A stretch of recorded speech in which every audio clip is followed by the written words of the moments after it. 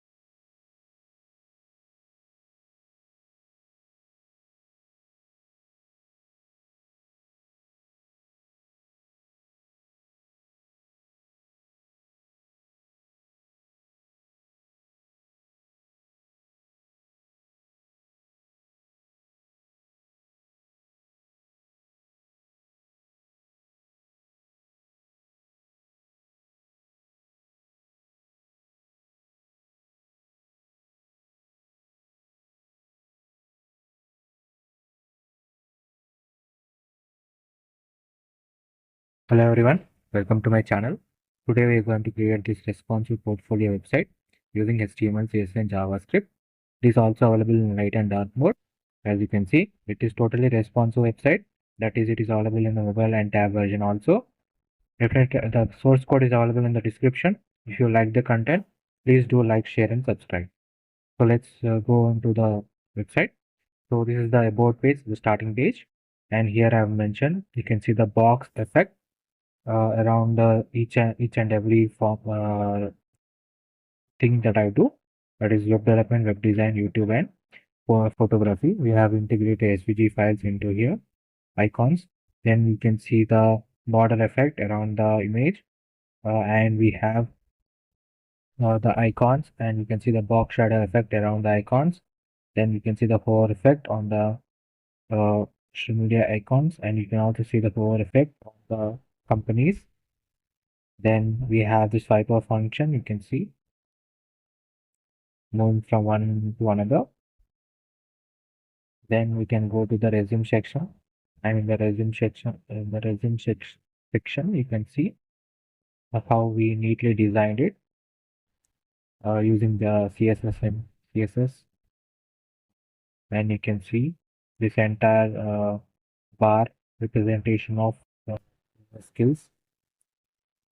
Then we have portfolio section, and you can see in portfolio section we have applied filter. That is all. Then web development, we can we'll only get the web development projects, and in the web design we'll put only the web design projects. And you can see the hover effect and eye icon of demo section. So in all, we get every element that is present, every project that we have done. You can see the smooth hovering effect. Then we can go to the contact section. You can see in the contact section we have integrated the GPS. Then we have the contact form. You can see the red background around it. So until we enter any data, it will show red background, and when we enter the data, it will show that the user has entered. And for the email address also, if you enter the data also, it is not showing yellow color, but it's still showing that it is an error. So you have to mention at the date gmail.com to specify that yes, we have entered the Gmail. This is the validation. By using the JavaScript, I have done this validation form. So you have to mention every detail. And if you don't mention this message and if you try to submit the button, you can see error that it won't allow you to submit. So you have to mention some data in the message. Then it will allow you to submit. And you can see the hover effect on the submit button. And you can change the uh, light mode to dark mode by using this icon. By clicking on this icon, you can move from light mode to dark mode. So now this is the light mode. You can see in website the background border colors have changed to white, pure white. You can see next we can go to the resume section. You see the border effects and portfolio, the filter effect, and then contact section. Let's see the hover effect on the button. This website is entirely responsive. That is, it is also available in mobile as well as in desktop version. You can see this is the desktop version that we have seen up to now. Now let's go to the this is the you can see this is the tab version of the website, and we can see small button effect which reveals our email ID, personal details like place, date of birth and location, and our social media icons. Like by clicking on it, it will be made invisible. And you can see the tab version with the light mode. Then this website is also available on mobile version. Let me show you that. See the mobile version of this website. So here we can see this is the mobile version. You can see the button effect. Then you can see the navbar is available bottom to the page. We can go from Here you can see this is the education section, resume, then portfolio, and you can see the filter here also, web development and web design, you can see, and then all by using HTML, CSS, and JavaScript combinedly, we have got this filter functionality for our website. Then we can go to the contact, and by using this button, we can change the theme of the portfolio to light mode. You can see that. See the transition from light mode to dark mode, the button effects, and the box shadow effects. So it is totally responsive website available in light and dark mode. If you want to build this project, the source code is available in the description. If you like the content, please do like, share, and subscribe. And if you have any suggestions, please let me know in the comment section. And full tutorials for responsive portfolios and for responsive websites are available with line-to-line code explanation. Please visit the channel. And if you like the content, please do like, share, and subscribe. And let me know in the comment section which website you like the most and what website that you want me to build next. Thank you so much for your precious time.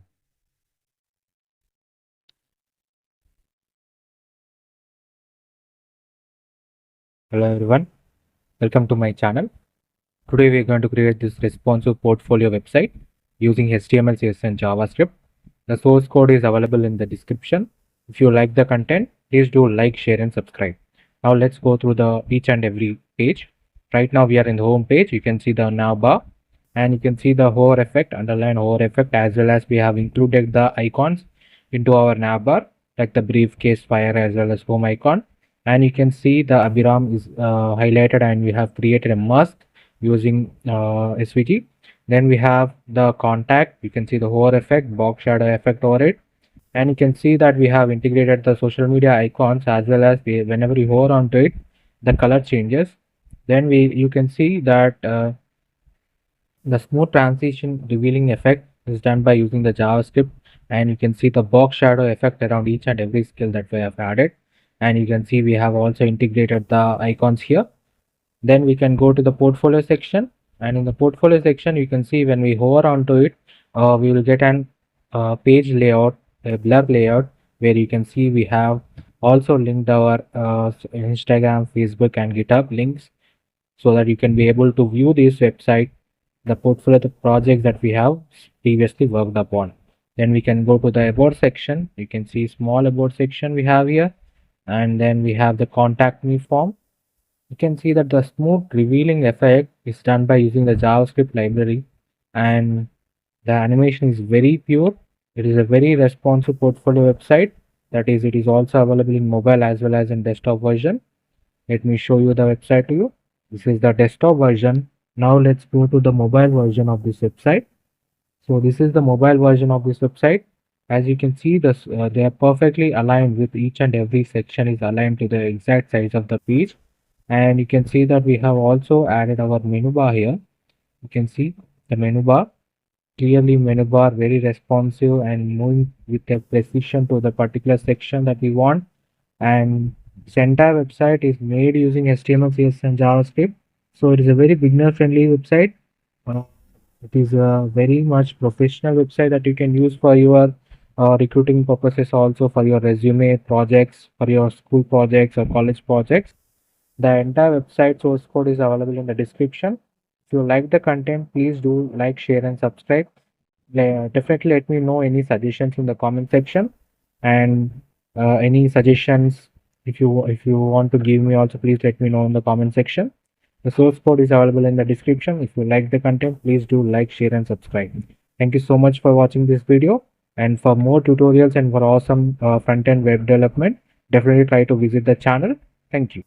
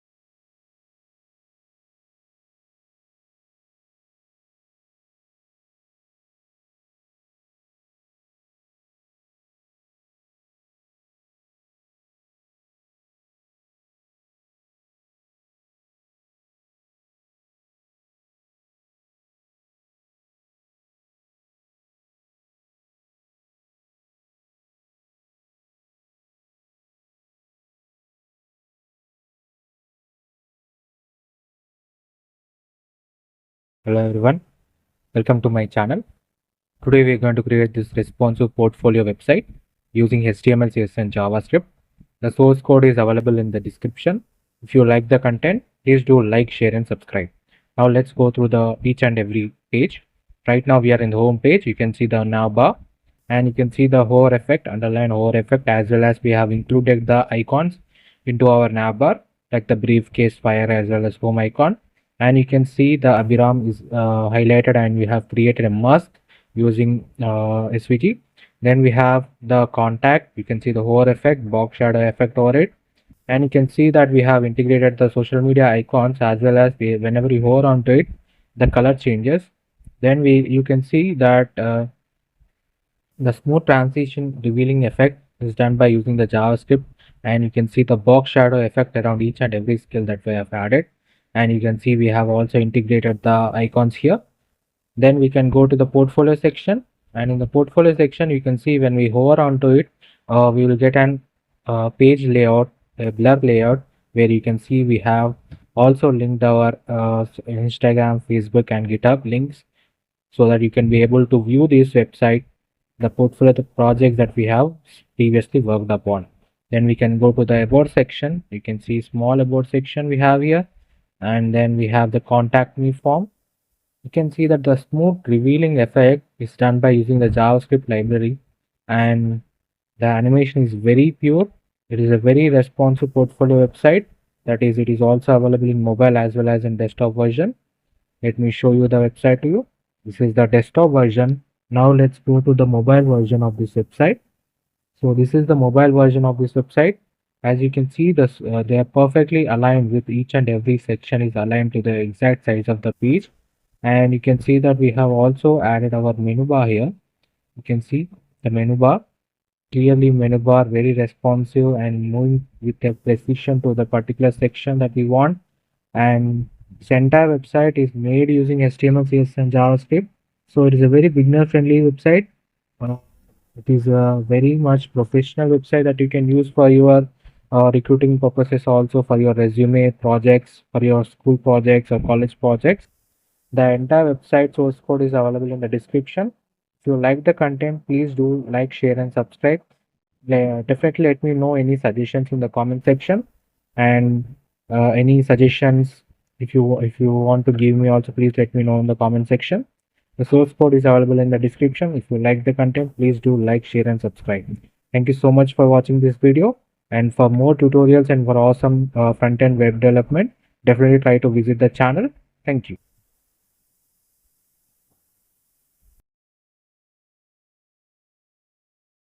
Hello everyone, welcome to my channel. Today we are going to create this responsive portfolio website using HTML, CSS and JavaScript.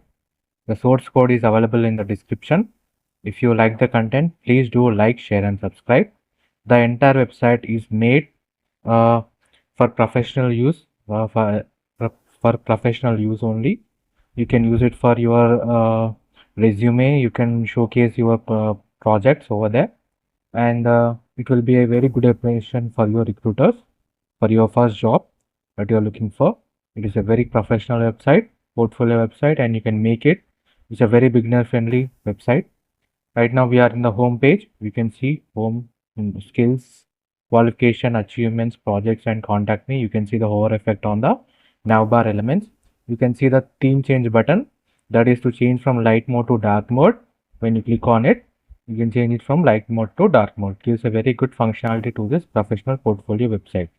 And you can see we have added our image exactly at the center, and we have the information, the biography. Then we added our icons like in LinkedIn, GitHub and Twitter. And we also have the skills section, and you can see whenever we hover on the skills section, the images will move. This is the hover effect that we have added. Then we have the education and experience section. You can see how neatly we have aligned them. Then we have the achievement section.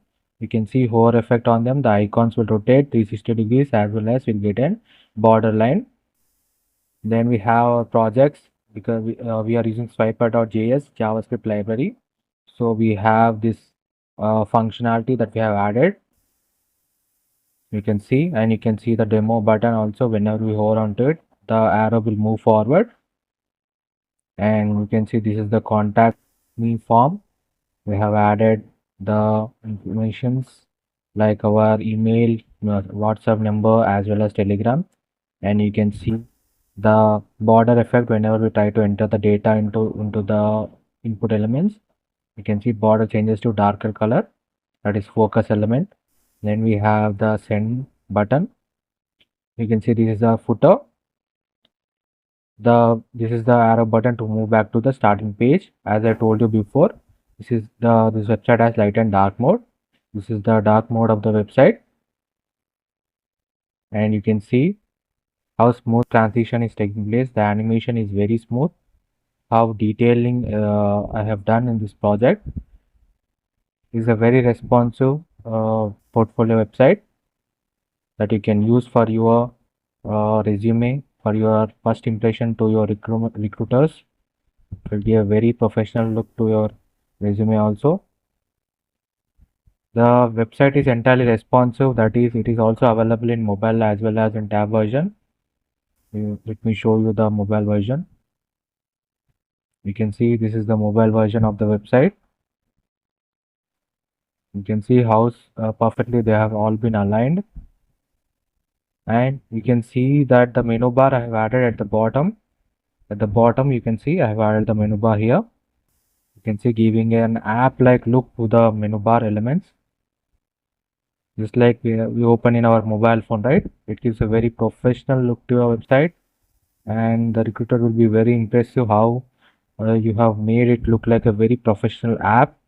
You can use your resume too, and you can change the theme here by changing the theme button, which is right beside it, beside the menu element. It gives a very professional look to your resume, and it will give you a very good impression. The entire website is made using HTML, CSS, and JavaScript. It is a very beginner-friendly project. You can make this. The source code is available in the description, and the full tutorial is all. It will be also be available on the YouTube channel. Definitely try to visit the channel. There are a lot of websites that I've built, and each and every line of code is being explained. Full tutorials are all added into the YouTube channel every day. So definitely try to visit the channel for more amazing content. Thank you so much. Hello everyone, welcome to my channel. Now let's go through line by line code for this responsive portfolio website. Now let's go to the index.html file. You can see in the header tag, we have linked our fav icon using link tag, and we have linked links icons. Then we have linked the striper.css file using link tag. Then we have linked our main CSS file, style.css file. Then we have added the title, that is the Viram page, as the title of this website. Then we can go to the body section. In the body section, you can see right now we are in the header section. In the header section, we have the main nav bar. In that, we have the anchor tag, for which we have added art as the name, and reference is given as hash. And we have given a class name as nav logo. Then we have another div element, that is nav menu div element.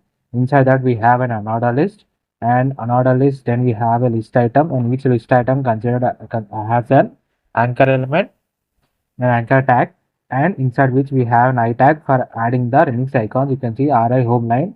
By adding this class name to this I tag, we can be able to integrate the icons into our website. Here I am using home line, which is a home icon for the home nav element. The same way we have done it for the skills, qualification, then achievements, projects, and contact me. Then we have a close button. This close button is for the mobile version, because in the mobile version we don't have a large amount of space like the desktop, right? We only have small amount of space. So what we do, we will hide the menu bar and we will have a menu icon. So whenever you click on that menu icon, we will get that menu item will be displayed. So that to remove that, we are adding a RA close button. It will be only be available in the mobile version, mobile screen size. Then we have theme change button. Theme change button, we have one. This is for changing from light mode to dark mode. This is one of the function that I have added in this website. Then we have a toggle button for the menu icon. So this menu icon will be visible only in the mobile view. Now let's go through the CSS as well as I will show you the exact way at what position how they are aligned. Now let's go to the CSS also line by line so that you can be able to understand section by section. So first we are importing the font family by using the edited import URL. Then we are using the variable CSS. This is nothing but the root element, right? So in the root element, what we are doing is that whatever the values that you are going to use in the entire website, those values can be given any name. You can see it like this in such a format. You can give the name and you can give the values to it, and you can call these values into any section by using the var element. Let me show you here. You can see for the body font family we are using var body font. We are not mentioning what font it is. But if you go back, you can see the body font is already been written in the root element. You can see in the root element we have already written the body font. So we are just calling the value into our whatever section we want to use, so that you don't have to write this these robotos and sans serif for again and again. So it's one of the cleanest way to write the CSS file. Then we have this is for the responsive typography, that is minimum width is 1024. So below 1024 uh, values for above 1024 pixel size screen size values devices or water devices, these values will be applied. Then we have the base values, that is the starting values that we give to any website. That is star indicates to overall to the website. That is box sizing is quarter box, padding is 0, margin is 0. HTML scroll behavior is smooth. So whenever we're scrolling, the scrolling effect should be very smooth. It shouldn't have any effects, right? So that is the reason we are giving scroll behavior equal to smooth. Then we have body. For the body element, we are giving font size, font family. Then we are adding the background color as well, transition. For dark mode, this is for the dark mode. The background will change and it will showcase the change in color whenever we click on from light mode to dark mode. And for heading tags, that is H1, H2, H3 heading tags, we are adding the color, font family and font weight. For any UL element as well as for anchor element, the basic default styles will be applied, right? So those, to remove those default styles, we are using for the UL element, we are using this style equal to none. And to remove default styles for anchor tag, we are using text declaration equal to none. Then we have the image. For the image, we have the maximum width is 100% and height is auto. Then for the theme element, we are using these nav buttons. The display equal to flex, align items center, column gap is 1.5 m. This is for the mobile version. So what happens is the nav buttons elements will be aligned with the top menu. We can see that it will be aligned exactly the center beside. You can see beside the menu elements, the theme button is located beside only exactly at the center of the exact row. You can see that. Then for the change theme, this change theme is nothing but for the icon we are given the value as change theme. You can see here. Uh, you can see here change theme is the class given to this theme button that we have used in this website. You can see this button. For that we are giving the font size, color, cursor pointer as well as transition is given to it. Then for the dark mode, so this dark mode is nothing but whenever you click on this button, it will change into dark mode, right? So the dark mode should have some colors, different colors than the light mode colors. So the dark mode colors when it will be applied means that whenever you can let me tell you this. So whenever you click on this menu icon, you have this theme change moon icon, right? So whenever you click on this icon that is located at the top of the button, so what will happen is that if you go to the JS file, let me show you the JS JavaScript so that you understand it. Menu, this one, dark mode will be there, dark mode, light mode. You can see dark and light mode. So what will happen is that first we are taking an element. You can see determined by ID theme button. You can see theme button is nothing but the ID given to the theme button that we used in the website. The theme button. So that is fetched here in the JavaScript when we are creating a constant, that is theme button. We are creating two constants, one is dark theme and icon theme, that is a constant theme. Here we are adding the remix icon, RI sun line. This is sun icon that we have added. So first, this one is previously selected topic. If the user is already selected, we want to be stored in our local computer. It will be stored, right? So that thing will be first displayed whenever you refresh the page or when you come back after shutting down and come back to the website again, right? So it will, if you still remember it, because we are using the local storage of your computer here. So for that, I'm creating two get element items and when inserting them in our local storage. and we can by getting the current theme, what we are doing is that we are adding the dark theme or light theme. So here what happens is that, so whenever you can see that whenever you it is in the dark mode, in the dark mode you will be having a moonlight, that means moon symbol will be displayed. In the light mode we want it to be displayed like sun. So this is nothing but is the item, to make sure that we are changing the theme button, at the same time we are also changing the theme of the website.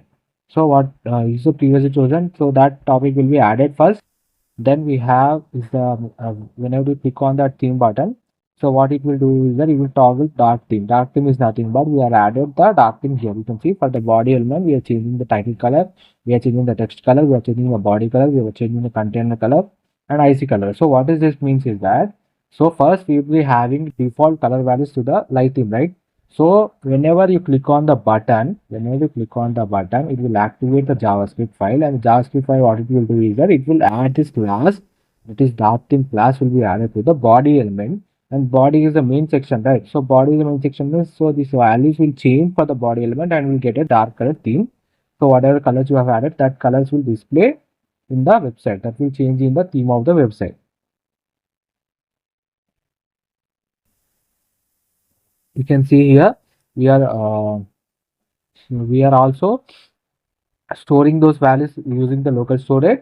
So because whenever if the user is already changing to dark mode, if he kept the computer to sleep and came back and he opened the laptop again, so he can still have the same thing because we are using the local storage here, and we are making sure that we are saving it in our laptop, what thing that the user have already been chosen. Okay, next. This is nothing but when for any particular section that you want the color to be changed, we can mention those things. Like you can see nav bar, nav menu, scroll up. For that, we are changing background color and box shadow is changing for them. And we are also changing for section border, WebKit scroll bar. This is for the scroll bar that we are going to use in the website, because I have created one scroll bar using the WebKit. Then yeah, these are the reusable classes. You can say that this container is for each and every section. I have this container. Grid is for whenever I want to have grid elements, like I want to arrange the elements in the grid format. Then I will just simply add this class element that I have, right? So this dot code is there, right? So I'll just add this class element to that particular section. So automatically these styles will be applied to it directly. That is display grid Jabis 1.5 run. So section padding is given, section border, then we have section title and subtitle. Then section for the section title we are giving font size, font weight, and margin bottom. You can see the section title and subtitle will be aligned exactly at the center of the image. Let me show you that. You can see skills is the section title and underline below what is section under and subtitle. So they will be aligned exactly at the center because we are aligning using the text align. We are aligning it exactly at the center. And for both title and subtitle, we are adding the font size, font weight, margin bottom values. You can see them. Then main for the overflow is hidden. Then we have the header element that we have discussed, the index.html. Here you can see that we have the navbar has position is fixed, that is it is fixed at the top of it, and we have the bottom is student, left is 0, and g index is given. We have t index that we have built from the root element. Directly we are calling using the var. Directly we are calling using the var element, and then we have the navbar. And for the navbar, we are adding the height, display flex, justify content space between items is center. You can see that here. So the navbar we are adding the displays just justify space between is there, right? So we are adding that logo and the space is added between them. Then we have the nav elements. Then we can go to the next one, that is nav logo, toggle and flash. We are adding the color. A title color is added to them. For the nav logo, we are adding font family and font weight. Then for the nav toggle element, we are using display flex. Font size is 1.25 and cut the font is even to.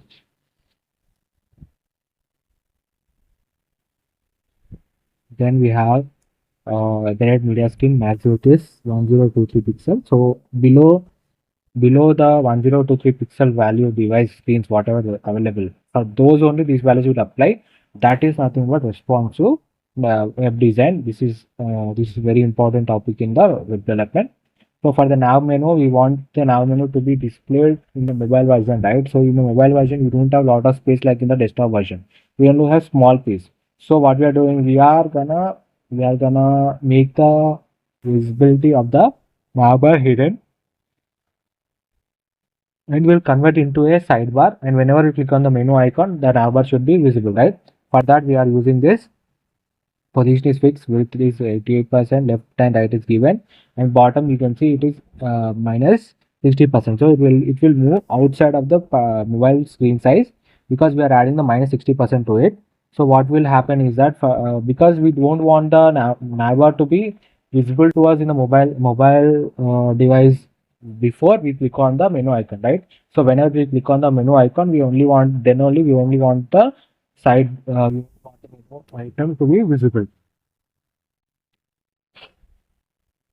So for that purpose only we are given bottom equal to minus 60%, and you can see nav link hover we are giving color, and for the nav link I tags we are giving the font size. So this nav link close is nothing but whenever you click on the cross icon will be visible to you. So whenever you click on it, it will close automatically, close the nav element for that. And show menu, because we are adding the bottom student, and active link color is given to it. You can see that the show menu is nothing but the one and only, then it will help us in making the uh, bottom value. You can see the bottom value is minus 60%, right? So here by giving the show menu as bottom to we are going to make it visible. I'll tell you how. So what will happen is that we will have the menu icon, right? So we'll be having the menu icon. So what will happen is that whenever we click on the menu icon, let me show you.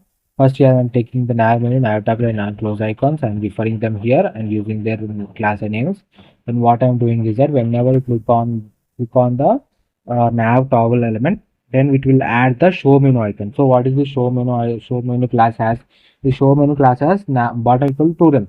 So what happens is that this 2rem bottom equal to 2rem will be rewrite this bottom equal to minus 60. It will remove this bottom equal to minus 60 and it will replace it with bottom equal to rem. So it will automatically move towards upside, because we are added transition is bottom minus 3 seconds. So with 3 seconds delay will display upside, giving a very professional look to your website. That's how we can combine JavaScript with our CSS and index.html using the class names. So it is very important that you learn everything. You have to be very professional with HTML, CSS and JavaScript if you want to make a very professional website. And whenever you want to remove it, so whenever you click on the cross link, then automatically it will nav list will remove the show menu icon. So what will happen is that again it will the value will be changed. That bottom 2rem will be replaced with bottom equal to minus 60 pixels. It will replace again, and it will disappear the it will make the disappearance of the menu icon menu items. Then we have the home section. You can go to the home section. This is the main. Then inside the main section we have the home section, and you can see we have a div as container. I've already told you container grid. These two values are the basic values that we have already written, and just by adding them to this class we are using those tags directly to our section. Here I'm using h1 tag for adding some information. Then I have the br tag is nothing but break tag, which will break the line. You can see I am Abhiram. Then I have added the break tag. So it will go to next line. Next line is content developer. Then I have added break tag again. So it will go to based on raster. You can see they are added exactly in different lines.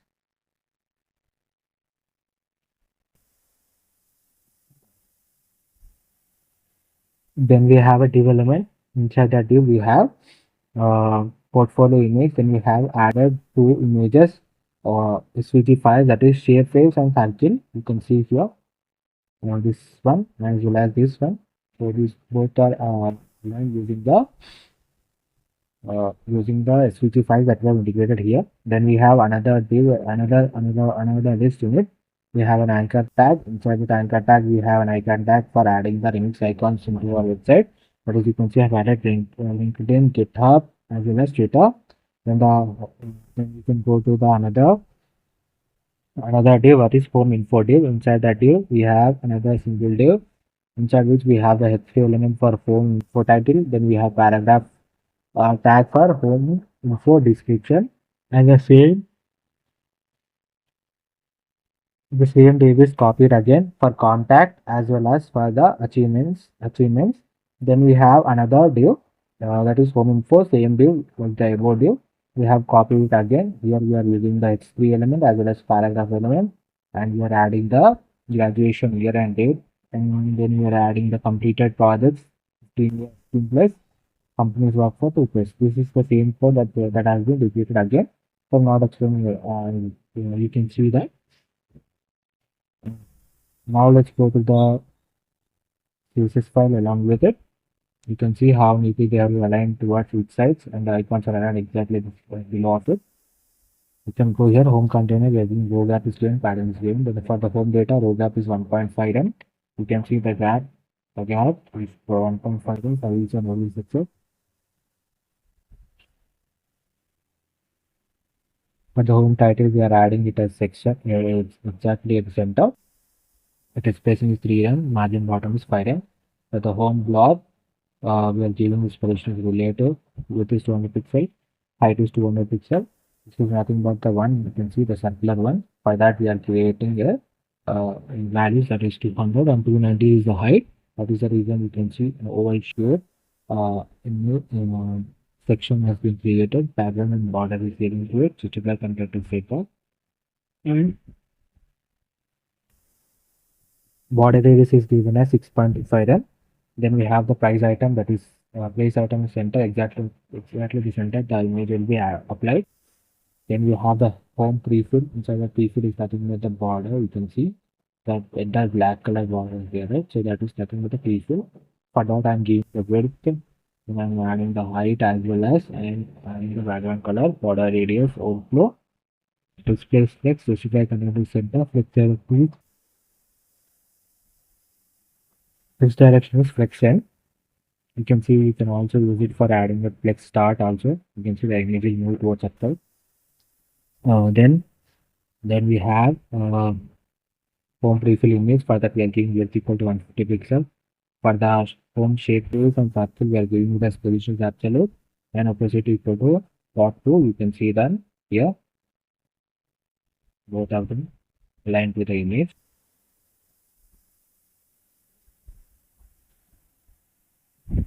Then for the home shape circle, we are adding the width bottom. Then we are adding the height, transition is index. Then for the social elements, we are justifying them at the exact root center and display given as flex. Column gap equal to 1.25 m. You can see column gap is equal to them. Then we have the home social link for each and every element. We are giving the font size, color, and transition is given to them. And we want to change in color. So whenever you hold on to this one, whenever you hold on to this button, the buttons that we have, the social media buttons, it will change in color.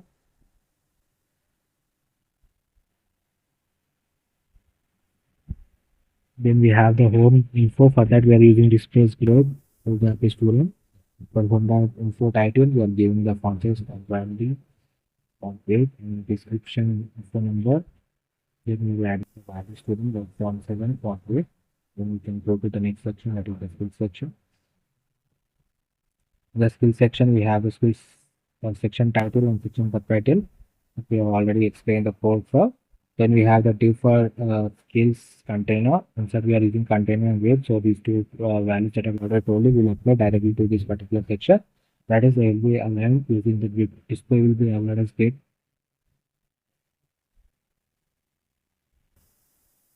To these particular sections. Then we have a div. Main div, that is skills container. Inside that we have a stay element, that is a tick element. Inside which we have an I tag for basis. Icon as well as the name that is given as software developer. Then we have the skills info. Inside skills info, we have div that is copied again. Here you can see inside one div we have the image, this image, and inside h3 element we have the skills name and span element and skills subtitle. The same thing is copied again for uh, 3 more times. You can see, and we also added the image to it. Then the entire then the entire code, that is skills info code, is copied again. It's copied again. The skills content is copied again. It will paste it again for adding few more, that is computer fundamentals, in that we are using DSA, and we are using the same code that we are used for the skills content one. Go to the CSS. Let me show you the image. So this is the skills image. We have two sections. One is skill section 1, which is software developer. Skill section 2 is computer fundamentals. Two sections of data. Then we can go to the standard CSS file.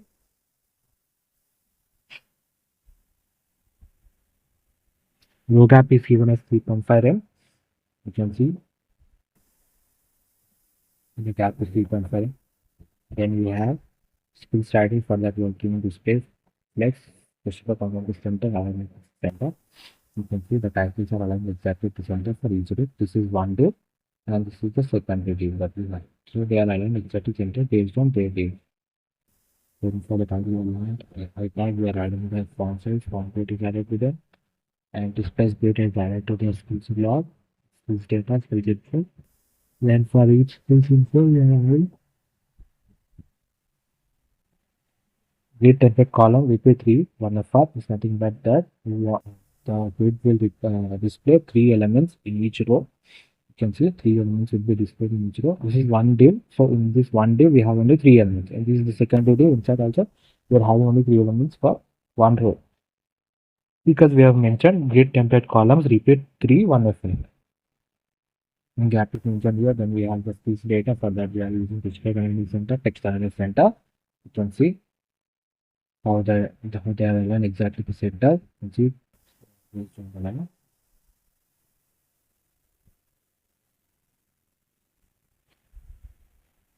Then we have the skills blob. Skills blob is nothing but you can see the circular background, light background color is the red. Blob is something with the skills blob that was created. By that we gave it the width of background color. Color is given. Place items in center. Aligned exactly at the center. The image will be aligned exactly at the center. You can see that. Then we have the skills blob image. For that we are giving the width. For its name we are giving the consoles on the bottom. And for skills subtitle we are adding the console. Then we have an animation for skills, that is whenever you hover on it. So whenever you hover on to this animation, it bounce towards upside, up and down. That is, it will move from up and down with a small gesture. Will be done. That is when by using these keyframes. You can see bounce skills. So at 0% it will translate will be 0. At 20% it will translate 5 towards -6 pixels. That is, if we go downside, then it will at 40% it will go. If we come back to 0%, then it will go to -3 pixel. In the 60%, and it will come back to normal, and at 80%.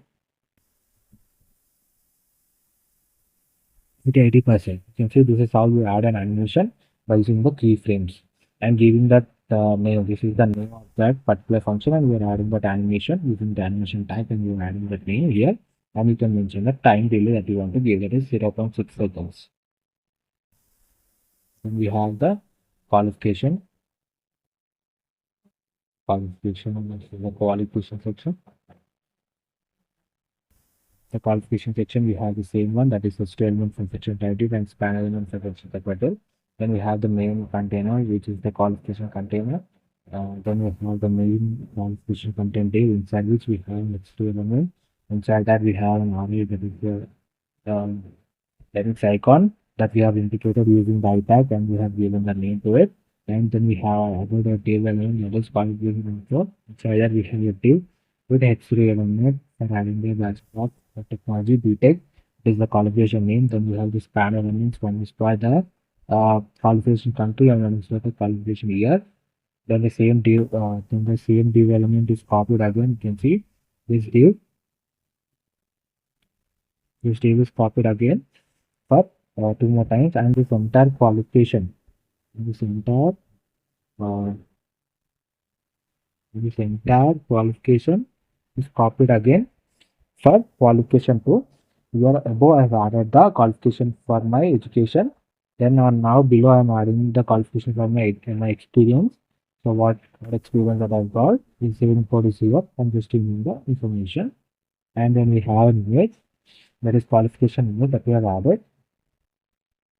You can see that image here. The dark mode is my video.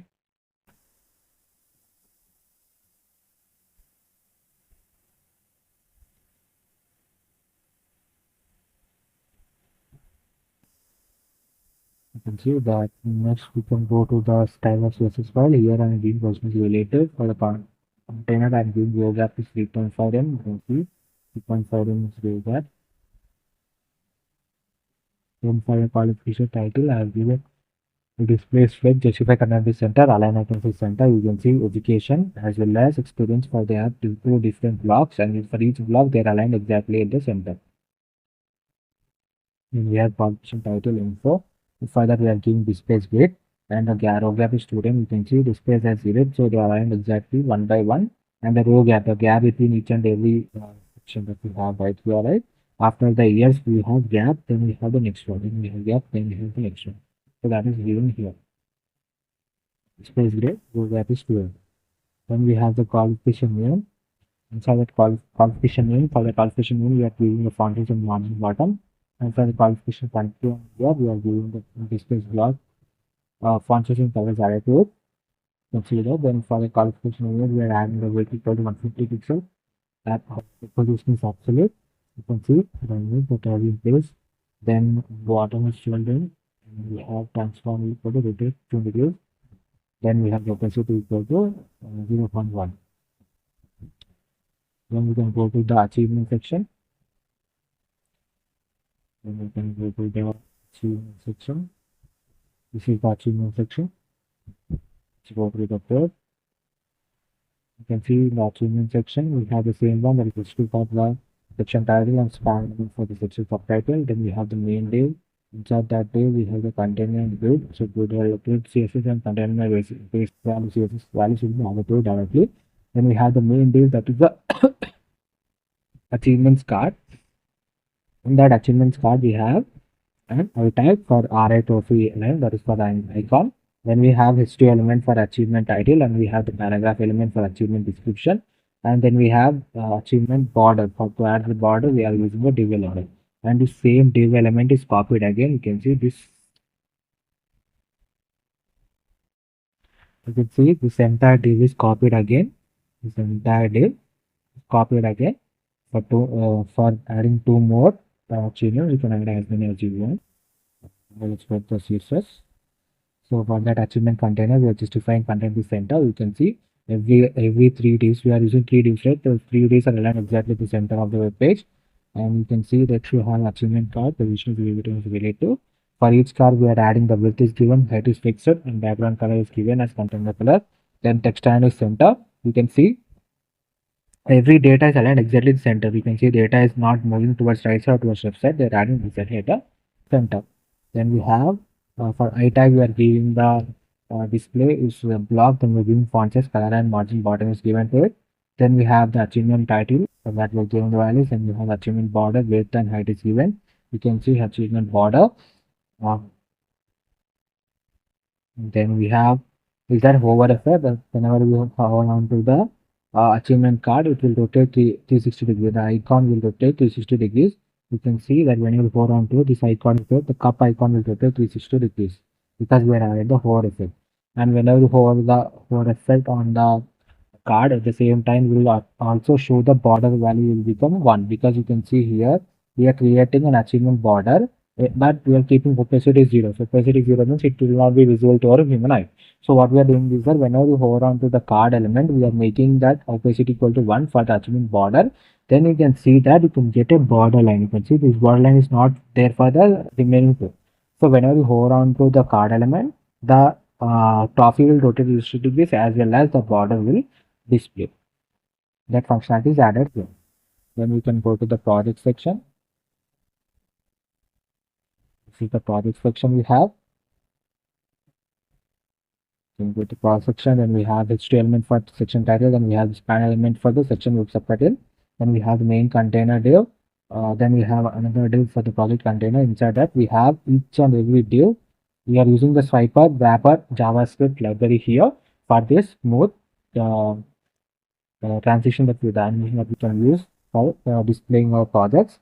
That is the reason we are using the swiper wrapper. And we are giving the project one. You can see for the project one div, we are creating the first div. Inside that we have the image, project image, then we have a div inside which we have the span element for adding the subtitle of the project, and we have the title of the project. Then we have an anchor tag to add the I tag inside it, that is the arrow right icon, as well as demo link. You can also add any reference to that particular project by adding them in the H reference. So the same project one is copied again for two more times. Then we have added a div element for the side for arrows. You can see these arrows here. One is for the right side, one is for the left side. So that is the reason we are added arrow right side and arrow left. So these two divs act as arrow elements. As swiper pagination is the div that is created for adding these three dots. You can see at the bottom. That is nothing but the swiper pagination div that we have created here. Then we have contact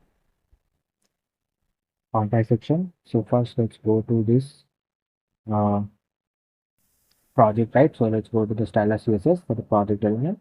The project container offers initial display is equal to grid for the grid, and visible content is center. You can see the project aligned exactly at the center, and we have the project image. For that we are giving the width, the border radius is given, and margin bottom is given to them. You can see the border radius, wrapping border radius, we are getting curved, slightly curved edges to the image.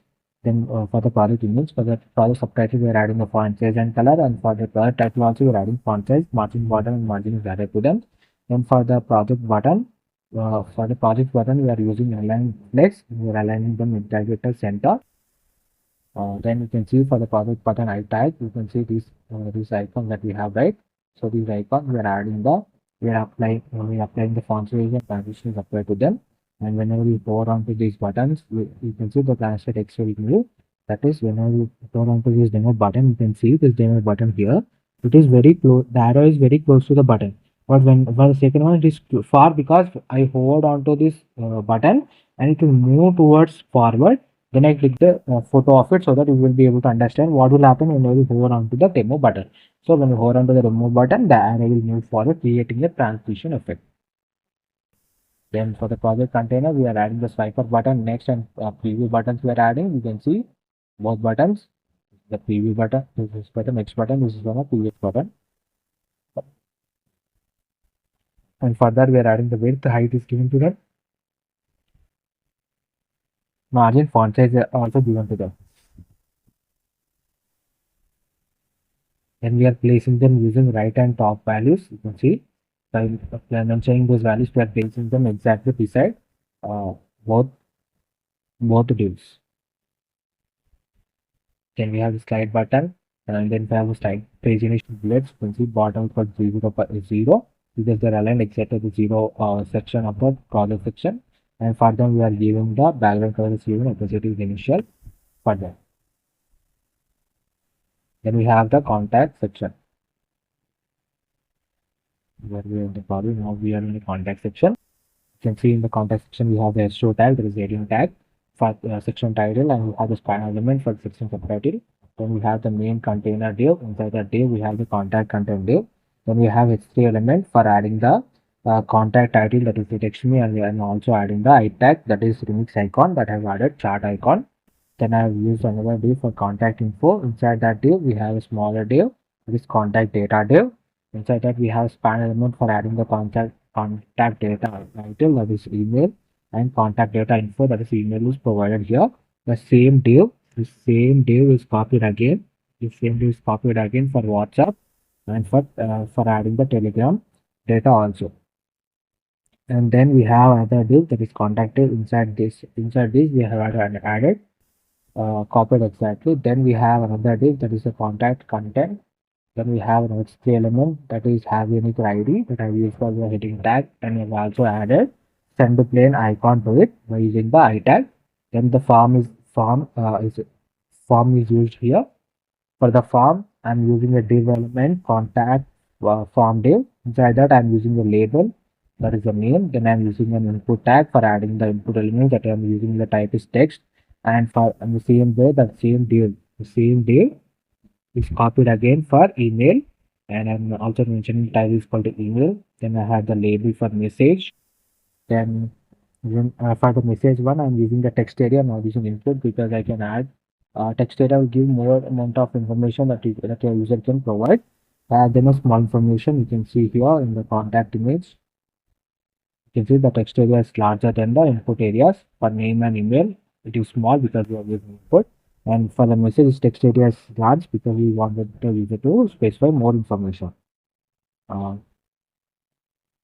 when we have the send button, we have for send button we have.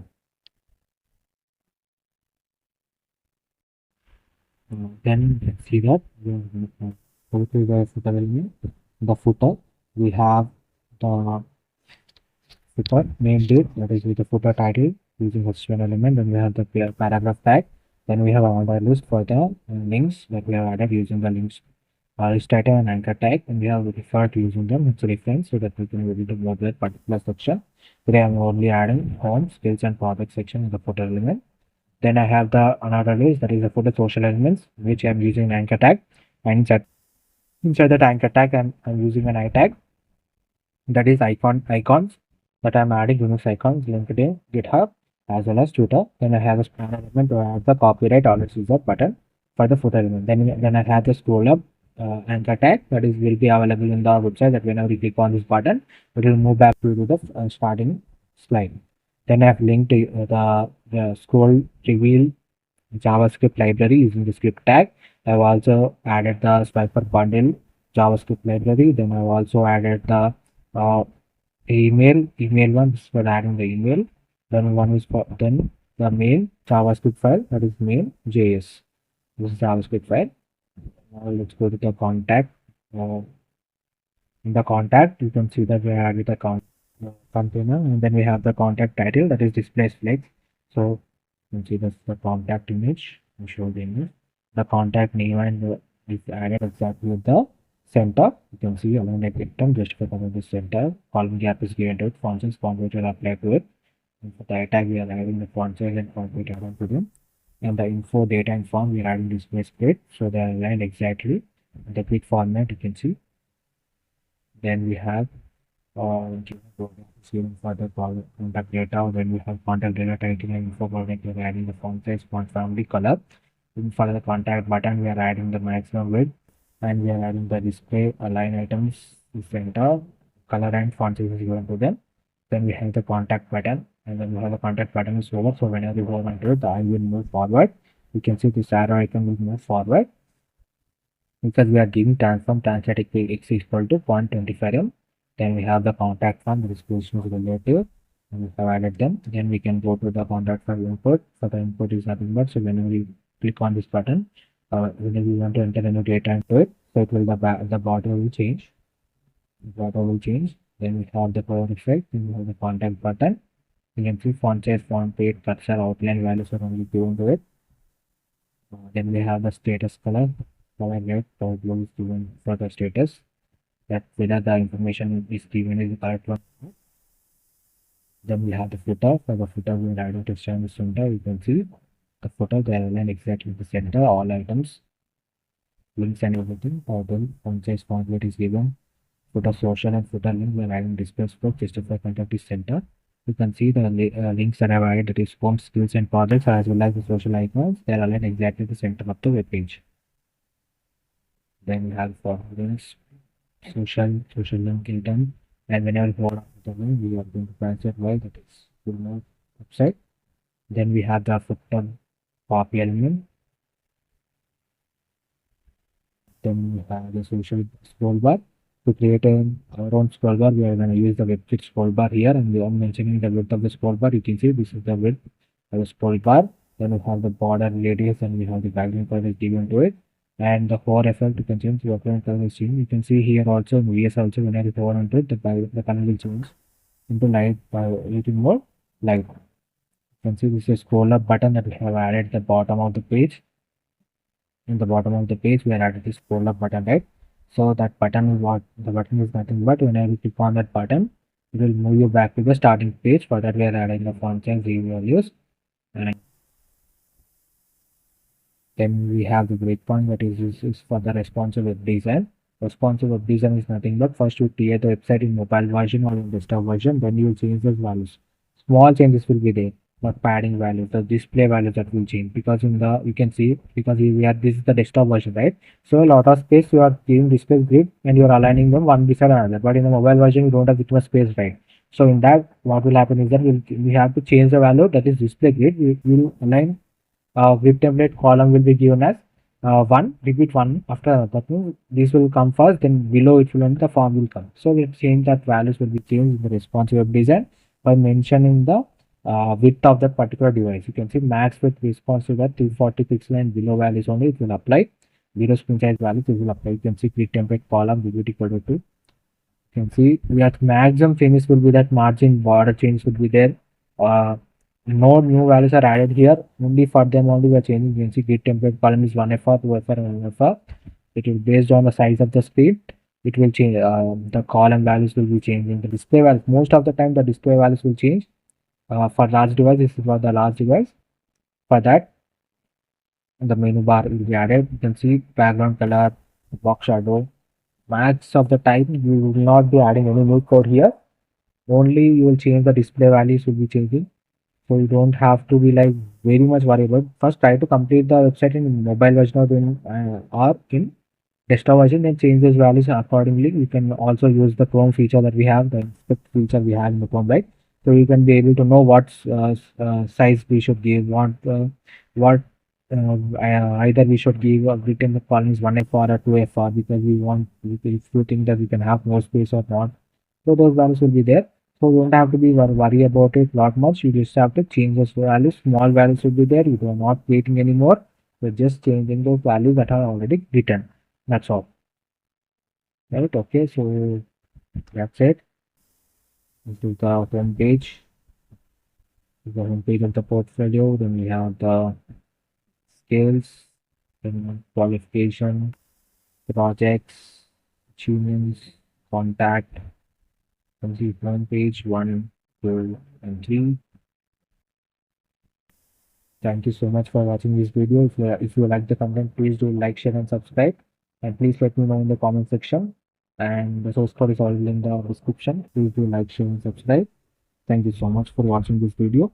Thanks a lot.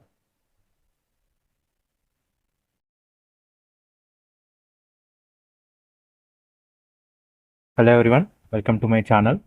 Today we are going to create this responsive portfolio website using HTML, CSS, and JavaScript. The source code is available in the description. If you like the content, please do like, share, and subscribe. The entire website is made for professional use, for professional use only. You can use it for your resume. You can showcase your projects over there, and it will be a very good application for your recruiters for your first job that you are looking for. It is a very professional website, portfolio website, and you can make it. It's a very beginner friendly website. Right now we are in the home page. We can see home, skills, qualification, achievements, projects, and contact me. You can see the hover effect on the navbar elements. You can see the theme change button, that is to change from light mode to dark mode. When you click on it, you can change it from light mode to dark mode. Gives a very good functionality to this professional portfolio website. And you can see we have added our image exactly at the center, and we have the information, the biography. Then we added our icons like in LinkedIn, GitHub, and Twitter. And we also have the skills section, and you can see whenever we hover on the skills section, the images will move. This is the hover effect that we have added. Then we have the education and experience section. You can see how neatly we have aligned them. Then we have the achievement section. You can see hover effect on them. The icons will rotate 360 degrees, as well as we'll get a border line.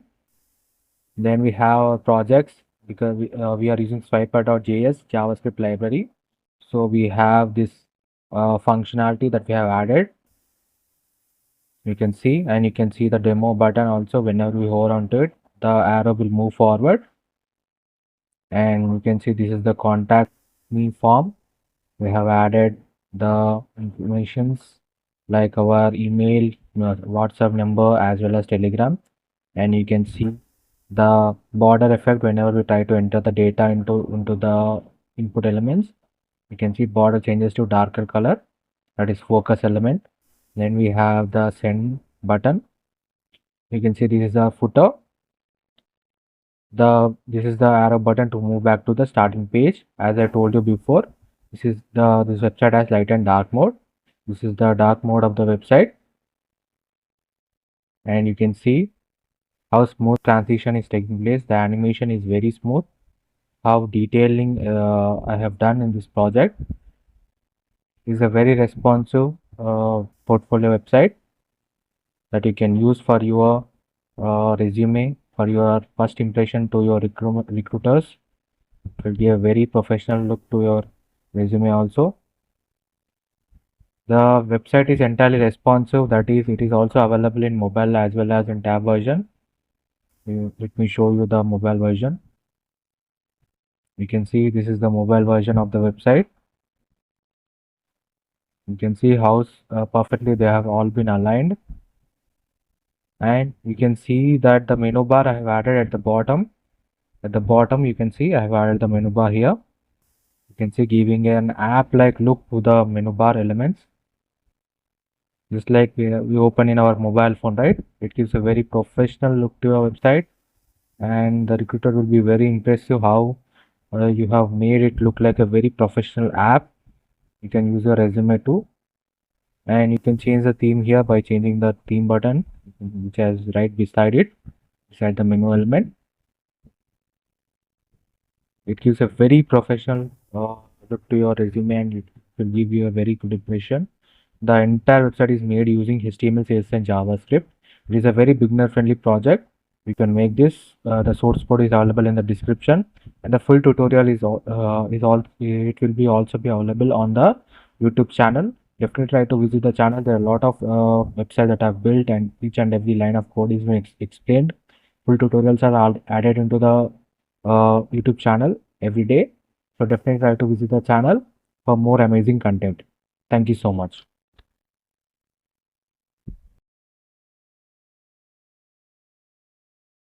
Hello everyone, welcome to my channel. Today we are going to create this responsive portfolio website using HTML, CSS and JavaScript. The source code is available in the description. If you like the content, please do like, share and subscribe. And let me know in the comment section for the next project that I should work on, or any suggestions that you want to tell me. So let's go from the first section. In the home section, you can see I have added the social media icons as well as GitHub and Twitter. Then we have the contact button. You can see the hover effect on the contact button. You can also see the hover effect on the nav bar. You can see contact me, and the button for light mode and dark mode. So I'm changing for light and dark mode. Then you can see the smooth animation effect, scrolling effect. Then we have the download CV button. Next, in the skills section, you can see I have added button effect. You can see, and when you open one, the other one will process automatically. Then we have the service section. In the services section, you can see web designer, UI designer, branding designer, and you can see this also with close on box model effect as we click on the service that we want to know more about. You can see. Next, we have the portfolio section. You can see the demo button. You can see the swiper function using the swiper.js library. Then we have the testimonial section. You can see the testimonials by some of my clients. Next, we have the contact section. You can see the smooth animation, and I have used the type function in the email and the form elements. You can see the hover effect on the button. Then same similar social media icons, quick links, and top bar button. We will go back to the first page. Then we can go to the, you can also have this website in the dark mode. You can see the social media icon. You can see the hover effect, the entire website in the dark mode.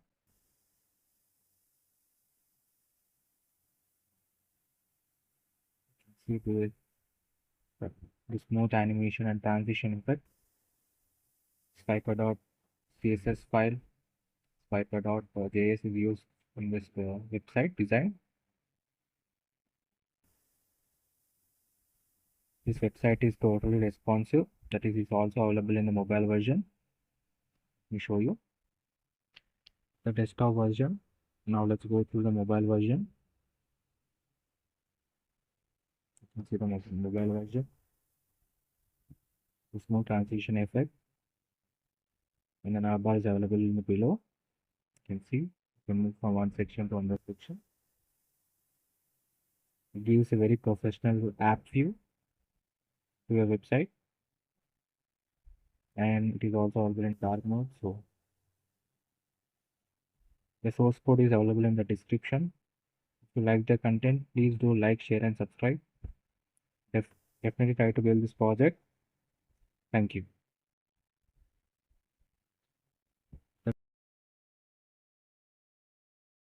Hello everyone. Now let's go through it line by line code. So right now we are in the index.html file. Let me show you the portfolio that we are going to design. This is the portfolio that we are going to design. You can see this is the first section, about section. Then we have the portfolio, skills section, services, skills and contact. So this entire website we are going to build. This website also has the light and dark mode. That is the reason you can see change in, this is the dark mode, this is in light mode. So now let's go through line by line code. So right now we are in the head section. You can see the meta tags. Then we have the link element to link the uni icons with our index.html file.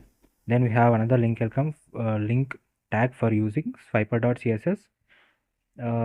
Then we have another link tag used for link styles.css main styles file. You can see this is the main styles CSS. Then we have the title, that is responsive portfolio. Then we have another link tag to have the scroll, that is AOS animation.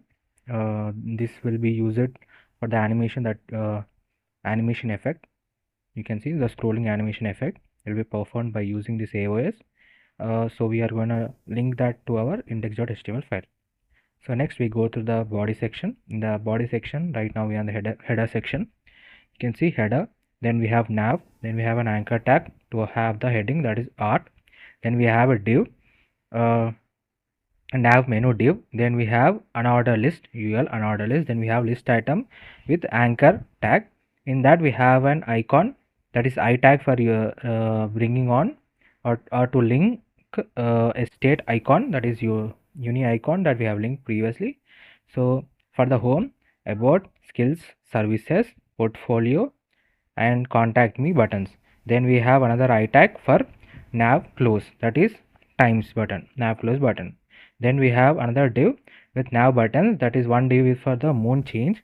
You can see here this moon, this sun symbol, it will be there in the moon symbol in the dark mode. So that is linked here using the I tag. Then we have another div, that is nav tag toggle, that is UI apps links. You can see this in the mobile version. So let's go through the CSS file section by section. So now let's go to the header section. First we'll go through the default values that I have written. So first we are going to import the Google Fonts using import URL. Then we have the root element. So whatever the values that you want to use in the entire website, you don't want to mention everywhere, you don't want to write them, but by using var element you want to add those values to those particular sections. Then you will use root. In this root you will mention all the values, like I mentioned header height, hue color, first color, border colors, then text color, then body fonts, then font sizes, all the font sizes that I'm going to use in this website. then I have the margin bottom values, then I have z index values also. So all these values are that you don't have to mention again, you don't have to write all the values again. You can just mention it here, and then you can just call them by using var. Let me show you an example. You can see here color var title color. So by using in such a way you can call these values. The one of the best reasons is that you can change at one place, and the entire places there wherever you used, like you want to change the first color. So if you change the value here itself, then the entire places, entire sections where I've used those all values will be changed. So you don't have to go through each and every section and change those values. So next we have font sizes for large devices. You can see that for desktop versions we want the the font text that we want to be in larger size. For the mobile versions we want them to be in the smaller size, so that we want them to be respected towards the size of the device that we are holding, that we are using. So for the larger devices we want the font values to be bigger, so we are increasing those values, and we are using @ media screen, so that only at that particular 968 minimum width only these font values will apply to them. This is how you use responsiveness to the websites. Next we have body dark theme. So this body dark theme is that, let me explain you here itself. So you can see here a sun button at the end, contact me beside. So whenever you click on that button, so what will happen is that, let's go to the main JavaScript also, so that I can explain you all. Just 1 second. Then what this one? Dark theme. So you can see that whenever I click on that button, theme button is the ID that I've given to it. You can see here theme button ID I've given. So whenever I click on that button, so what it will do means it will first create a constant, that is theme button, and we have two constants as dark theme and icon theme, and we are going to check the local storage of your personal computer that you are using. It may be personal computer, it may be laptop that you are using. First it will check what theme is applied onto your device. So that is for example, if you think I'm in the light mode right now, then it will showcase that that will have a capture that the data that is there in the local storage will be there. It was used in the light mode, so it will be in the light mode. Then what it will do means it will get the body.classes that contain, so it will add those values. If you click on the moon button, you will add the dark theme. So the dark theme values, what are those values? Dark theme has some values that has been set. Those values are present in the styles.css, and those values are here. So that is, whenever you click on this body.dark theme button, then these values will apply to the entire website. That is, the colors will change. That is, first color, title color, these all colors will change, and you will get a dark theme. And next you can see the button dark and light theme. You can see now buttons display flex align item center. It is for this only. For these buttons we are applying the values. You can see here, then we will apply the change. But if we validate if the user previously chose a topic, this section what it will do means, for suppose you have taken the dark theme, and then you have refreshed it, but you can see that it will still stay in the dark theme itself. That is stored in your local storage itself. That is what is the previous theme that is available. It will check and it will validate if user have already checked. So if the user is already chosen the dark theme, it will keep it in the dark theme. Then we have add. So you can see whenever you click on the dark theme button, then you that is, if you click on the moon button, you will get the dark theme added to the class list. You can see body.class list. So what it will do means it will add these values. It will add these values to the entire body of the index.html file. Next, so by clicking on the sun button, we can come back to the normal stage. This is done here. This is the entire code. So next we can go to the CSS. Next we can change theme hover. Next we have the base. These are the default values that we have to the website. As box sizing is border box, padding, margin. Then HTML scroll behavior is smooth is that you have to mention it because it gives a very smooth scrolling effect to the entire HTML. Then we have body. For the body we have margin, font family is given, font size is given, background color is white color. You can see the color of the text is text color. So let me explain you by showing you. So one second. Home section. So here we are in the home section. You can see entire border is in the white color. Then for the h1, h2, h3 elements, we are adding color and font weight. For UL, list style is none, means that for basic default values are already given to the another list. So we are removing all the style elements by using list style equal to none. And similarly to that, we are also having default values for the anchor tag. So we are removing those values by using the text decoration as none. For image, we are giving max width is equal to 100%, height is auto. These are all the default values. So there are values that we want to continuously use in the website, that is section. So section has similar padding values. Here we are using 2rem, 0 and 4rem. Then we have section title. For each and every section we are going to use the same values, so we are reusing them here. Font size and color is same. Then we have section subtitle, displays block, font size, margin bottom is taken. Then text align is center for both margin title and subtitle. You can see this. Let me show you. You can see the heading and the subheading. So section title and section subtitle both are at the center, aligned exactly at the center. Next we have the layer, that is container. Container max width is 758, margin left is margin left, margin right. Then grid is display. Then we have gap is 1.5 rem. Header, for the header we want width equal to 100%, position is fixed, it is fixed at top, and z index is highest z index is given. Border color is background color is exactly same as the body color, so that whenever we move back to the dark version, the entire header also will turn into black color. Next we have the nav bar. Here you can see nav maximum width is 968 pixel, height is taken, display flex, justify content, space between. So the reason to use space between is that so you can see this is the logo, and this entire nav bar along with the tag, these all are comes under one div. So we are aligning both of them by using the spaces added between them. So you can see here, that is given here, that is justify content, space between, align item center. Next we have nav logo and nav toggle, color and font weight is given. Then we have, whenever we hover onto the nav logo, you can see the color change in the color will change. You can also see here the blue color in the home tag. It is similar to this also. Whenever you hover onto that one, it will change into blue color. Next we have nav toggle, cursor pointer, hover, same effect. And for the mobile version, this is for the mobile version, that whenever in the mobile version we won't have space like in the desktop version. We don't have this much amount of space. We'll only have small space. That is because the screen size of the mobile is very small. So what we will do means, we will use as position is fixed, and we're gonna move that move that entire nav bar towards bottom side.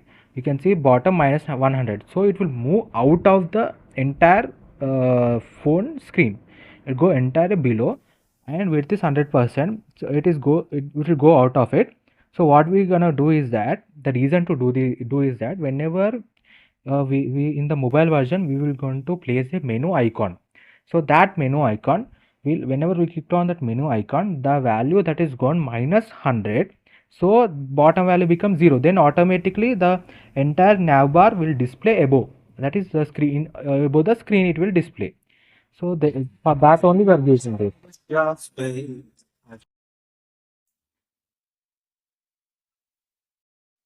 So then we have nav list is given as grid template column, repeat 3. So you can see this is applicable in the you can see that it will be applicable in the mobile version. Then we have nav link is given as display flex direction is column, align item center, font size is given to them. Next we have nav link hover. So whenever we hover onto the nav items, you can see it will get a color of blue.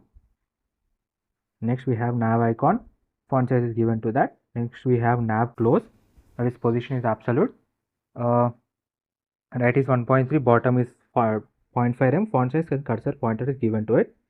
Next, whenever we hover onto nav close button, you can see the color will change. This it will be applicable in the mobile version. You cannot see in the desktop version. Next, we have show menu. This is the one I've told you about. So it will go minus 100, right? So it will go out of it. So whenever you click on the menu icon, then we'll get bottom equal to 0 will apply to the website. Then it will display the entire nav bar. Next, we have active link. That is, whenever we in the active link, you can see it will continuously glow in the blue color. For that, we are using color equal to var. Next, we have scroll header, that is box shadow. Next, we can go to the home section. Let's go to the home section. In the main home section, you can see we have a div. We are using data avers fade left, which is avers animation. So what will happen is that this entire section will fade from left side, and it will display in the main section. So we have home content, we are applying grid to it, and we have social icons towards the edge. Then we have the far right, that is profile image. Next we have another div for home data, that is name. Hi, I am Aviram. Then h3 element for another to add class and auto input. Auto input is nothing but we are going to use JavaScript library for that. So continuously it will change the value. You can see here. Let me show you once. You can see this is the one. So what we are going to do is just we are creating a variable that is typed auto input. So auto input is a tag that we have used over there. So class we have used over there. So what we are going to do is that a web developer, a YouTube, a student, a UX designer will showcase one after the another in the typed format. That is one letter it will display. So the back speed is 100. So it will display and it will move back. Then the new word will come. Then it will display and it will move back. That is continuously it will loop will turn. This is used by script. That is AOS script we are using here. Next we can see home data. Then we have paragraph tag. Then we have anchor tag for contact me button. You can go to the CSS file. That is home container. We are using gap equal to 1. You can see the gap between here. This gap is nothing but 1 rem. Next we have home content. Grid template is 0.5 fr 3 fr. You can see entire home content we are dividing to 3 parts. One is this one, that is social media icons. Then we have the data, home data. Then we have the image. Next you can see padding top is 3.5 rem, align items to center. Then we have home social icons. We are using display grid template column max content. When using row gap is 1 rem. So here we are using this so that it will be aligned one after the another, like this. You can see here in the image. Then we have home social icon. Font size is given, color is given to it. Then we have home cycle so whenever you hover on it, the color will change and the transition effect will take. So what will happen is that whenever you hover onto this button, it will move upside. You can say translate y. So translate y minus 0.25 rem. So it will move upwards. Minus means negative. So it will move upside. Next we have home blob. Width is equal to 200 pixel. Fill equal to next we have home data. Grid column is 1 by 3. You can see 1, 2 and 3. Then we have home title. We have given the values, font size, similar values, font size, color, font weight and margin bottom. You can see margin bottom also. After the title we have small gap, that is nothing but the margin bottom that we have provided. In home description we have margin bottom given to that also. Then home scroll button. Next we have the scroll name, scroll arrow. You can see these all values will come here in the button for the button. Next we have the button element. For the button element we are using inline block. Background color is given, color, padding, border radius and font radius. You can see the border radius is minus 0.5 rem. So that 0.5 rem is nothing but the curve at the edges. That curve is done by border radius. Next we have button hover effect. The background color will change. Next we have button icon. The icon, for the icon also you can see the icon, the small arrow icon. Then button white. Then we have button white hover effect, and we have button flex. So display inline, align items is center. Next we have button small, padding equal to 0.75 m. This button small is for the mobile version. Button link is given. Then we have button link hover effect. That is whenever you hover onto it, we can get a background color is transparent and color will be first color. Then we can go to the about section. So in the about section, you can see we have H2, that is section title, section subtitle. We have already gone through it. So these two values are already mentioned. So next we can go to the next one is div section. We using fade left. So it from the left side it will fade into the inside the website. You have a div that is about data div. In that we have the paragraph tag for the description, and we are giving a small information, that is how many years of experience, how many projects have completed, and how many clients have done by using span element. You can see span is all the tags that you are going to use, that we have used. Then we have another div for button, that is to download CV. So we can go to the CSS here. You can see about image width equal to 200 pixel, border radius is 5.5 m. So let me show you the image so that you can understand it while we go through it. You can see this is the image, and you can see border curve, small curves at the edges. That curve is nothing but the border radius. And we have description, text align is center, margin bottom is given to it. Then we have about info, displays flex, and justify content is space evenly. You can see this is the one. You can see 5 years of experience. Then we have gap, then 100 plus the gap 75. So these are aligned equal at equal spaces. That is given here, that the code. Then we have info title, then info name. For that we are giving values, info title and info name. We have block, display block, text analyst center. Then we have about button, displays flex, justify content is center. You can see it is aligned at the center. Next we have skills section. Let's go to the skills section. The skills section, you can see the same first two elements, that is H2 and span element. We are having section title, section subtitles. So these values, skills and my tech knowledge will be added exactly at the center. You can see here skill section. So both section title and section subtitle added at the center. Then we have skill set, that is display flex, justify content is space between. First let's go to the HTML file. So first skill we are going to have is that skill 1. Here I am adding using div for skills header, skills entire content. Then I am using div for skills header, and first we are going to add an UI element, that is, you can see here, you can see this element, the icon. Then I have another div to have h1 element for the name, that is front-end developer, and span element for more than 4 years. Then I have another tag for arrow for angle down button. You can see here, you can see this icon. Next, the similar one is repeated again. So I will explain you one skill set so that you can be able to understand it perfectly. Then I have skills list, skills data, skills titles. In the first skills title div, we have H3 element for the title HTML, and a span element to mention our proficiency, that is 95%. Then skills bar to mention the skills percentage. You are using here skills bar, and by using the CSS we are going to do it so that we can fill this value here. You can see the bar element. Then in the similar way, we're going to copy the data, skill data. Then I'm going to use CSS and for JavaScript and for React. Then for the similar one, we're going to copy this entire code, this skill set 1 code, and we're going to paste it again. Now we are going to use it as backend developer, and for more, then we're going to add the same skill list to it, so that entire code is copied again. So there is no changes. The similar code is dumped again for the next second section, that is for the backend developer. So let's go through the code. Next we have skill set is displays flex, justify content is space between. So let me okay.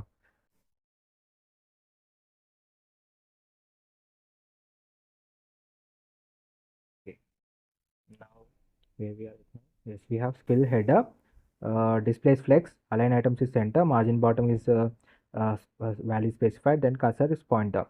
You can see skills icon, skills arrow. You can see both one, that is this icons and the arrow buttons. You can see both arrow buttons. For them we are adding font size and color. Next, for the skill title we are adding font style. For skill subtitle we are adding font size and color. Then margin left for the arrow icon. Transition is 4 seconds. Then we have skills list, for which we are adding row gap is 1.5 rem and padding left is 2.7 rem. So what will happen is that the row gap, the gap between each and every skill is added here. That is row gap is 1.5 rem. Then we have titles, display flex, justify content space between. So each and every one, every skill will have equally spaced between them. That is done here. Then we have for the skills name we are adding the font size and font weight. For skills bar, this is how we are gonna add the bar effect to it. We are gonna mention the percentage. Height is equal to 5 pixel. Border radius is 25 rem. 0.25 rem. You can see the curvature, the circular one. Then we have skills bar. Background color is we are adding the skills bar. For skills percentage we are using displays block. Background color is given to it. And for each and every skill section I have mentioned here that you can see show you here. Here we are having a div with a span element, a skills percentage and skills HTML. We are not mentioning any value because this value will come from here. You can see skills.html width is 95%, so that width is nothing but this blue color line. You can see that is how we are gonna mention the bar effect to mention how much percentage of proficiency we have in particular skill. So this is the code that for each and every section. Skills Python. Then we have skills close, skills list, that is height is 0, overflow is hidden. So whenever you click on this front end developer button, this arrow will come up and the entire list of skills will down. So whenever you click it again, then entire list will be hidden. So that is the reason we are using overflow is hidden. So all list will disappear. Then max content, then we have transition effect, that is rotate minus 180 degrees is nothing but, so whenever you click on, you can see this icon, you can see here this icon. So whenever you click on this button, it will rotate and it will rotate 180 degrees. You can see in the V shape, reverse V shape, that is added here. Next we have the services section.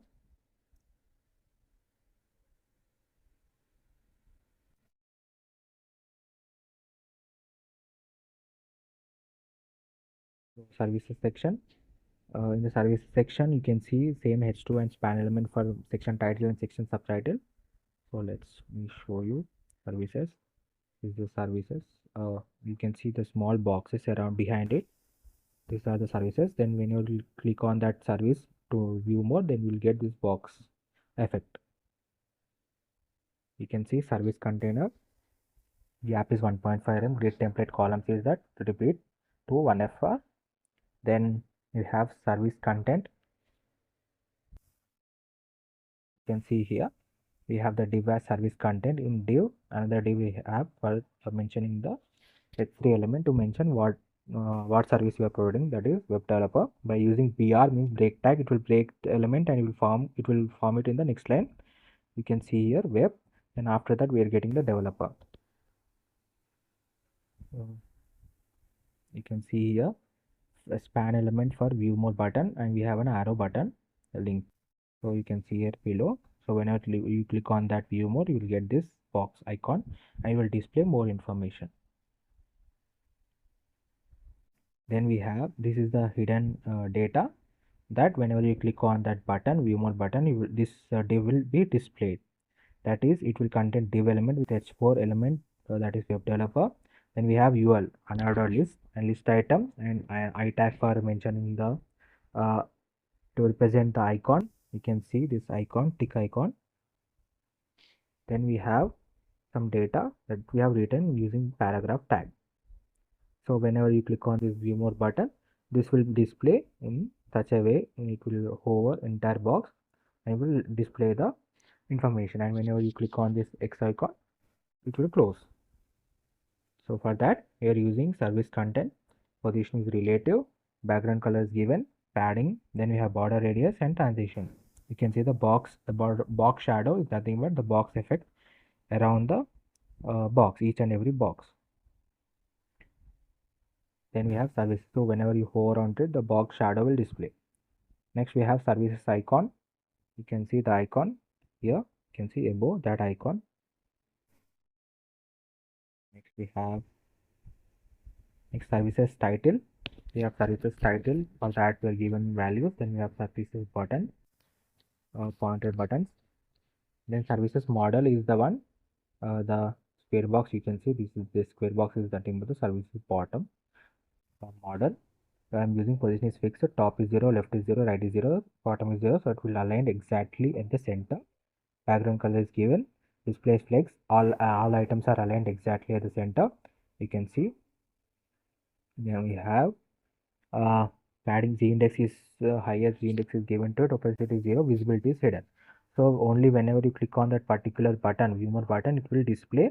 Then visibility will be visibility will change. You can see services model content. Then we have flex, model title, model flows. Model flows is nothing but the button. For that we are using position is absolute, top, right, and font size is given to it. So it will move to the edge of the box. You can see the top right edge. The top is one dem and right is one dem. So towards the top right end, we are placing the close icon. Then we have active model, that is opacity will be 1 and visibility will be visible. That will happen whenever you click on this view more button. So it will be visible, and whenever you close this button it will disappear. So how that happens is that we have to go through the JavaScript.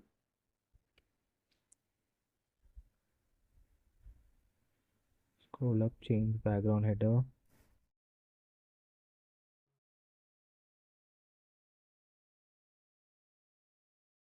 Services model, you can see. First I am gonna get those values, that is service model, services button, services model flows. So let me show you those values in the index.html. You can see this is the service model class. Then we have the service, then we have services button, you can see services button, the view more button. Then we have another one is services model flows, yeah, you can see a services model flows. So these three values are referred in the JavaScript, and three variables are created, constant variables, that is model views, model buttons, model close. So what we are going to do is that we're going to create a function that model click dot classes dot add active model. So what it will do, whenever you click on this view more button, then it will add this value, that is styles will add to it, that is visibility will be equal to visible, visibility will be visible, then you will be able to see this box. And for each model button I add event listener. So for each and every model we are adding an event listener click. So whenever you click on the button, we're gonna know the I value, and based on the I value we will display whichever box that has to be displayed. Next we have for each model element, you're gonna so whenever you click on the button, you can see here.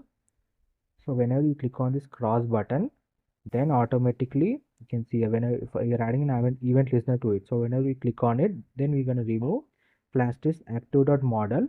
Then whenever we are going to remove the classes active.model value to it, then the visibility will become hidden.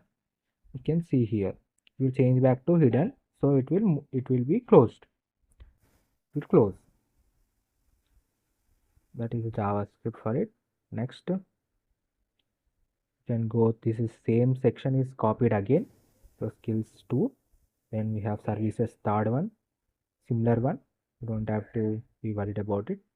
Next we have the portfolio section. You can see the section title and section subtitle, portfolio and my recent work. Then I have another div, that div is fade. I am using swiper wrapper here, which is JavaScript library for the smooth swipe effect. You can see here. Let me show you this effect. So you can, by clicking on these buttons, you can move from one portfolio product to another, and it will move for a few seconds, that is 2 to 3 seconds onwards. Also, it will move continuously, automatically, without any. Here I am having a div, and for that div, first I'm gonna have an image. Then we have another div, that is portfolio data. I'm using h3 element, paragraph tag, and anchor tag to have the demo link. So this code is copied again for 3 times for 3 codes. You can have 4, 6, 10 projects, as many as you wish. So what I'm doing is that, for that, let's go to the CSS file. Model title I have given, active link told also. So now portfolio overflow is initial. Then we are what I'm doing is that, for the image, portfolio image, I'm giving width equal to 265 pixel. Border radius is 0.5 m. You can see here in the image, the edges are curved. Small curve is given to the image. Then I have portfolio title, portfolio description, portfolio button hover. So whenever you hover onto the button, it will translate text. It will, so you can see that. So whenever you hover onto this button, it will expand. That value is given here, that is translate x 0.25. It will be very small. It will expand. The button will expand.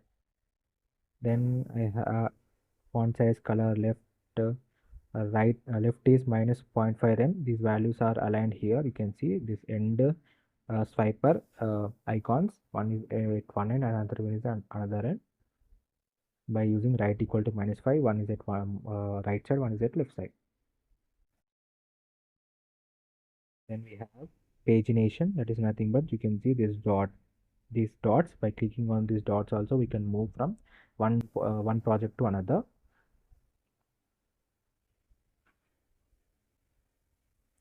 Next, next we have testimonial section. The similar code is copied again, so we don't have to worry about it. Next we have the testimonial section, same section title, section subtitle, and we have a swiper error. So if the swiper doesn't work, let me show you. That error is also shown here.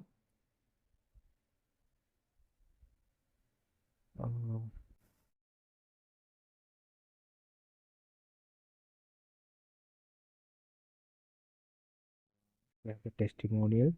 In the testimonial section, we are using a div for the testimonial one. That is, in that div we are having testimonial data, then another div for testimonial header, that is image, and then we are gonna have data, that is h3 element for AK, and span element for client name. Then we have paragraph tag used for testimonial, that is the data that has been given by the clients. So these divs are by using the swiper slide, similar to this exact one. So we are gonna have these testimonial values. That values are given here. It is exactly the same. Just if I continue space between uh, testimonial image is given values, that is 50 pixel. Width is given, height is 50 pixel, border radius is 50%, so that you can get a circular one, exact circle. Then margin right is given to it. Name, clients, and description. You can see these are the same values, that is font size and color values. Next we have the contact button. You can go to the contact section. The similar one is copied again. Testimonial 2, testimonial 3, testimonial 4 all have the same code. Then next we have the contact form.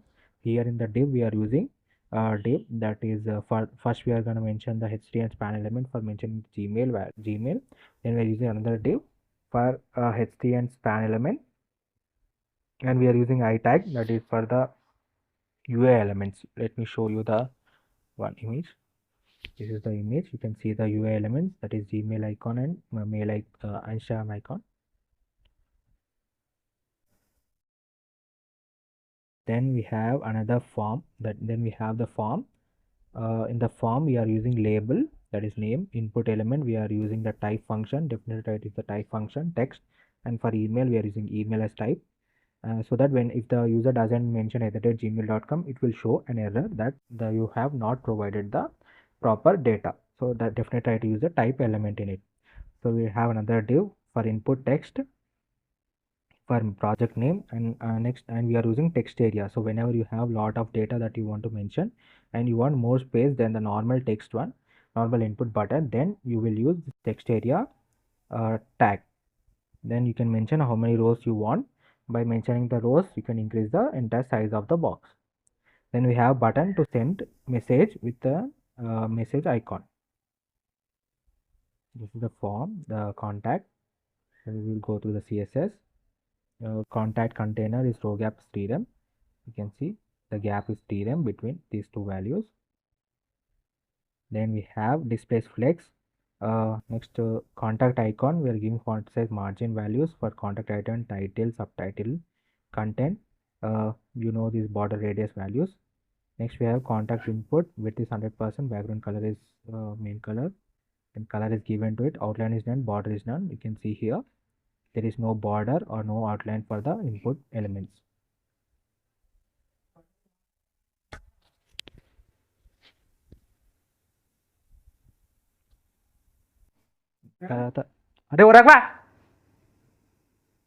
Then we can go to the next one, that is footer section. In the footer section, you can see that div is footer background div. We are having in that background div we have another div, that is footer container. In the div we are having the div that is footer data, that is I'm mentioning, and then you have URL element to mention the three links that you want to mention in the footer element, so that you can move to that particular sections. Then we have another div for social icons. You can see Instagram, GitHub, and Twitter icons by using the anchor tag, and we can have the icons embedded into the HTML using I tag. Then we have paragraph tag for all that's reserved, and to get the copyright symbol we use this value copy, copy value. You can see here. Next, the footer CSS, you can see here footer, same values, background, padding, font size, margin, bottom. You can see displays flex, flex direction is column, and row gap is 1.5. You I just wanna be. You can see the footer. For the footer we have added row gap, background color is given, the same values, font size, margin values here we are using. Then we have footer social hover effect, so whenever you hover you get a color change. These are all values you know. Then we have the scroll up button. The scroll up button will be available at the bottom right side. Okay, so whenever you click on that button you will move back to the first section. So the scroll up button, here you can see div anchor tag with the class name as scroll up. We have an icon, scroll up icon div. So whenever you click on this button you will move back to the starting page, that is given here.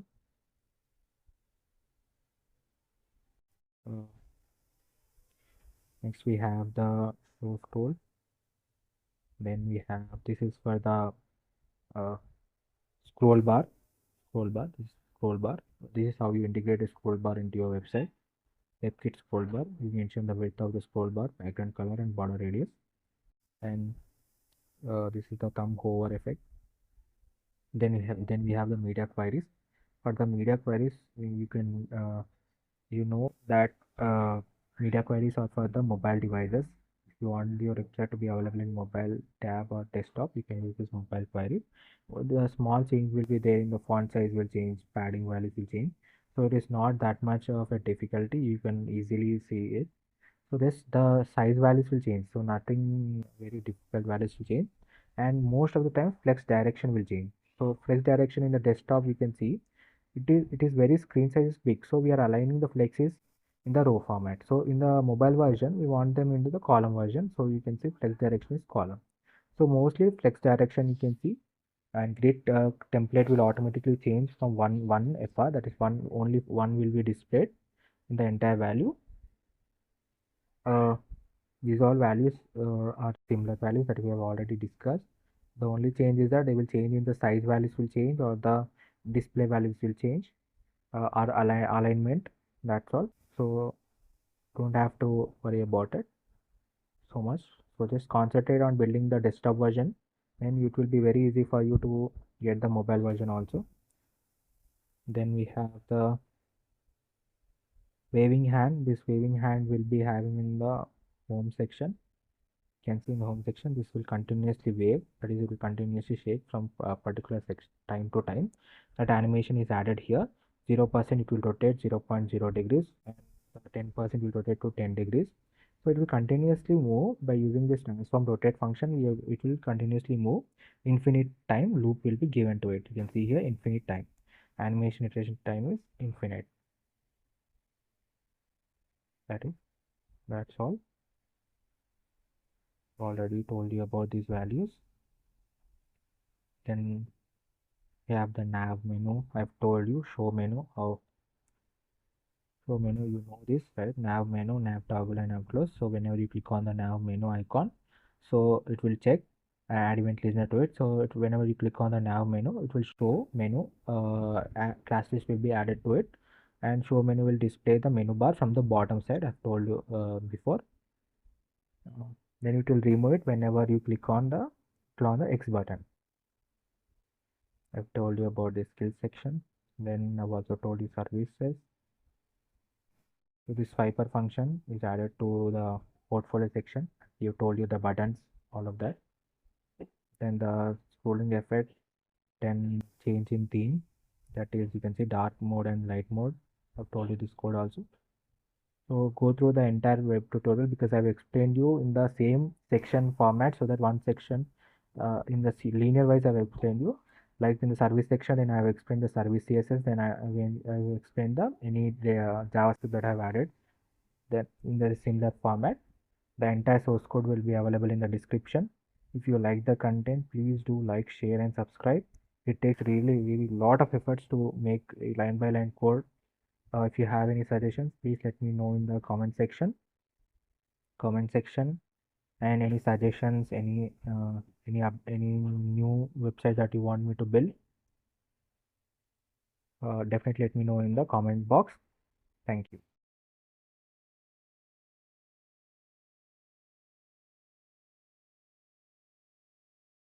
Hello everyone, welcome to my channel. Today we are going to create this responsive portfolio website using HTML, CSS, and JavaScript. The source code is available in the description. If you like the content, please do like, share, and subscribe. And let me know in the comment section the next project that I should work on, or any suggestions that you want to tell me. So let's go from the first section. In the home section, you can see I have added the social media icons as well as GitHub and Twitter. Then we have the contact button. You can see the hover effect on the contact button. You can also see the hover effect on the nav bar. You can see contact me, and the button for light mode and dark mode. So I'm changing for light and dark mode. Then you can see the smooth animation effect, scrolling effect. Then we have the download CV button. Next, in the skills section, you can see I have added button effect. You can see, and when you open one, the other one will process automatically. Then we have the service section. In the services section, you can see web designer, UI designer, branding designer, and you can see this also with close on box model effect as we click on the service that we want to know more about. You can see. Next, we have the portfolio section. You can see the demo button. You can see the swiper function using the swiper.js library. Then we have the testimonial section. You can see the testimonials by some of my clients. Next, we have the contact section. You can see the smooth animation, and I have used the type function in the email and the form elements. You can see the hover effect on the button. Then same similar social media icons, quick links, and top bar button. We will go back to the first page. Then we can go to the, you can also have this website in the dark mode. You can see social media icon. You can see the hover effect, the entire website in the dark mode.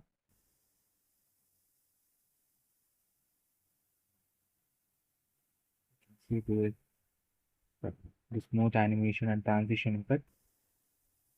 Swiper.css file, Swiper.js is used in this website design. This website is totally responsive. That is also available in the mobile version. Let me show you the desktop version. Now let's go through the mobile version. You can see the mobile version. The smooth transition effect and the navbar is available in the below. You can see you can move from one section to another section. It gives a very professional app view to your website, and it is also available in dark mode. So the source code is available in the description. If you like the content, please do like, share, and subscribe. Definitely try to build this project. Thank you.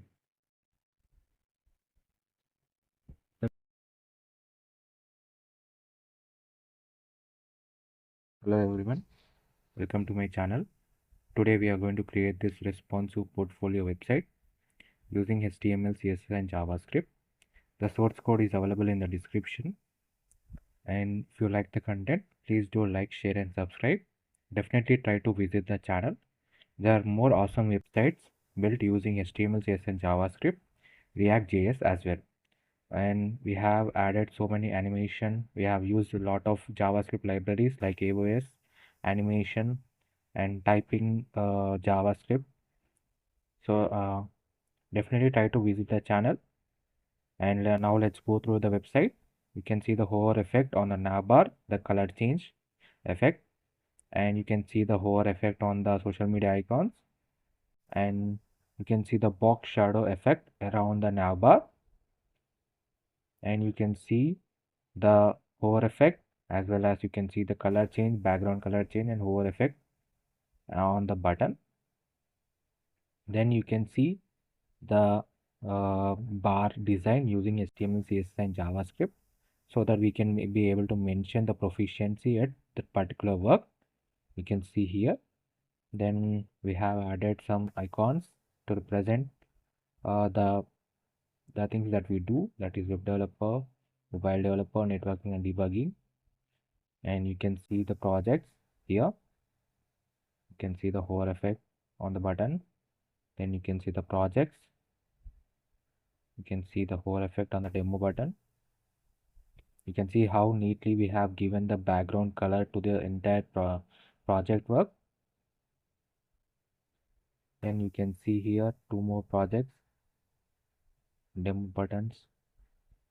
Then we have the contact me form, name, email, and message, and you can see the hover effect on the button, and the footer with social media icons. This entire website is also available in mobile and tab version. That is, it is entirely responsive website. Let me show you that. This is the desktop view of the website as you've seen before. Now let's try to go to see the tab version and mobile version of the website. You can see this is the mobile version of the website, how neatly they are aligned, the projects as well as the contact me form. You can see how neatly they have all been aligned.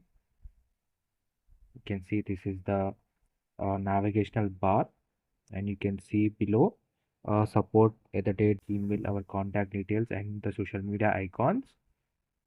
And you can see the responsiveness of this website, that is movement from one page to the another by clicking on the particular navbar. You can see the project. So this website is entirely responsive, and this entire website is made using HTML, CSS, and JavaScript, and the source code is available in the description. If you like the content, please do like, share, and subscribe. Definitely try to visit the channel for more amazing front-end works using HTML, CSS, and JavaScript as well as React.js. If you have any suggestions for me, please let me know in the description. Please let me know in the comment section, and the source code is available in the description. And definitely try to build this project. Thank you.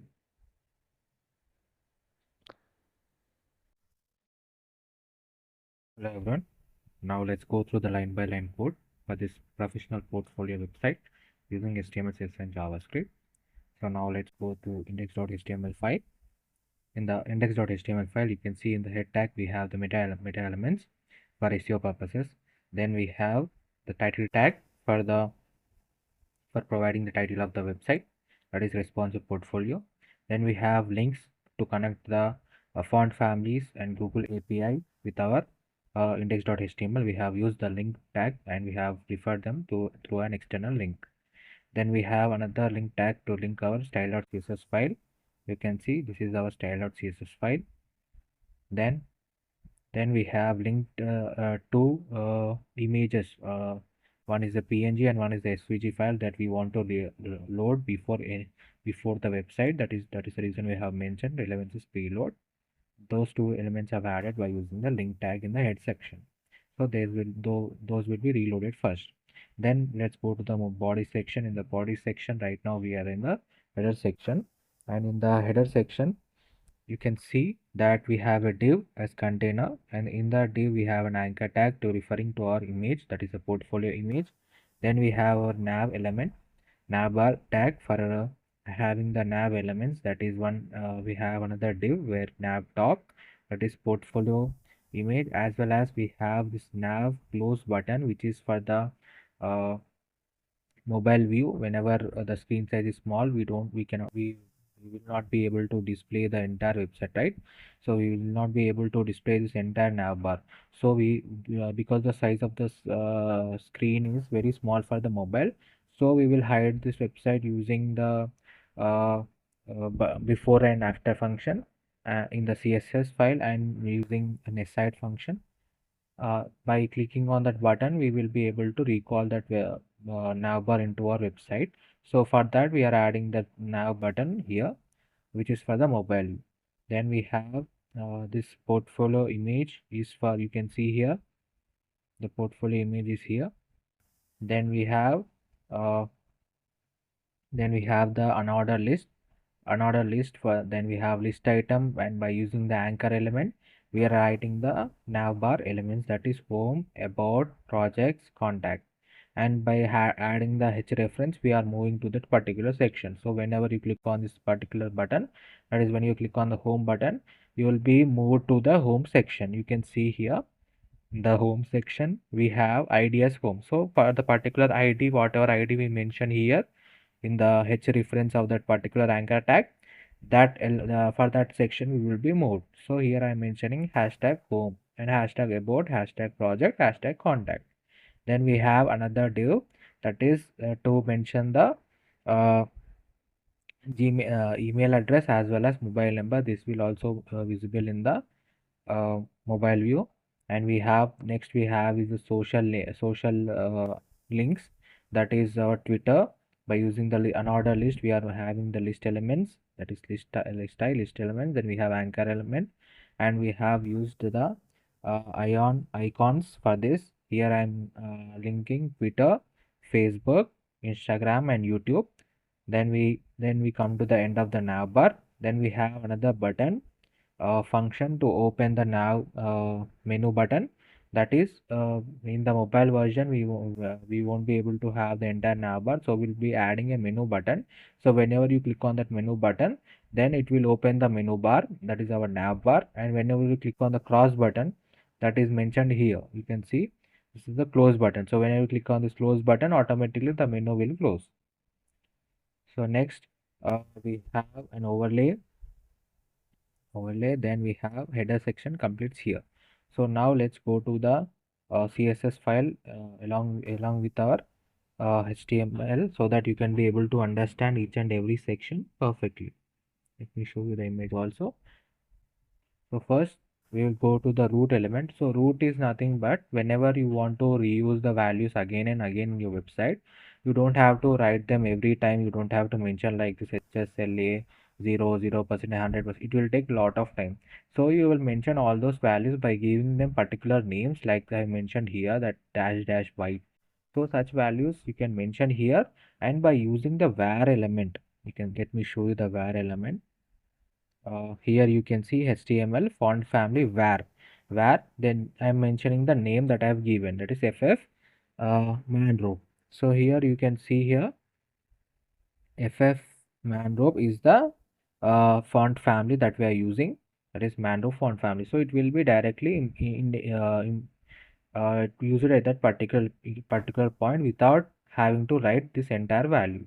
So such elements are represented in the root element. You can see all the colors I have mentioned here, then font family, then font sizes I have mentioned, then I have font weight, that is 700, then section padding and shadow effects. You can see the shadow effect here also, the box shadow effect, that effect values also I have mentioned here. Then I have radius values, then transition values also I've given. Next we can go to the star, that is the basic values, starting values, margin padding 0, box size is border box. Then we have list element.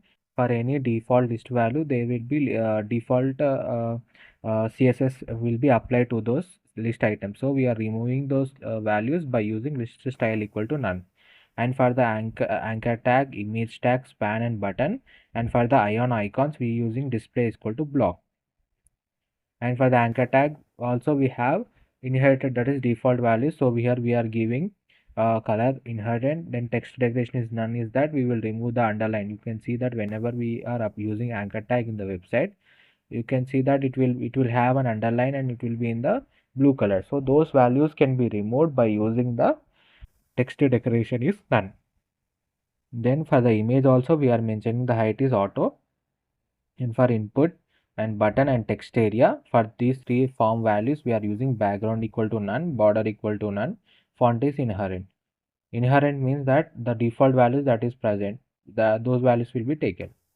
Then input for the text area width equal to 100%. Button, for the button we are adding cursor pointer. You can see whenever I hover onto the index.html file, you can see the pointer. So pointer value, that is nothing but cursor pointer. And for the ion icons we are using pointer event is none.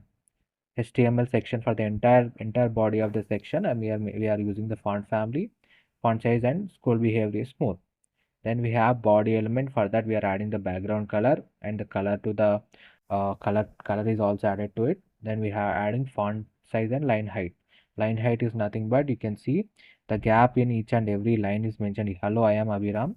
Then in the next line we are having some space, and we are based in Russia. So that space is nothing but the line height. The gap between each and every line is nothing but line height. Then we have body.nav active overflow equal to hidden. So whenever the nav bar goes out, the elements are more, then it will be hidden. And this WebKit scroll bar is nothing but the scroll element that we have used. Uh, this is the scroll. This is how you implement scroll bar to your personal website.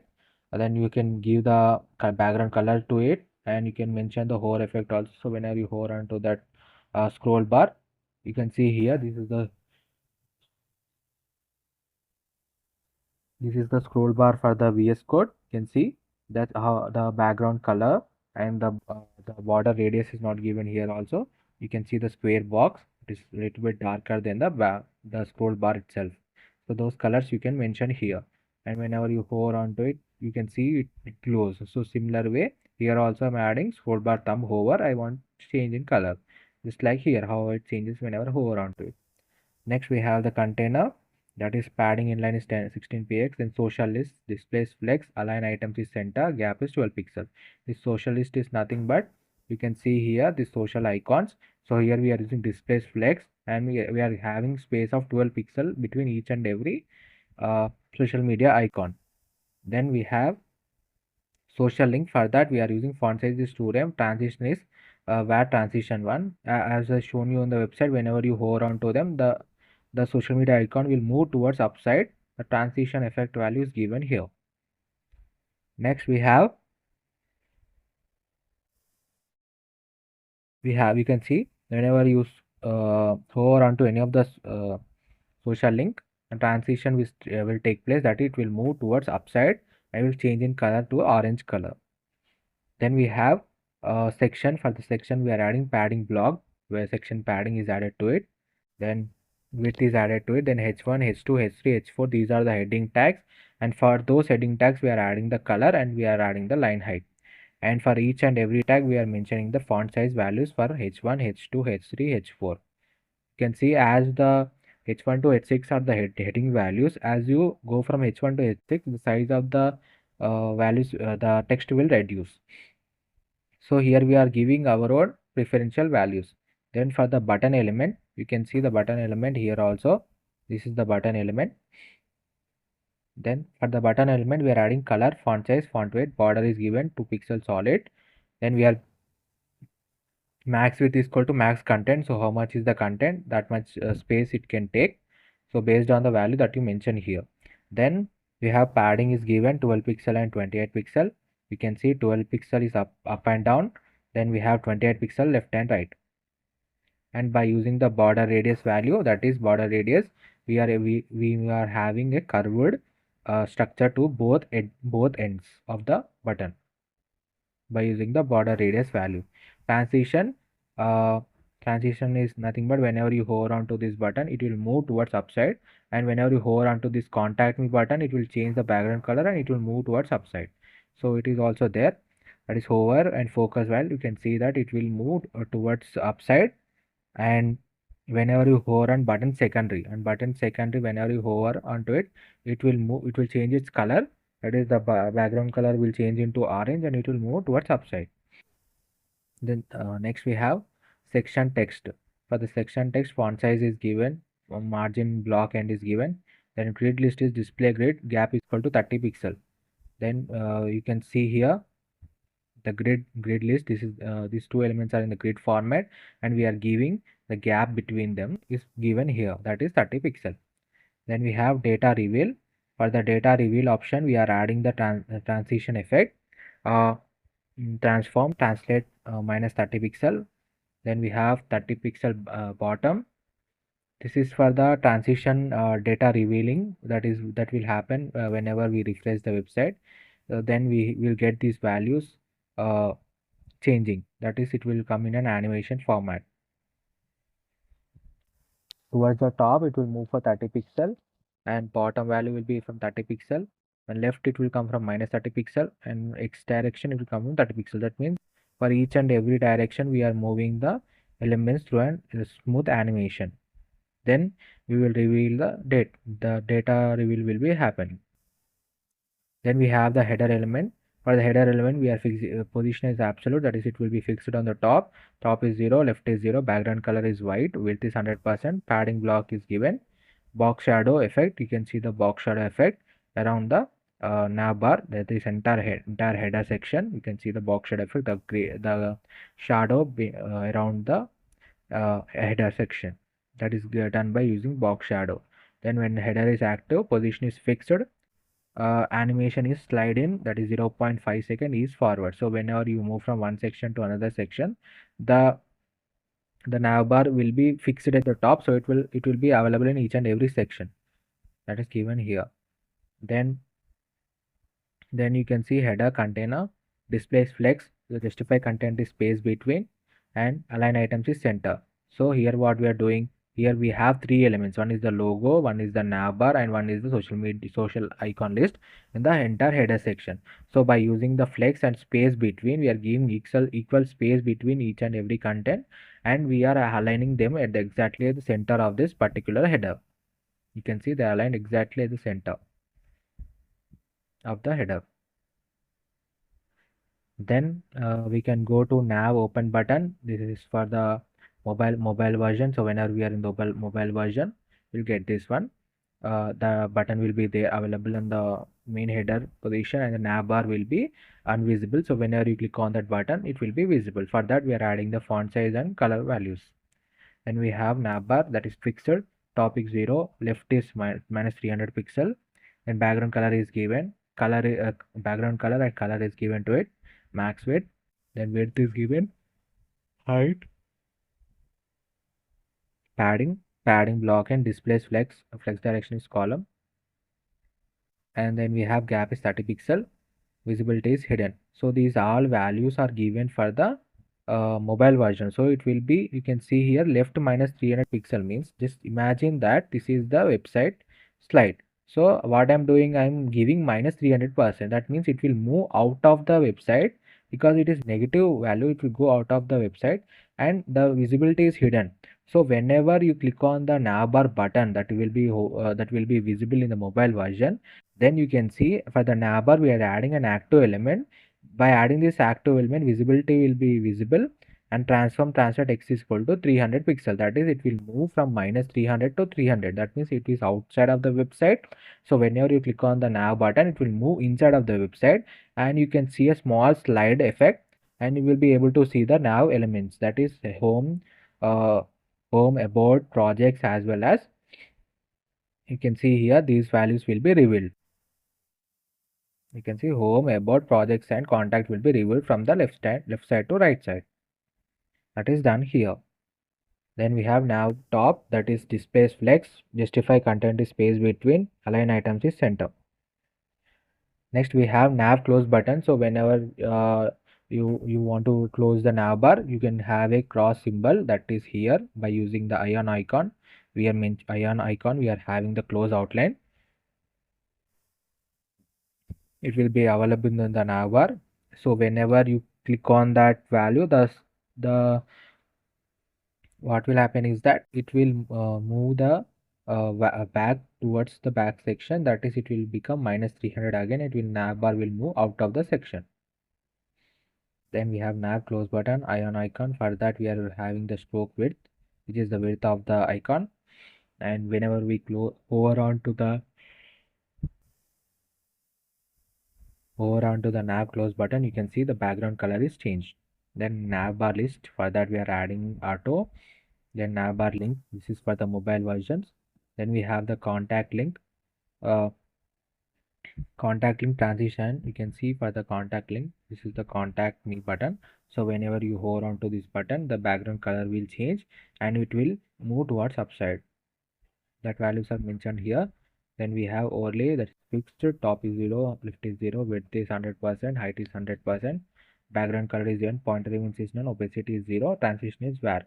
You can see here this image is actually hovering onto another image, that is nothing but uh, overlay. You can say overlay. And for that overlay we have this 250 plus projects done. This value is given. So by using this overlay we are able to fix the position and we are able to arrange the element onto it. That is our portfolio image.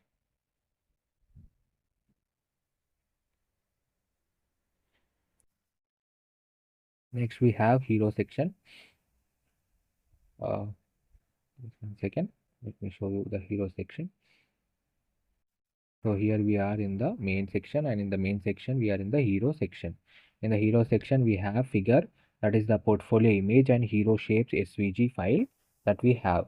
Next we have hero content. In the div we have h1 element to represent the I am front-end developer, and paragraph element to mention the small information about the work that I'm doing, and I'm using another div element to have both of my buttons, that is my projects and contact me buttons. This is the hero section, and for that only we have talked about the button system. Now let's talk about the hero. Then we have hero container, displays grid, gap is 50 pixels. So displays grid, so both are having different containers, so they will move each side by having a gap of 50 pixel. Then we have hero banner, position is relative, max width is max content, margin inline is auto. Margin inline is auto. You can see. So once again, you can see here this background and this image is actually the banner image for the hero element, that is done here. Then we have W100, which is for the blob SVG file that we have used. For that we have given the values. Then we have hero shape. For that, position is absolute, bottom 10%, right is 2%, filter, drop, shadow, effect.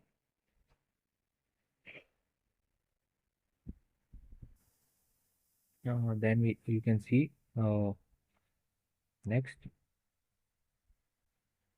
Next we have hero content, text align is center, all the data is aligned exactly at the center.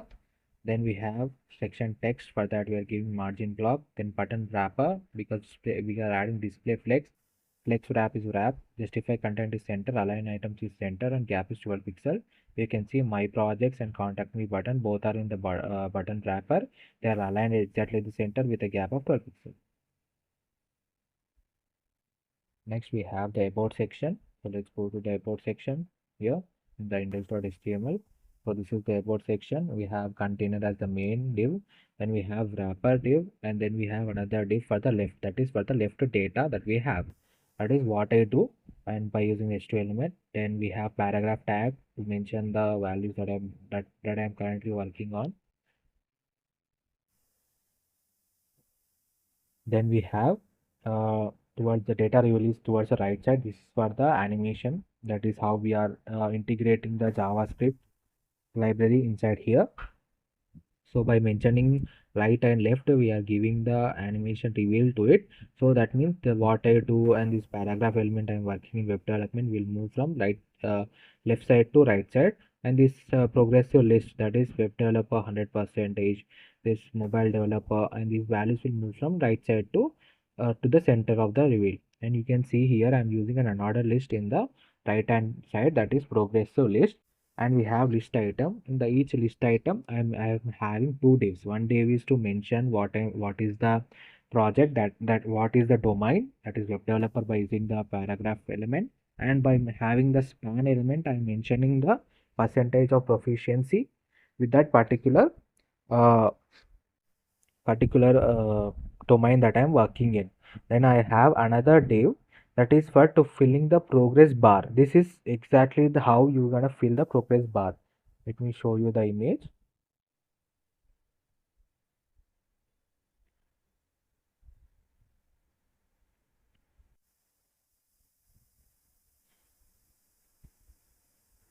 Just one second. So you can see the progress bar is filled here, 100%, 90%, 85%, 90%. So this progress bar is done here. You can see I'm having a div named as progress. Then I have another div that is progress fill. So here what I'm doing, I'm giving style equal to 100%. That is, I want to fill the entire div progress div with 100%, that so that it will looks like that I have 100% proficiency in this particular domain. So I'm filling it with equal to 100%. Here I'm giving the width, and I'm adding the background color. You can see in the same color we have this value, that is the progress bar, that spreads across the entire progress div, and we are showcasing that it is 100%. So similar way, if we are copying the same element progress item again, here you can see for the mobile developer I only have 90% proficiency. So what I'm doing, I am 80% proficiency, so I am mentioning width is equal to 80%, and you can see I am providing the background color is here. So by providing that, I am telling that in the entire progress div I only have 90% of proficiency. So that this is how you represent it. Then similarly, you can copy again the list progress item two more times for two more elements, that is networking and debugging. And then we have uh, another div element, that is grid list. And this another list element, that is grid list, is actually the same things that we have done above. That is the four things that the person is good at, that is web developer, mobile developer, networking and debugging. We are here using svg files here and mentioning what we do in that particular order. That list is done here by using the unordered list again, and we are calling it, giving it last name as grid list. And here you can see we are using list item. In that list item we have div, main div, that says about card, and we have another div for adding the icon svg, that is image, and we have h3 element for adding the name of the, that is the title, and paragraph element to mention the information about that particular domain. And this same thing is copied again for 4 times, so here you can be able to get for the 4 elements that we have. You can see here we have web developer, mobile developer, networking and debugging. And now let's go to the CSS file. About wrapper displays grid, gap is 50 pixel, margin block and is called 70 pixel. You can see by adding the grid element, we are aligning both elements in the row format and we are having a gap of 50 pixel each between each of them. Then we have progress list, and for the progress list we have label wrapper, that is display flex, space between justify condition, space between align items is center, margin block and is 4 pixel. You can see the progress list is nothing but this is the progress list, right? Web developer, mobile developer, networking and debugging. So we are aligning each of them one after the another, and we are having space between each and every one. You can see the space between each and every one. Then we have progress item, not last child, margin block end is given to it. Then we have progress bar. For that, background color is black color. You can see that is the basic color that we are given. You can see this black color, that is the graded color first we giving as default value to it. Then we have border radius is rounded border radius. You can see we have curved edges like tube, small curved tube. Then we have progress field, height is inherent. Then about card, text align is center. You can see for the about card, that is this is the about card, all the elements are aligned exactly at the center. The icon, the title and the data, you can see they are all aligned exactly at the center. Next we have card icon. For that we are giving max width and margin inline. And for the about card, card title, margin block is even. For the block card also we are giving the margin. Then we can go to the project section. So now let's go to the project section. I hope you understand everything. So now right now we are in the project section. The project section we have the main div, that is the container div. You can see here. Then we have another div, that is title wrapper, and we are using data reveal is top, that is from top side to down side the animation will take place. In that we have a div to mention our latest projects and paragraph element to mention check out the latest fully interactive projects. Then we have anchor tag, that is the buttons to see all the projects. Let me show you the image.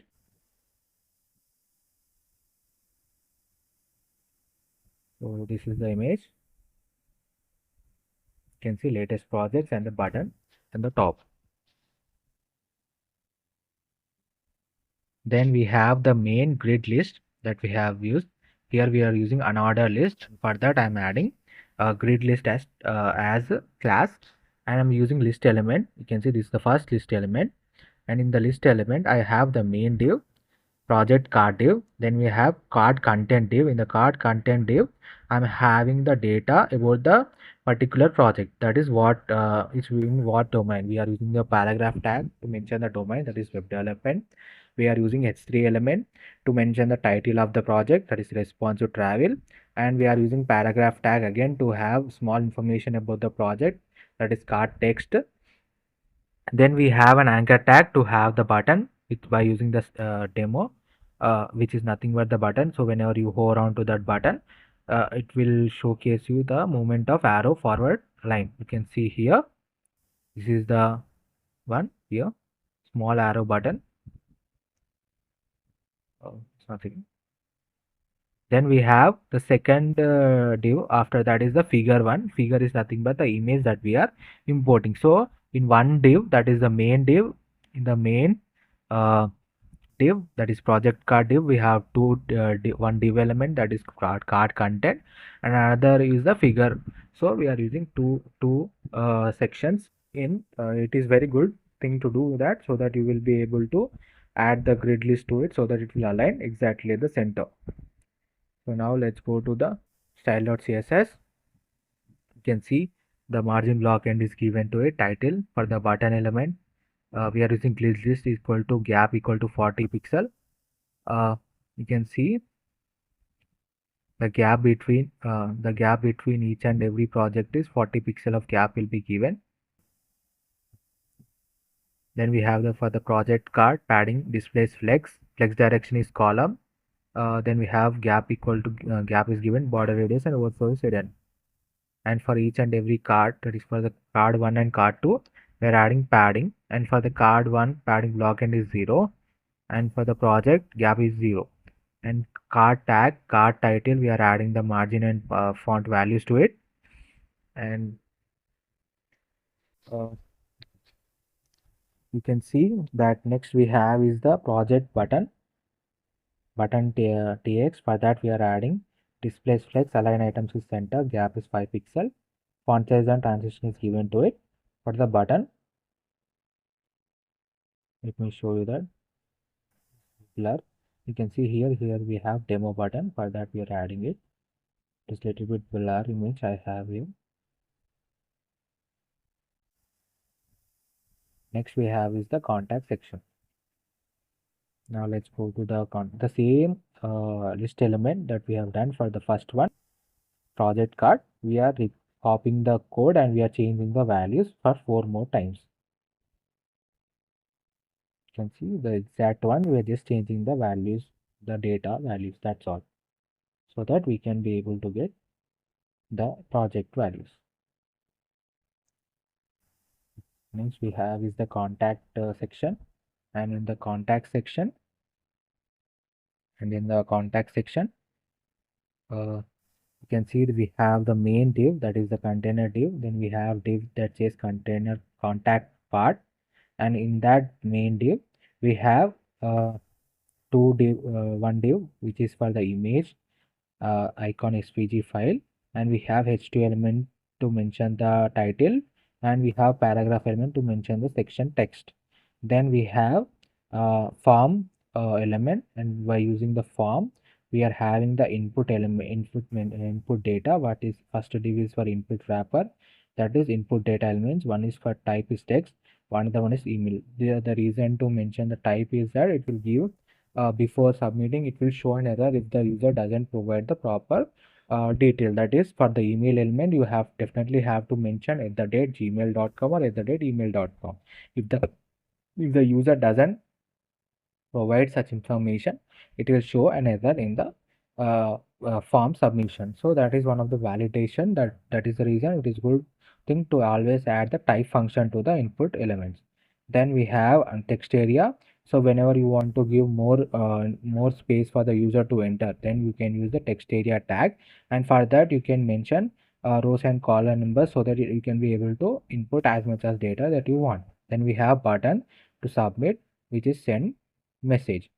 The end section ends here. Let's go to the CSS. Before that, let me show you the image of it. Just one second.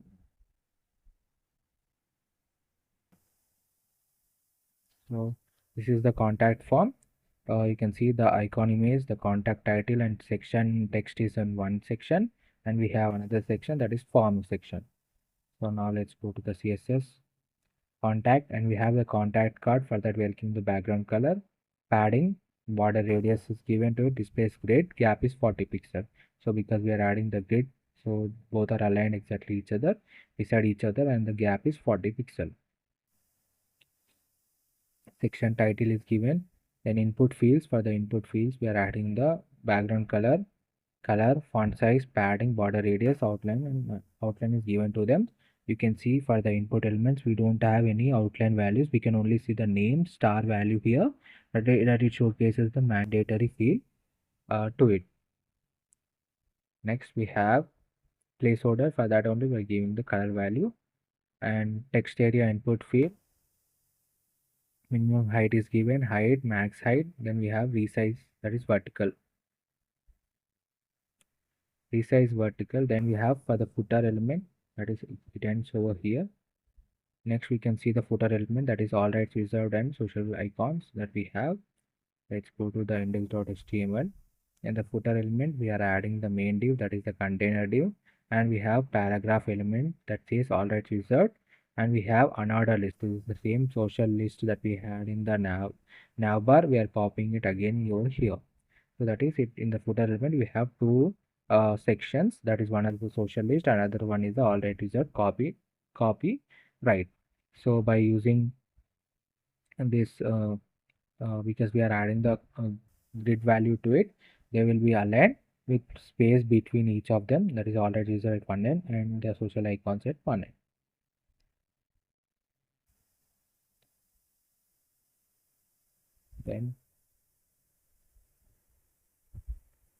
then we have the responsive web design. So by using the date media and mentioning the maximum or minimum size of the particular screen size, we are able to add the have the small changes to the values that we have already written. The above values are these all values are for the desktop version. So from here on, we're gonna change those values. Only small values will be changing, like padding values or font size values. Uh, these values will change because in the lesser screen size, we don't want the text to be in huge text. We want the text to be in small size based on the size of the screen. So by using the date media function, we do it. Minimum width is, that is for 575 pixel and above screen size. For those, these values will apply. The maximum width and margin inline. Then for the project card, padding is equal to 60 pixel and contact card padding equal to 60 pixel. You can see this minimum height is 768 pixel. It is for 768 pixel and above. That is for the desktop version also. It will apply. Container maximum width is 720 pixel. The section title, we are adding the FS5 values changing. That is font size values changed to 2rem. And grid list is grid template column 1FR, that is one at a time it will be displayed. And title wrapper, space between and center. Then we have project button, minimum width is maximum content. Next we have contact. You can see these all values we have already written, just changing the values. Gap values will be changing, or we are adding the display values to it. You can see for the container, footer container also we are using space between and center. This is exactly for the, you can see that is how we are getting this gap over here, and we are aligning both of them at each ends. Next we have 992 and above. This is for the desktop view. For that we are adding the root container and nav open button and nav bar top. Uh, these all values we are changing. There are not huge changes in the values codes. We are changing small values like font size values, color values. We are changing.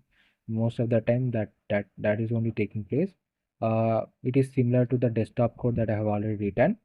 So this responsive nav design is nothing but by changing the small values, that is font size values or display values, that is in the desktop version we have lot of space, so we can have displays flex and you can have space between, so that one element beside another element can have. But in the mobile version the screen size is less, so we have to mention display, that is flex directions column, so one element below that another element will be displayed. So, and we don't want that huge size. We want only 80% of the screen size to be taken. That size only can be allocated to that particular section. That values are updated here. And for grid template column, repeat 4. You can see 4 elements will be repeated in the about section. This is for the desktop version.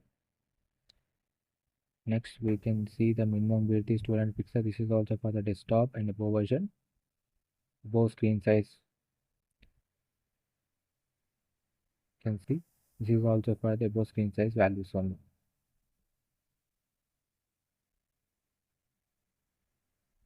So this is the entire HTML CSS. Now let's go to the script JavaScript. So here we are adding const add event listener, that is function.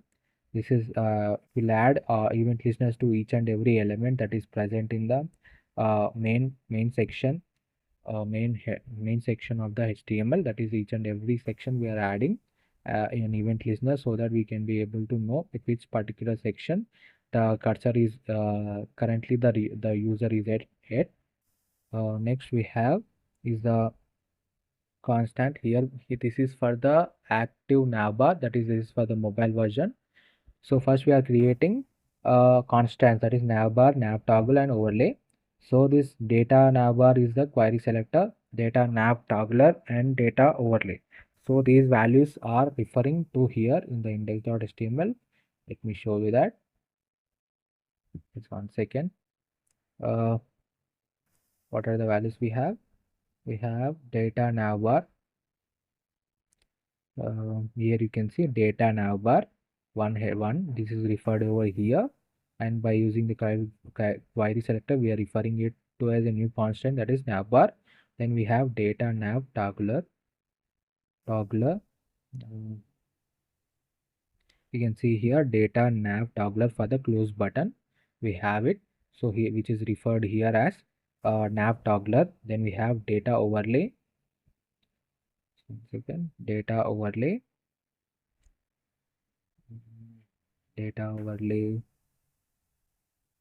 Here you can see we have the data overlay here. This is the empty div that we are using, which is referred over here as overlay.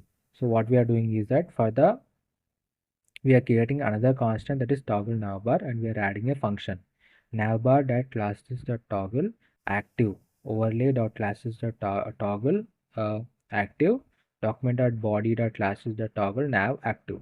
So what we are doing is that, so whenever you click on the nav button, so whenever you will in the mobile version, whenever you click on the nav button, so what will happen is that it will add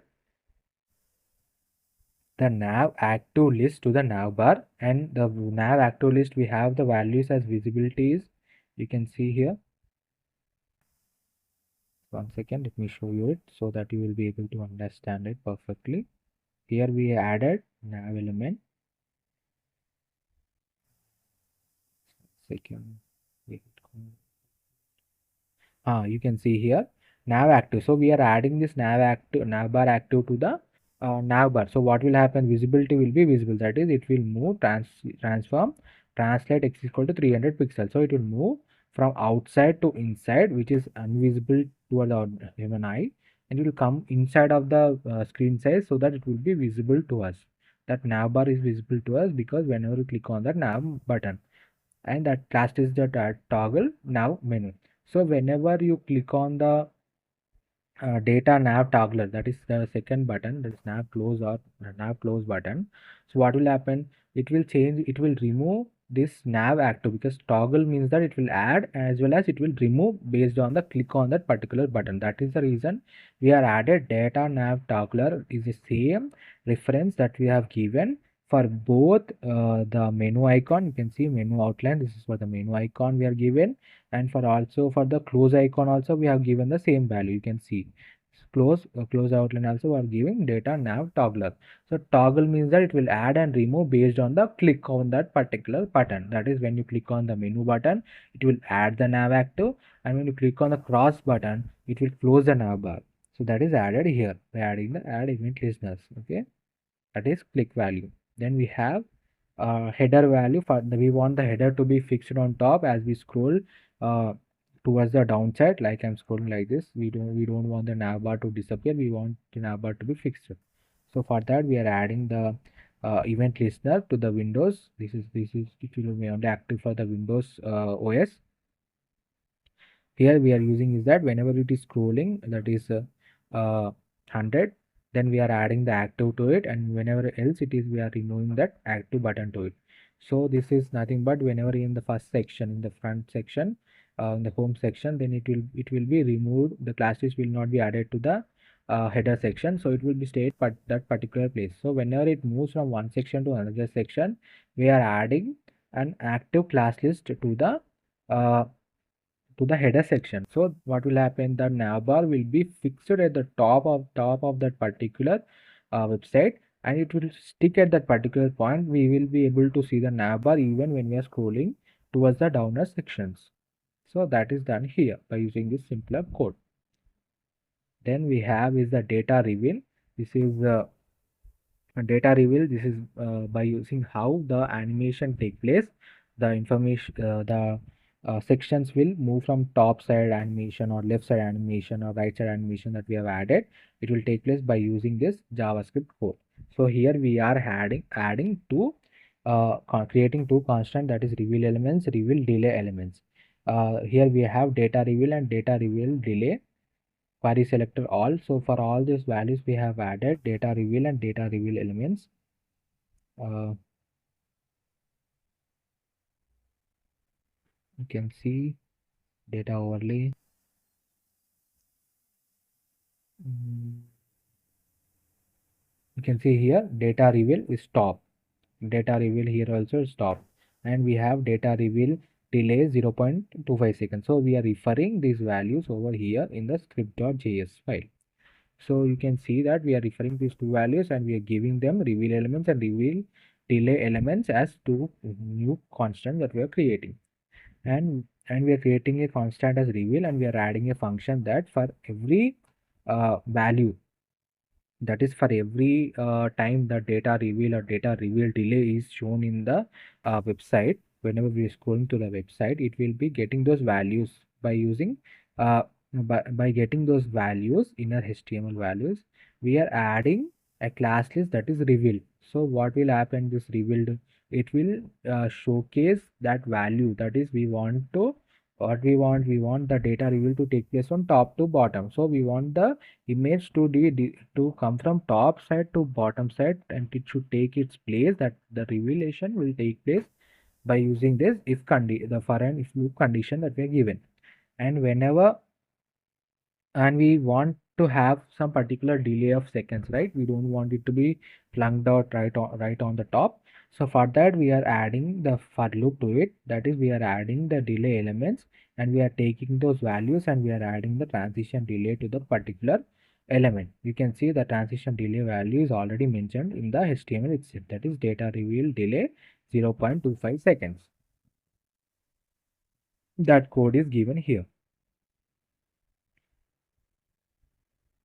And for that purpose only we are adding the script elements. One script is for the main JavaScript file, and the second script is for the unpack uni icons. And these icons we are adding, we are linking to our index.html file. So this is the website, the entire source code, that the entire code I've explained you, and this is the website that is built. So you can see the nav bars, you can see the section elements. Then we have projects. You can see the projects, how they are aligned, and you can see the contact form and contact data, how we added the SVG files, the button hover effects, the hover effect on the social media icons. So this entire website source code will be available in the description. If you like the content, definitely try to visit the channel for more amazing content, and try to, if you like the content, please do like, share and subscribe. We are very close to reaching uh, to 4,000 hours of watch hour. So I request you, please watch the videos. It takes lot of efforts to building it. Definitely try to build this project and gain more experience. And if you have any suggestions for me, please let me know in the comment section. Thank you. Hello everyone, welcome to my channel. Today we are going to create this responsive portfolio website using HTML, CSS and JavaScript. The source code is available in the description. And if you like the content, please do like, share and subscribe. Definitely try to visit the channel. There are more awesome websites built using HTML, CSS and JavaScript, React.js as well. And we have added so many animation. We have used a lot of JavaScript libraries like AOS, animation and typing JavaScript. So definitely try to visit the channel. And now let's go through the website. You can see the hover effect on the navbar, the color change effect, and you can see the hover effect on the social media icons, and you can see the box shadow effect around the navbar, and you can see the hover effect, as well as you can see the color change, background color change and hover effect on the button. Then you can see the bar design using HTML, CSS and JavaScript, so that we can be able to mention the proficiency at that particular work. You can see here. Then we have added some icons to represent the things that we do, that is web developer, mobile developer, networking and debugging. And you can see the projects here. You can see the hover effect on the button. Then you can see the projects. You can see the hover effect on the demo button. You can see how neatly we have given the background color to the entire project work. Then you can see here 2 more projects, demo buttons. Then we have the contact me form, name, email, and message. And you can see the whole effect on the button and the footer with social media icons. This entire website is also available in mobile and tab version. That is, it is entirely responsive website. Let me show you that. This is the desktop view of the website as you've seen before. Now let's try to go to see the tab version and mobile version of the website. You can see this is the mobile version of the website, how neatly they are aligned, the projects as well as the contact me form. You can see how neatly they have all been aligned. You can see this is the navigational bar, and you can see below support at the date, email, our contact details, and the social media icons. And you can see the responsiveness of this website, that is movement from one page to the another by clicking on the particular navbar.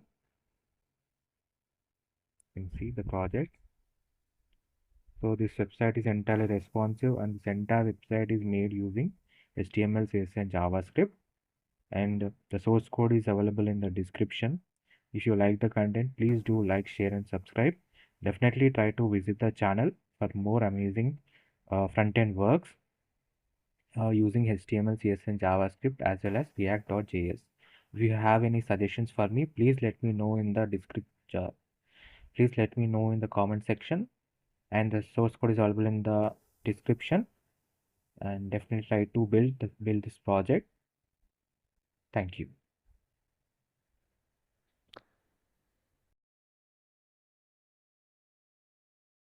Hello everyone, welcome to my channel. Today we are going to create this responsive portfolio website using HTML, CSS, and JavaScript. The source code is available in the description. If you like the content, please do like, share, and subscribe. Now let's go through each and every slide. Right now we are in the home section. You can see hover effect on the navbar elements, and you can see an infinity loop of elements here which disclose what the person does, YouTuber, developer. You can see the hover effect on the buttons, and this infinite loop of names that are repeating here is done by using JavaScript library, that is typed JavaScript library. And you can see the sticky navbar as we move to the next section. This is the about section, and you can see the same here. Then you can see the contact me as well as download CV button. Then we can go to the my services. You can see the hover effect and how neatly we have aligned them using the box shadow effect as well, and as well as the icons also.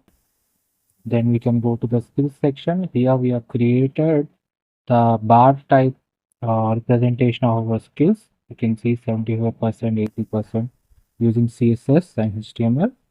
Then we can go to the testimonial section. You can see here this is done by JavaScript library. Here also we are using JavaScript library for this testimonial section. You can see as it moves from one to the another. You can see like that way, and we can also move from one to another. And then we can go to the contact me section.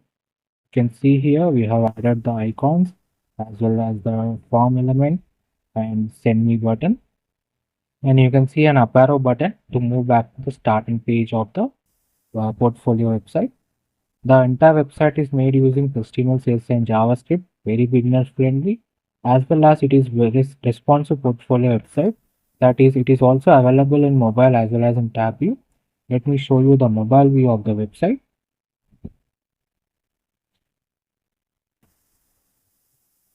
You can see this is the mobile view of the website. How perfectly they have all been aligned, exactly based on the size of the mobile device. You can see here, we can see the testimonial section, proper alignment as well as the button below it so that we can be able to move. And it is an infinity loop, it will continuously move, showcasing all the testimonials to us. And you can see the contact me section. And now let's see the navbar also. You can see this is the navbar. Very quick, very responsive navbar we have, perfectly aligned, and you can see the hover effects and all. This website is entirely responsive, so it is also available in tab view. This is the tab version of the website. You can see perfectly aligned. You can see two testimonials are right now be showing. And then you can see the contacting section. You can go back to the starting page. So it is a very beginner friendly project and a very professional website, portfolio website. You can make it, it is very useful for you for your resume building, also for your recruiter for getting your first job. And I hope you like the content. I hope you like the portfolio that I've designed. If you want to create your own, the source code and the starter files are available in the description of this video. And if you like the video, please do like, share, and subscribe. Now there are a lot of tutorials available on the on my YouTube channel. You can see the full tutorials. You can get the source code available there. And if you have any suggestions, please let me know in the comment section. And I would love to know your responses. Thank you so much for watching this video. Thanks a lot.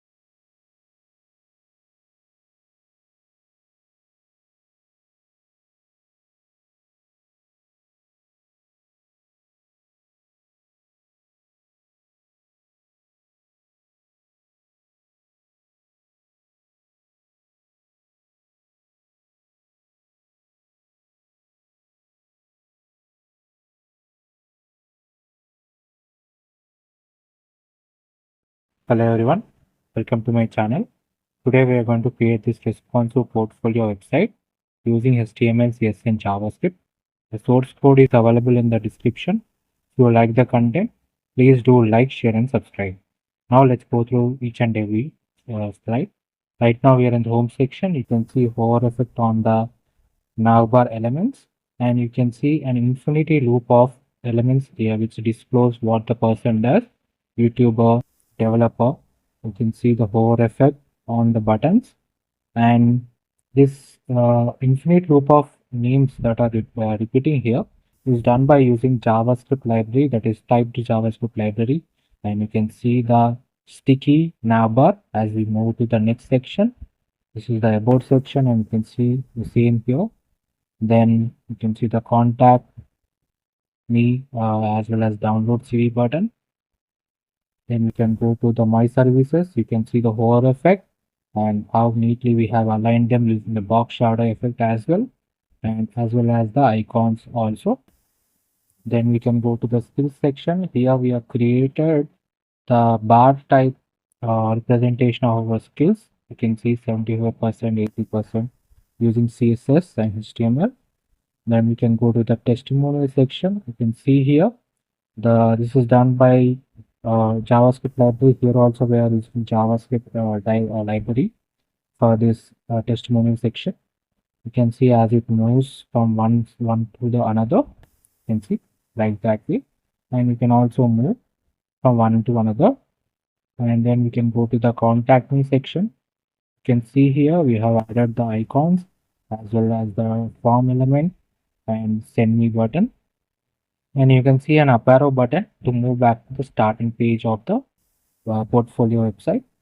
The entire website is made using HTML, CSS and JavaScript, very beginner friendly, as well as it is very responsive portfolio website.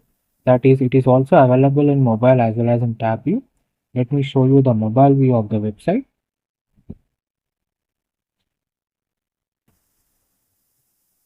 You can see this is the mobile view of the website.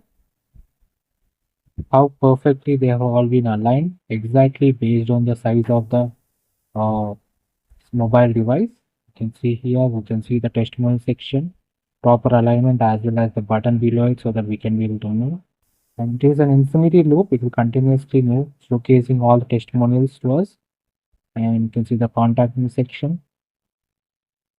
And now let's see the navbar also. You can see this is the navbar.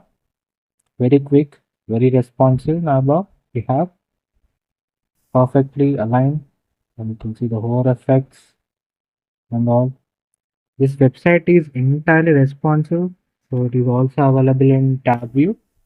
This is the tab version of the website. You can see perfectly aligned. You can see two testimonials are right now be showing. And then you can see the contact me section. You can go back to the starting page. So it is a very beginner friendly project and a very professional website, portfolio website. You can make it, it is very useful for you for your resume building, also for your recruiter for getting your first job. And I hope you like the content. I hope you like the portfolio that I've designed. If you want to create your own, the source code and the starter files are available in the description of this video. And if you like the video, please do like, share and subscribe. Now there are a lot of tutorials available on the on my YouTube channel. You can see the full tutorials. You can get the source code available there. And if you have any suggestions, please let me know in the comment section. And I would love to know your responses. Thank you so much for watching this video. Thanks a lot.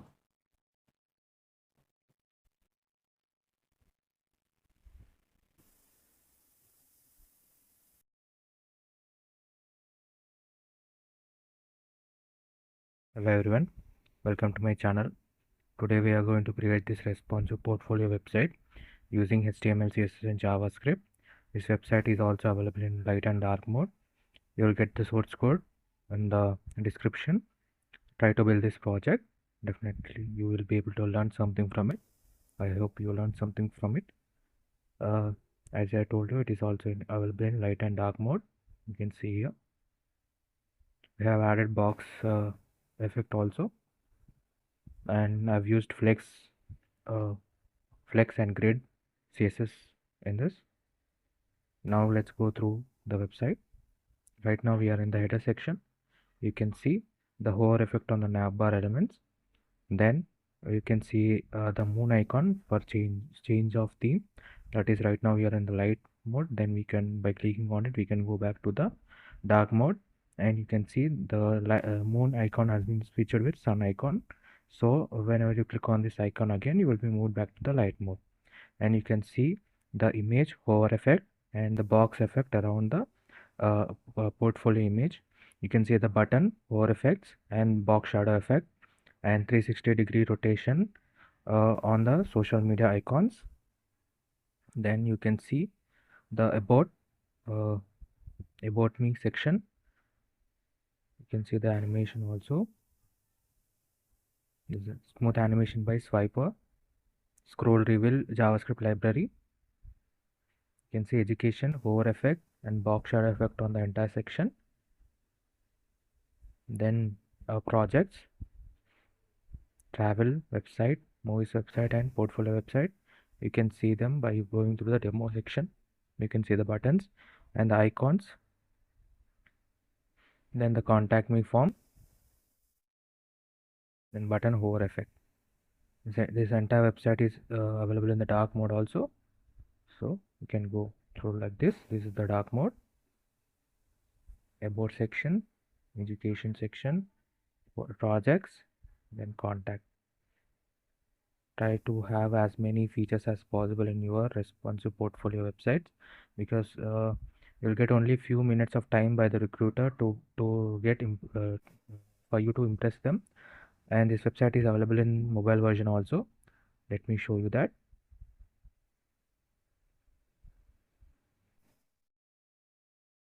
See, this is the mobile version. Let me show you the animation,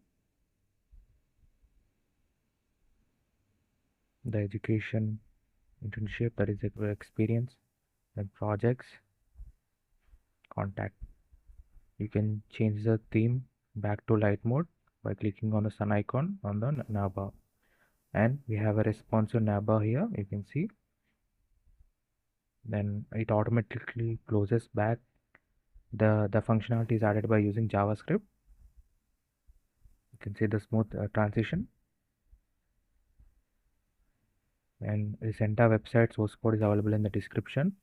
If you like the content, please do like, share, and subscribe, and definitely try to visit the channel. It takes a lot of efforts to build them, and I'm gonna share you the entire full tutorial where I will explain you line by line code, the entire code, so that you can understand each and every section, HTML, CSS, and JavaScript entire functionality. Please do subscribe to my channel to get that full tutorial. The source code is available in the description. Thank you so much. Now let's go through the line by line code. So we are going to build this portfolio website. You can see here.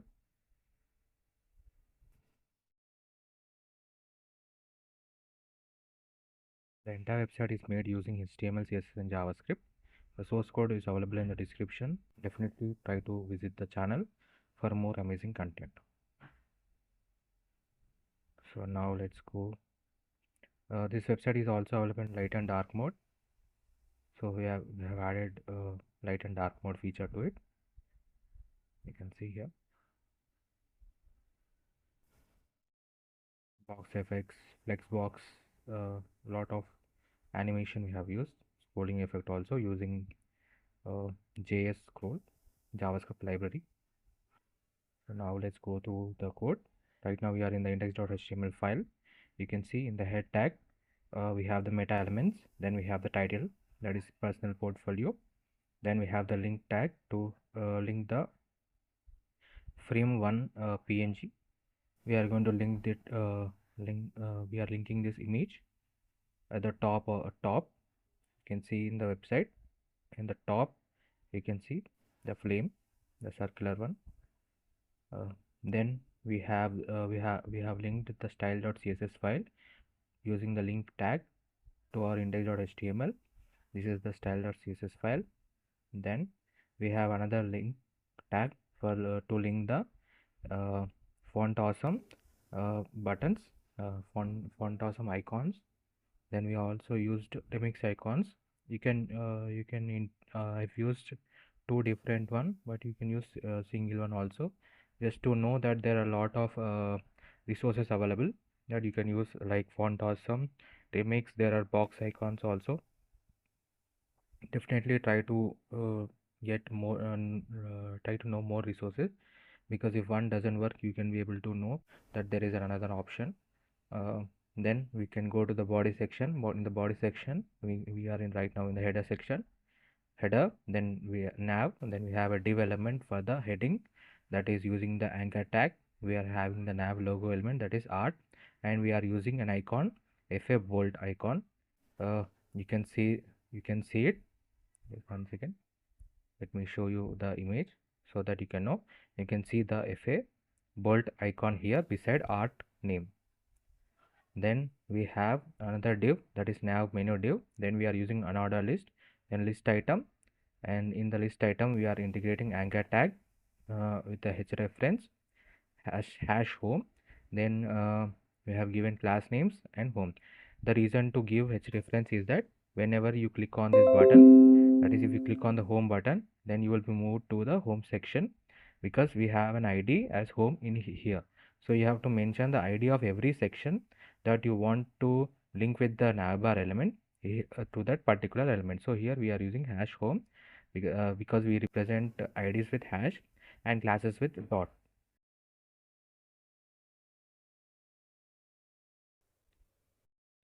Then that's how we link each and every section with our navbar elements. Then we have I tag to have the moon line, that is for the change in theme button. Here you can see the sun. I'll show you the moon also. In the light mode, you can see the moon button. In the dark mode, you can see the sun button, sun icon. Let me show you in the image.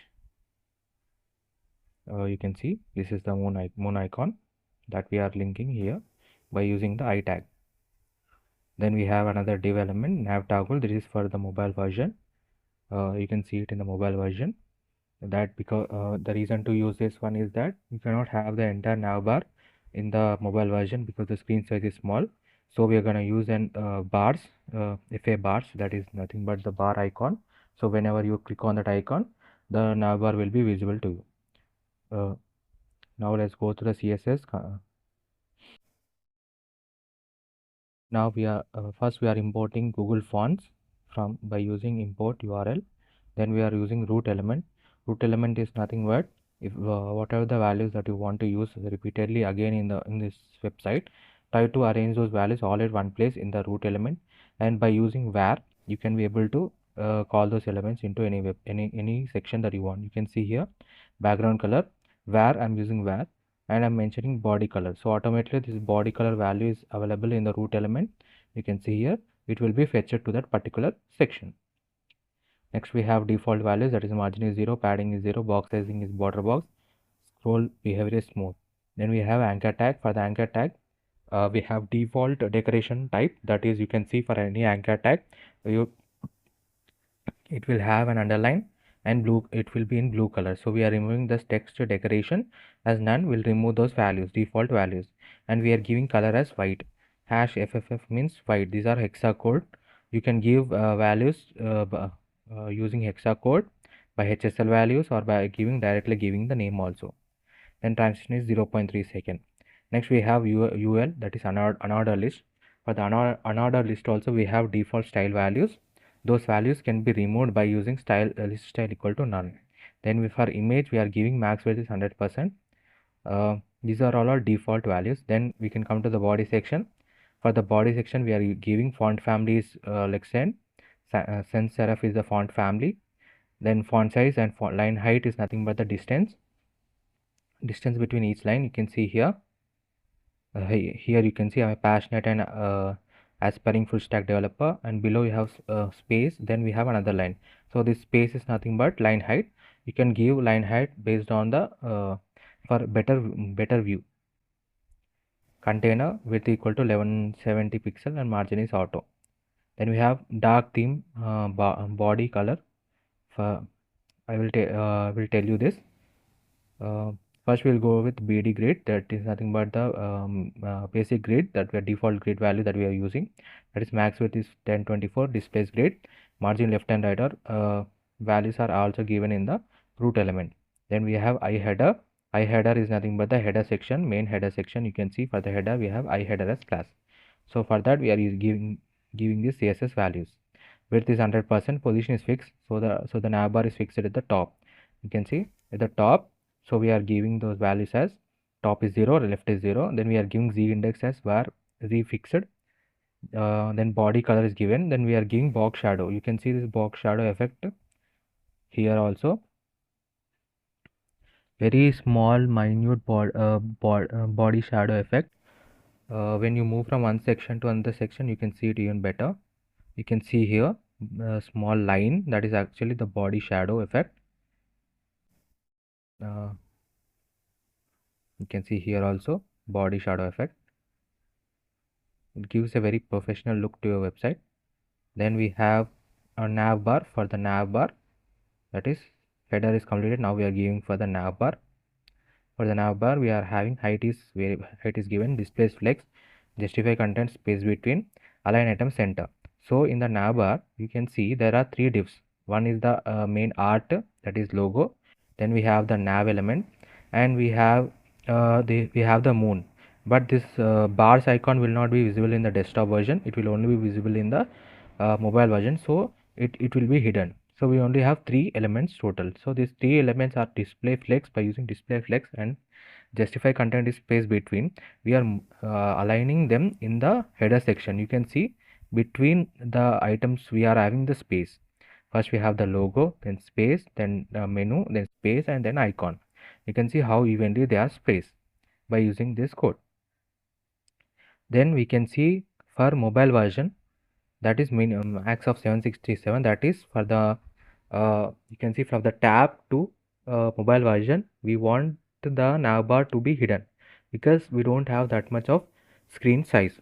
So what we are doing, we are for the nav menu, we are creating position is fixed, top is variable height, right is -100. So whenever you give -100%, it will move out of the menu bar. So what will happen, let me show you here, just one second.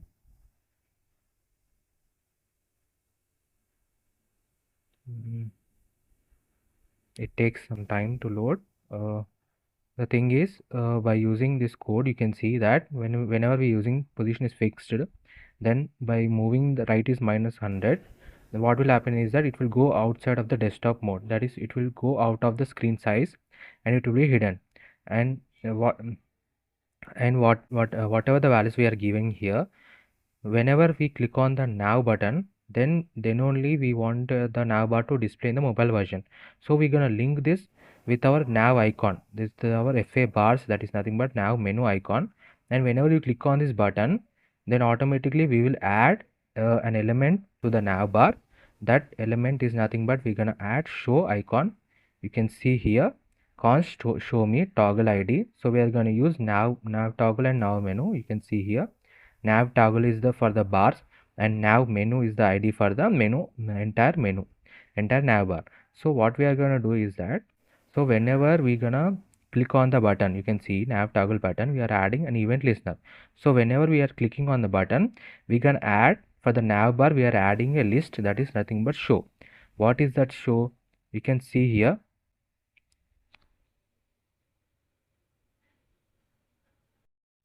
So whenever you click on that button, we'll move back to this place.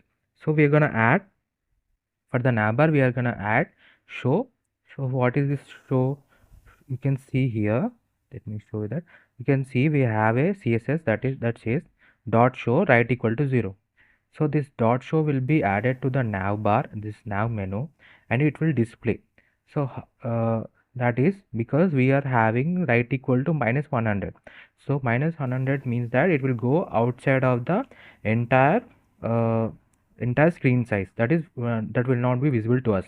So whenever you click on the now button, then the show one show class will be added to the nav bar, and it will display the entire nav bar. Let me show you here.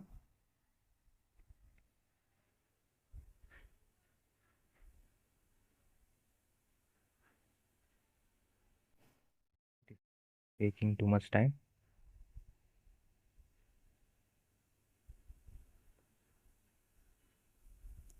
So that's how you gonna add the nav bar uh, for the mobile version. You can see here when you click on the button, then you can see a nav bar. You can see the nav bar will come from the right side because right equal to now 0, so it will come from right side, and we have given transition to it, that is transition is 0.5 second. So that's how the nav bar will be shown in the mobile version.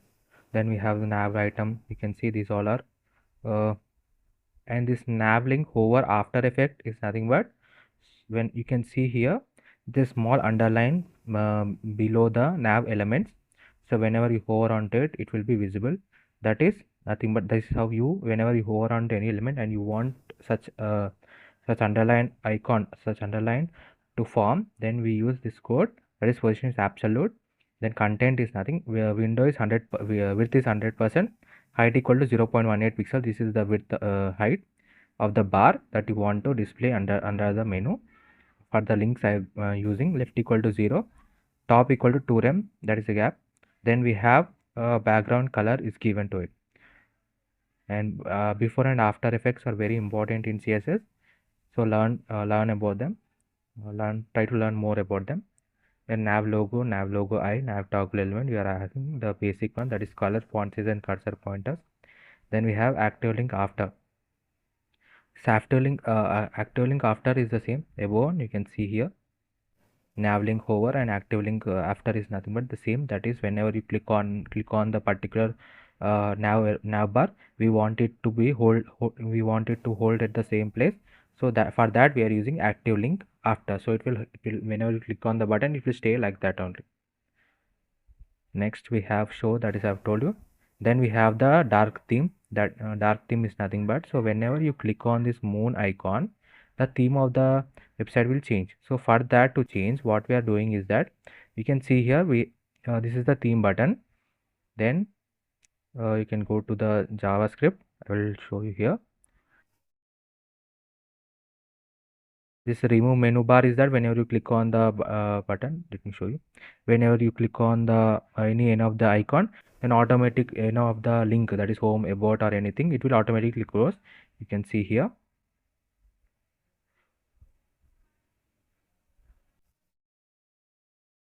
Yeah, you can see automatically it will close, the navbar will close and it will move to that particular section.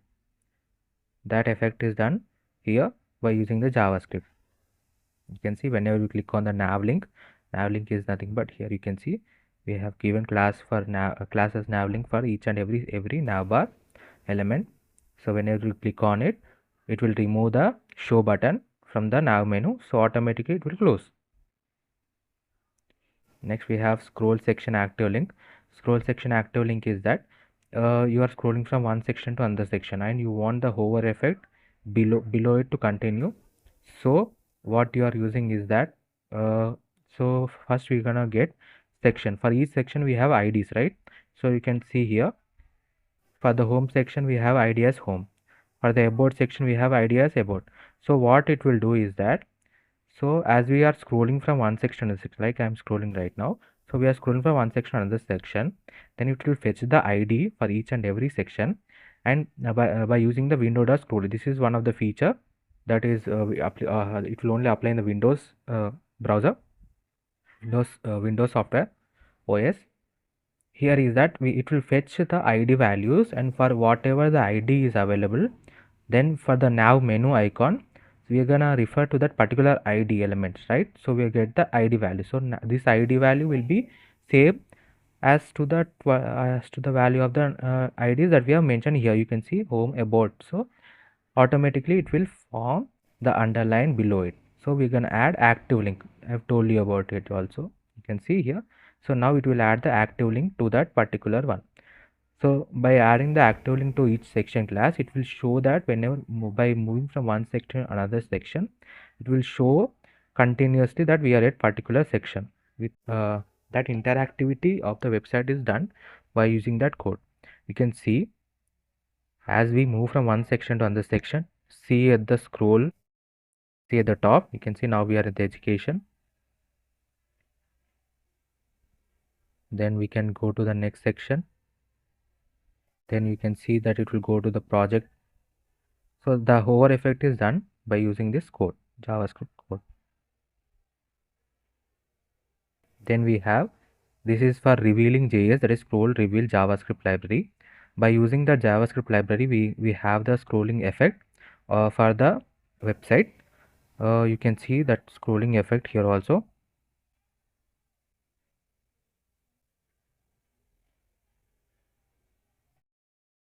You can see here the smooth scrolling effect that is done by using the scroll JavaScript library.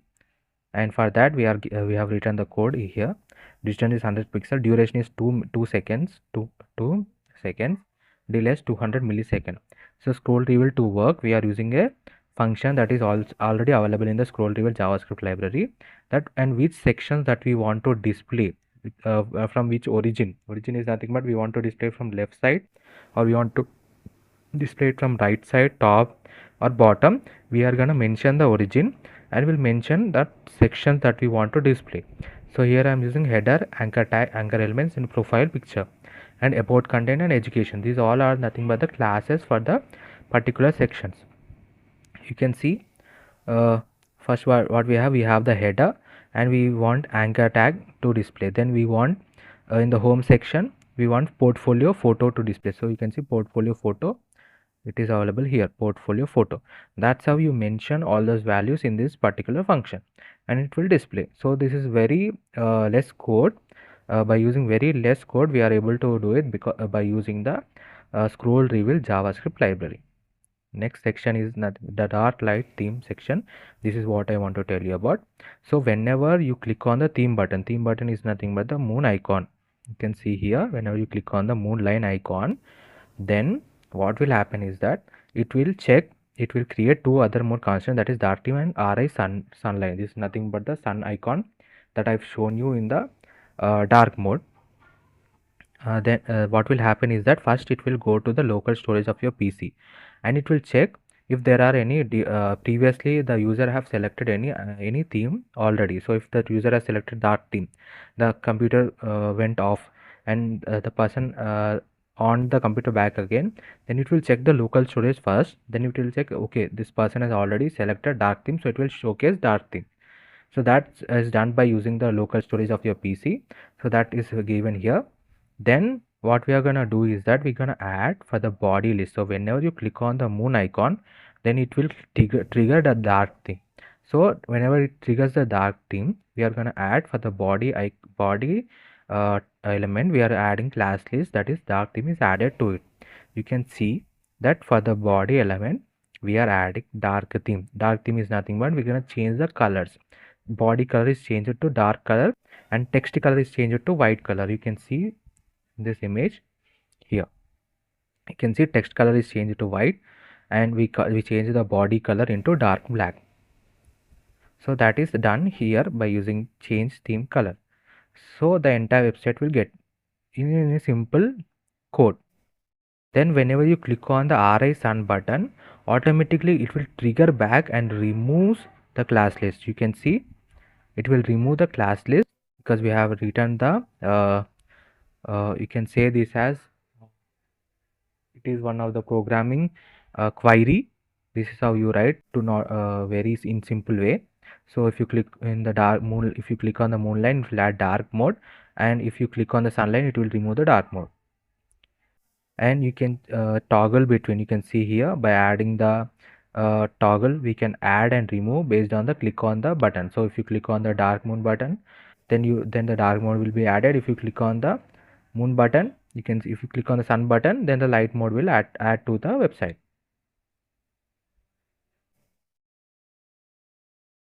Next, so that is the code for the dark and light mode change. It is very simple. Next we can go to the home section. So in the home section you can see we have a div, that is uh, the div in the div. First we have one div that which holds image tag. It will have the portfolio image. Then we have another div for portfolio text, with we are using h5 elements, h1 to h6 elements are the heading tags. So they are very crucial. You can see the heading tag difference. H5 is very small, h1 is very large. So from h1 to h6 the size of the text will reduce. And we have paragraph tag. We have uh, paragraph tag for writing any more information that you want to mention. Then we have div element, that is button groups, to have two anchor tags for both download CV and contact button.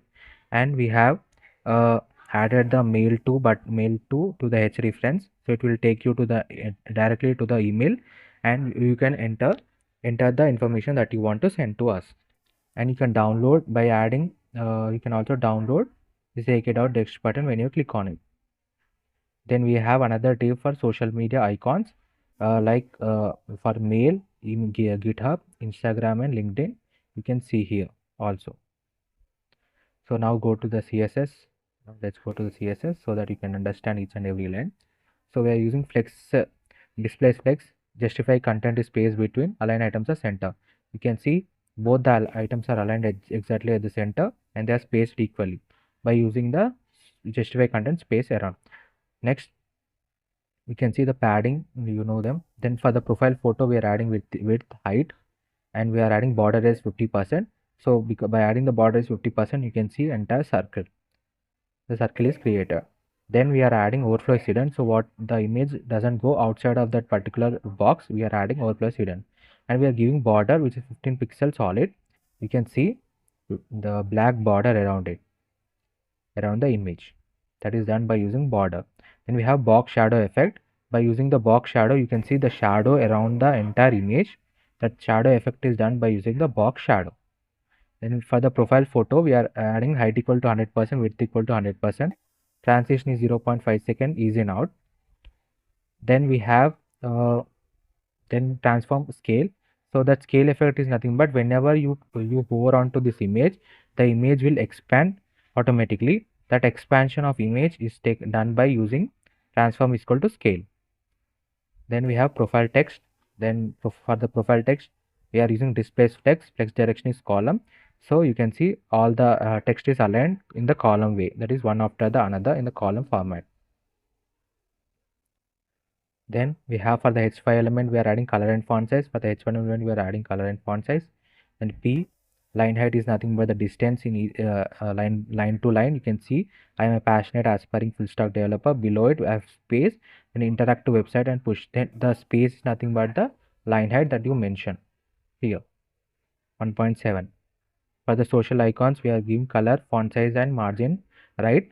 Then the transition is nothing but whenever we hover onto these icons, we will rotate the entire icon 360 degrees. So that rotation of 360 degrees takes place in 0.5 seconds. That transition effect is done here. Next, we have the about section. I hope you understanding everything. If you have any doubts, please let me know in the comment section. The source code is available in the description.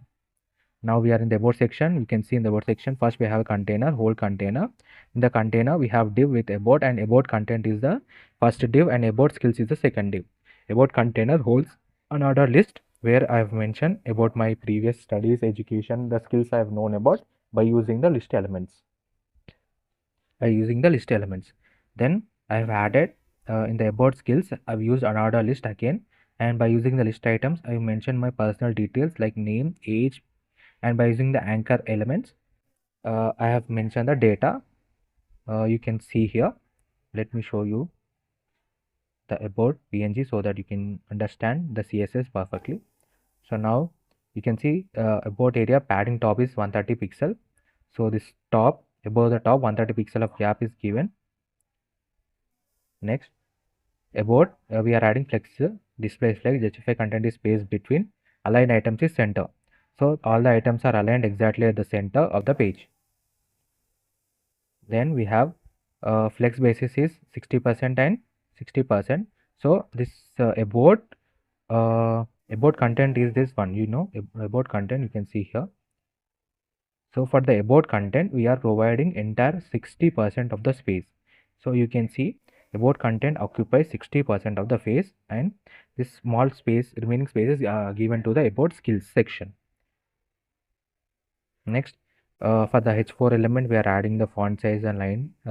This text transform is nothing, but we want to change the values to capitalize, then we use text transform. Most of the time, try to write it in the index.html file itself. Next, we have text align, justify. You can see all those values are aligned perfectly by using justify. Next, we have list style type is disk. Then margin bottom, font flex basis is 35%. That is for the about.skills, we are only using 35% of the space. Then we are using bottom padding values are given. You can see these are the values. Next, for the buttons, I'll show you the button. The button has a box shadow effect to it. You can see box shadow effect, and the border radius is also given. Now let's see the button. Button for the border color is given to it by body color is added to it. If the body color is white, we'll get the white color. If the body color is dark, we'll get the dark color. Then we have the color, that color for the text. Then we have background color is given here, that is black. Padding, margin right, and border radius is 30 pixel. So you can see a curve at the both edges. That curve is done by using border radius. And we have uh, box shadow effect. You can see the box shadow effect below the buttons. You can see that shaded effect is done by using box shadow. Then we have btn active, that is whenever it is an active state, you can see the first button I have added btn active, so it has orange border. And button hover, for the border color we are adding the first color, that is whenever you hover onto this button, you can see an orange color around it. Then we have education and internship section. So let's go to the education and internship section. In the education and internship section, you can see we have a container. For the first container, we in the education div, we have h3 as h3 element, that is education title. Then we have 3 timelines, that is nothing but my bachelor's. For the bachelor's, I've used one div. For the secondary school, I've used one div, and for the high school, I've used one div. In each div, I've used h3 element to mention the course that I've done, that is BTech EC, and h4 element to mention the university name, and I tag for calendar icon and to mention the time. So the same code is copied again 3 times. Then for the internship section also, we have used the same code here also. H3 element to mention it, H4 element for the to mention the company name, and I tag for March 2021 to mention the FAFA calendars by using the calendar icon. So it gives very professional look to your website. And I've used and another element, that is list item for writing more information. That is whenever you can see here. Then I've copied the exact same one again for the next item, that is for the restaurant website. You can see the image here. You can see the education here. This is the education box. Now let's go to the CSS. Education content displays flex. Border radius is 5 pixel. Height and margin bottom is 250 pixel. You can see the border radius, that is curved edges. You can see here at the bottom. The curved edges is nothing but border radius. Then for the color flex is given. These all values are normal values, that is font size, margin, bottom values. Then we have padding. Border radius, position is relative. Border, you can see transition, and by using the box shadow effect, you can see the box shadow effect, the line effect that is around the box. This box shadow effect is done by using this box shadow value here. Then we have border, and whenever you hover onto this entire content, you will see a border color, that is orange color, will display around the entire border. like I will show you here. You can see an orange border here. So just like that, whenever you hover onto this any of these two sections, you can see an orange border around them. Next we have position relative timeline icons. You can see the timeline icon is nothing but this icon. You can see this is the calendar icon that we have used for both the sections. And we have timeline before. This timeline before is nothing but by using, you can see the line that is going right. This line is nothing but timeline before. This timeline before you can see here also. I'll show you timeline before. You can see timeline box. For this timeline we are creating this. You can see timeline item. For this we are creating before value, that is nothing but this line that we are creating by using the before functionality in the CSS. So we are creating with this 2 pixel. You can see that is the reason we have very thin line.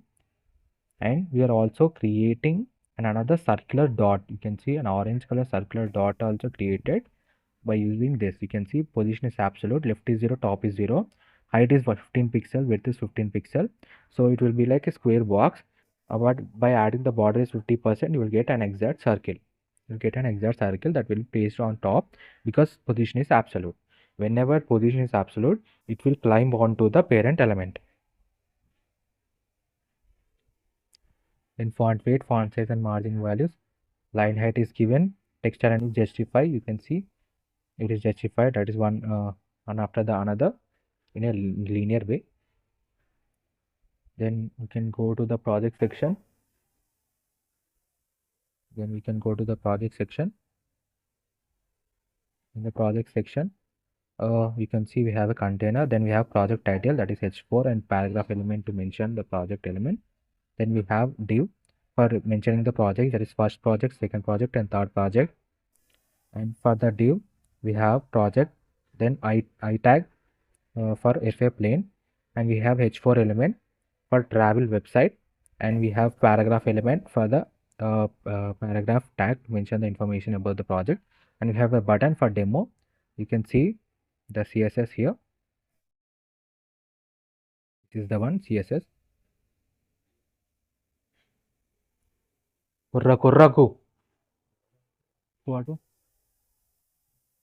Project content padding is given here. Then we have project title value is given, margin bottom and text align. Then we have an uppercase value for the positional elements. Then we have height, line height is mentioned here, and color and margin bottom is given to the paragraph element. You can see for the project we have display flex, justify content is space between. So each and every section is aligned one after the other in equal space. That is done here. Then we have a project for each project section, that is for each and every section we are creating this. For the color border is given, and border radius is 10 pixel. You can see curved edges around the border, that is nothing but by using the border radius value. Then we have position is relative, padding is 25 pixel, text align is center, and flex basis is 32%, that is we will use 32% of the space. And then we have box shadow effect. For it you can see this shadow effect, box shadow effect, around the box. Then for the icon tag we are giving the background color, width and font weights. These are all similar values. Then we have border color. For the button element I have already told you about the button. Then we can go to the contact section. Next is the contact section. For the contact section we have div container, and first div for the contact title, that is contact me and get in touch by using the h4 and p element, that is paragraph element. Then we have form. In the form we are using input elements, and definitely try to mention the type element, because here I am mentioning type is email. So if the person doesn't enter the proper value, that is the Gmail at the gmail.com, then it will show as an error before it gets submitted. So it will give a very professional look to your website, and it will also let you get a proper information, that is you will get exact Gmail and values also. You can see span element, and that section ends here. Let me show you the contact section.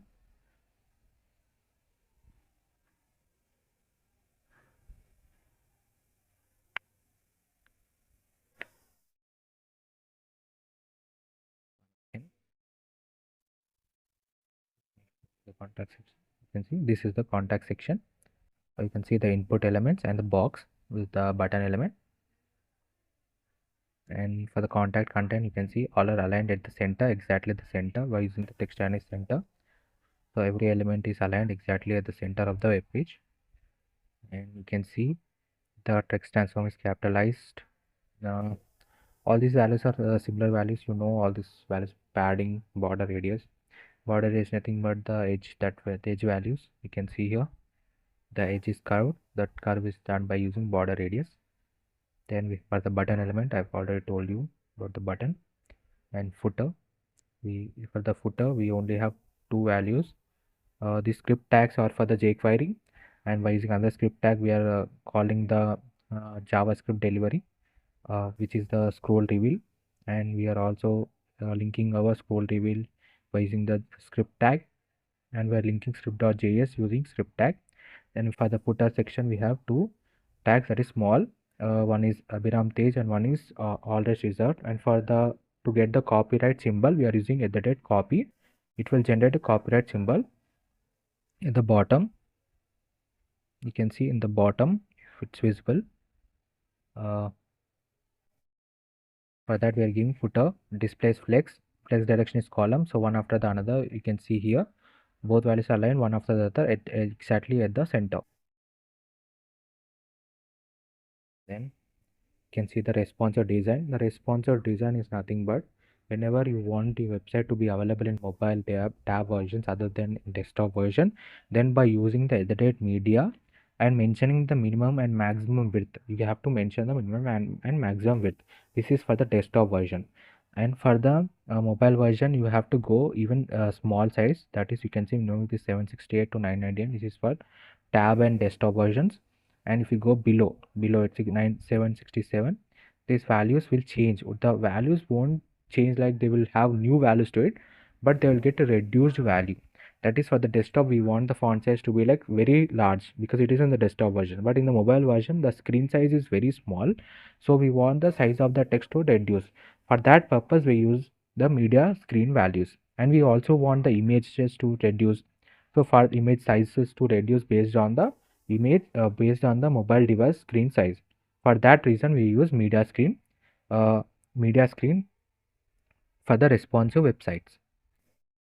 You can see all these values are nothing, there are no new values are added, no new code is added. We just changing the direction, the flex direction is column. You can see in the education content, let me show you the education content so that you can understand. Here in the education content we have very large space because this is the desktop version, right? So it is aligned one beside another. But in the mobile version it won't have that much space because the mobile screen will be very small. So we are aligned by using the flex direction as column. We are aligning both of them one after the another. So first the education will come, then below it the internships will come. So that changes, small changes will take place in the responsive web design, nothing more. For adding the responsiveness you have to use at the date media, and you can mention maximum width or minimum width. And for the mobile versions you can see 767 below versions are mobile version screen size. Above 767 to 900 it is tab. 900 to above version above screen size will be for the desktop versions. So this is the website that we have built. uh, Homes, let me show you once again so that you can see that how amazing this personal portfolio website is. You can build this project. The source code is available in the description. Definitely try to build this project. By using this tool reveal we have added the animation to the website. You can see the smooth animation effect. And we have used font awesome icons and remix icon for this project to get the icons that we require. And this website is also available in dark mode. You can see here this is the dark mode of the website. the score, the hover effects, the box shadow effects. You can see. Definitely try to visit the channel for more amazing content. It takes really lot of efforts for building these projects and explaining you line by line code. Definitely try to build them. If you like the content, please do like, share and subscribe. Thank you. Hello everyone, welcome to my channel. Today we are going to create this responsive portfolio website using HTML, CSS and JavaScript. This website is also available in light and dark mode. You will get the source code in the description. Try to build this project. Definitely you will be able to learn something from it. I hope you learned something from it. As I told you, it is also available in light and dark mode.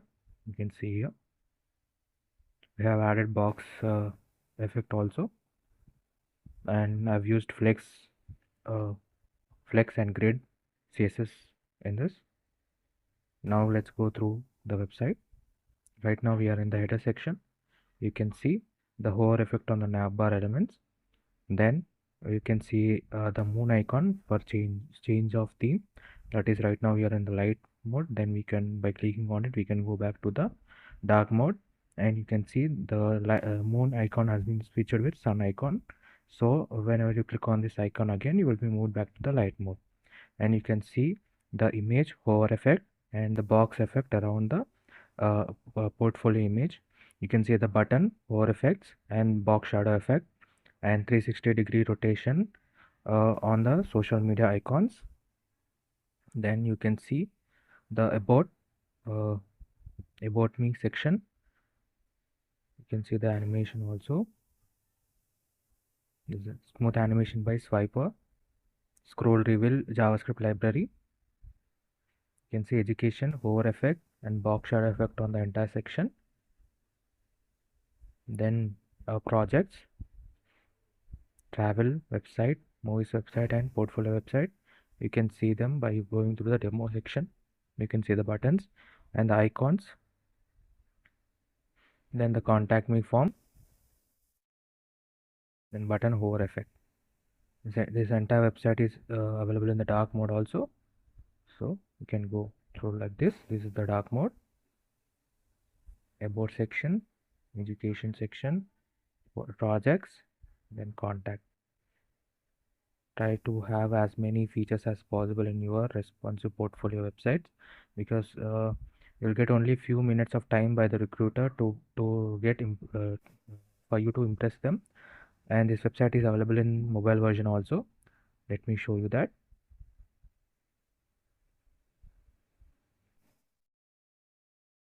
See, this is the mobile version. Let me show you the animation, the education internship, that is the experience, then projects, contact. You can change the theme back to light mode by clicking on the sun icon on the navbar.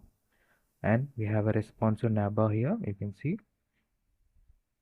Then it automatically closes back. The functionality is added by using JavaScript. You can see the smooth transition. And this entire website source code is available in the description. If you like the content, please do like, share and subscribe, and definitely try to visit the channel. It takes a lot of efforts to build them, and I'm gonna share you the entire full tutorial where I will explain you line by line code, the entire code, so that you can understand each and every section, HTML, CSS and JavaScript entire functionality. Please do subscribe to my channel to get that full tutorial. The source code is available in the description. Thank you so much.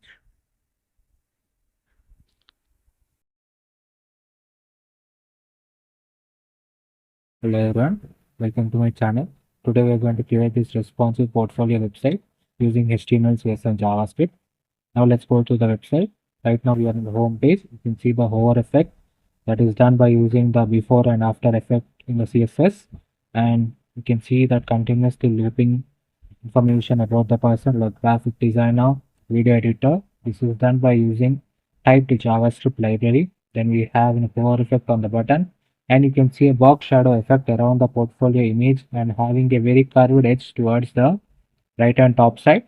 You can see giving a very professional look to your website. Then we can see the social media icons at the bottom. Hover effect changes the color of the icons. Then we can go to the next section, that is our skill section. You can see skills section has two containers. One is for technical skills and one is for professional skills. And here you can see the box shadow effect that have been done, and I've also added the icons here. You can see JavaScript, Python, CSS, and HTML. And we have created a bar effect that will display the percentage of proficiency that we have in that particular skill. You can see that is also for there for the professional skills also. Then we can go to the education section. You can see for the education section, we have added the image as well as the details like what degree you have done and the small information that you can provide about your education. Then we can go to the careers page. In the careers page, you can see a small description that is done here, and we have created this professional summary icon by using the CSS styling, and at the same time for the same career goals also. And here you can see we have created a box shadow effect card which gives a 3D look to the website that to the professional website. And you can see we have added some main information here like long-term and short-term goals. Then we can go to the testimonial section. And in the testimonial section, you can see we have integrated an image inside a text and giving a very professional look testimonial section where the other people have given information about you, how you work about, and you can see the very professionally done box shadow effect here that is added to them. And you can go to the contact me section, and you can see for the contact me section I have also added the envelope icon here, and you can see this is the contact me form, name, email, and message.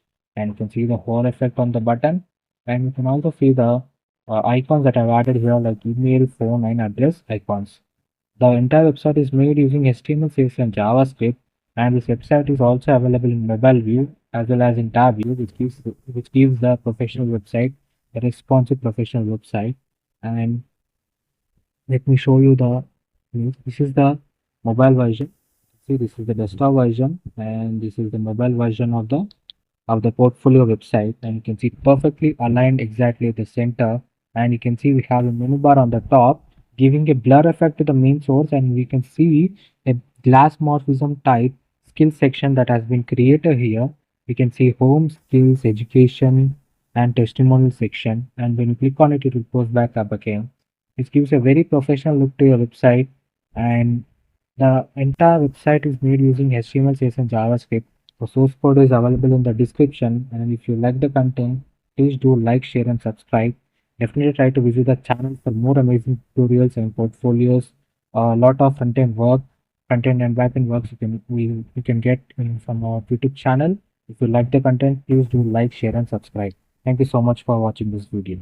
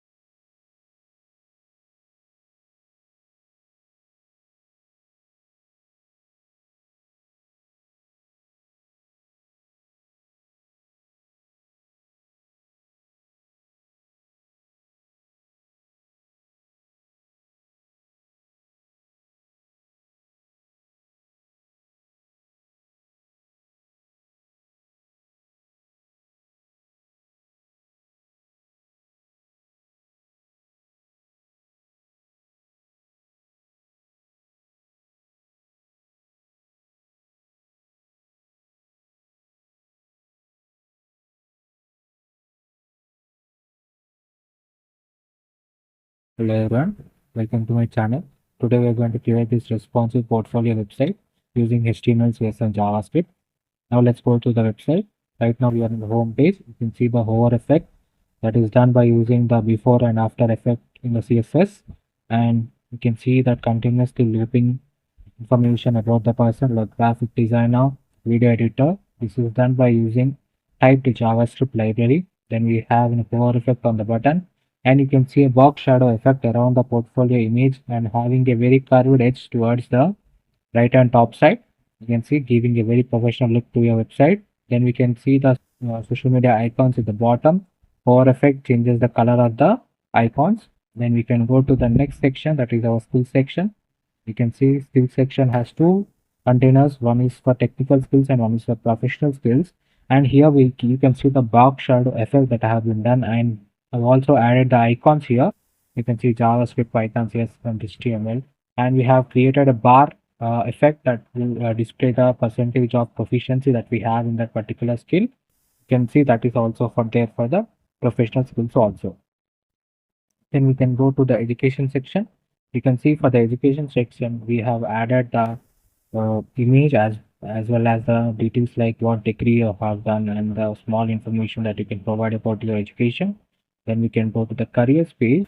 In the careers page, you can see a small description that is done here, and we have created this professional summary icon by using the CSS styling, and at the same time for the same career goals also. And here you can see we have created a box shadow effect card which gives a 3D look to the website that to the professional website. And you can see we have added some main information here like long-term and short-term goals. Then we can go to the testimonial section, and in the testimonial section you can see we have integrated an image inside a text and giving a very professional look testimonial section where the other people have given information about you, how you work about, and you can see the very professionally done box shadow effect here that is added to them. And you can go to the contact me section, and you can see for the contact me section I have also added the envelope icon here, and you can see this is the contact me form, name, email and message, and you can see the whole effect on the button. And you can also see the icons that I've added here like email, phone and address icons. The entire website is made using HTML, CSS and JavaScript, and this website is also available in mobile view as well as in tab view, which gives the professional website a responsive professional website. And let me show you the this is the mobile version. See, this is the desktop version, and this is the mobile version of the portfolio website, and you can see perfectly aligned exactly at the center. And you can see we have a menu bar on the top giving a blur effect to the main source, and we can see a glass morphism type skill section that has been created here. We can see home, skills, education and testimonial section, and when you click on it, it will post back up again. This gives a very professional look to your website, and the entire website is made using HTML, CSS and JavaScript. The source code is available in the description, and if you like the content, please do like, share and subscribe. Definitely try to visit the channel for more amazing tutorials and portfolios. A lot of front-end work, front-end and back-end works you can get from our YouTube channel. If you like the content, please do like, share and subscribe.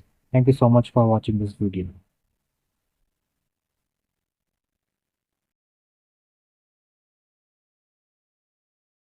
Hello everyone, welcome to my channel. Today we are going to create this responsive portfolio website using HTML, CSS and JavaScript. This is a grass morphism type portfolio website. You can see the effect, and you can see the effect of typing effect, that is nothing but using the typed JavaScript library we are doing this. Freelancer, web developer, you can see a typing effect. Then we have hover effect on the buttons. You can see the background color change as well as hover effect on the social media icons. You can see, and our portfolio, and you can see continuous infinity loop background design that we have created for the dots. It will move continuously, you can see them. And then you can see the chart section. Welcome to the chart. This is one of the online charting section that I've created here. Then we can go to the next section, that is about section. This is the about section. You can see the portfolio image, the border curvature that we have done, and how neatly we have aligned the skills using the glass morphism type. Then we have the education, download CV as well as contact me button, and you can go to the experience section. You can see how neatly we have aligned them all. Then we can go to the portfolio section. This is the portfolio section. You can see how neatly we have aligned all our projects. And whenever you click on this view project button, a new page opens with your portfolio image as well as details. Like when it was created, technologies used, role, and online demo, you can click on this button for that viewing that project. You can see smooth transitions. There's no delays or any type of errors. Smooth transition. You can see easily we are able to visit the website as well as exit the website. Then we can go to the contact me section. This is the contact section. We have the type functions here, then send message button, social media icon. You can see the hover effect and background color change. This website is entirely responsive. That is, it is also available in mobile as well as in tab version. Let me show you that. This is the desktop version of the website. Now let's go to the mobile version. This is the mobile version of the website. You can see how neatly they have aligned exactly the center and well spaced. Then we can go to the next section, about section. This is the about section. You can see perfectly aligned with the size of the screen, that is for the mobile device. Then we can go to the projects, this portfolio. You can see how they are aligned. And next, contact me section. Perfectly aligned. And this website is entirely responsive. It is great for mobile, desktop, tab versions. You can use it for professional as well as personal use. It will give a very good impression for the recruiters. And the source code is available in the description. If you like the content, please do like, share and subscribe. Definitely try to visit the channel for more amazing tutorials. The line by line code has been explained and it will give a very good intro into the web development, and you will be able to learn HTML, CSS and JavaScript by doing these practical projects. Thank you.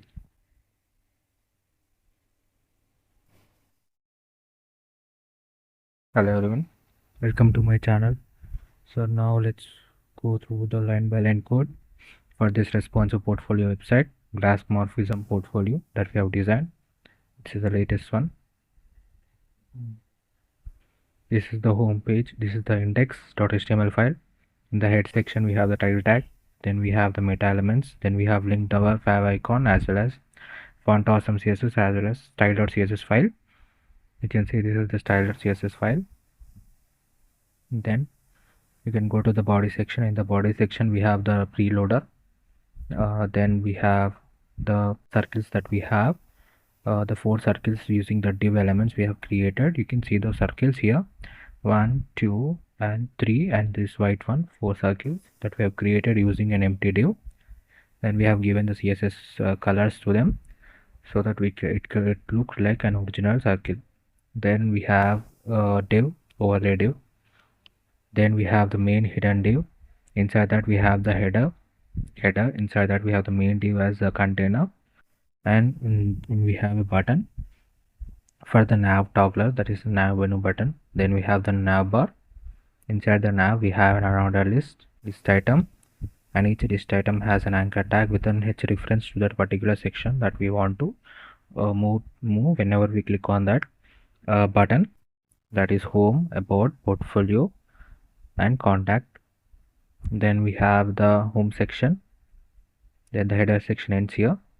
Let's go through the CSS so that you can be able to understand it perfectly. So this is the CSS. First we are importing the font using import at the date URL. Then we are using the root elements. This is the variable values that we are going to use in this website. We will have to mention them in the root element so that it will be easy for us to use his values directly by just calling them using var element. You can see here we are using color equal to var blue dark, which is directly calling this name that we have given here. Then we can go to the next one, that is the global settings that we give. That is box sizing is border box, padding is given, margin is given, outline is done. Then before and after we are adding box sizing equal to border box. Then for the body element we are adding the minimum height, background color. You can see we are using linear gradient. To get this gradient effect, you can see the color is fading. That is two colors, one is red as well as orange. They're fading, giving a linear gradient effect to the background color. Then background attachment is fixed. Font size, font family, color, and overflow access can hidden. We are using WebKit top highlight color equal to transparent, so you can be able to get an glass morphism type effect that we have created. Then for the body, height scrolling, overflow y equal to hidden. Then for body, before we are using content, position is fixed, top is 0, light is 0, height is 100%, width is 100%, background color is given to them. And for the default values, global values, we are giving for the anchor tag, we are removing the default values. So for that we are adding text declaration is equal to none. And for h1 h2 element we are giving the font weight, and same for the h4 h5 h6, this is nothing but the heading tags. Then for the image we are giving maximum width equal to 100%, vertical align is middle. Then another list is style equal to none. To remove any styles that have defaultly added to them will be removed by using the style equal to none. And for each section we are adding the background color, that is white alpha. Then border is added where minimum height is given, border radius is 30 pixel, and you can see the border radius, it gives a curved edges to this particular section.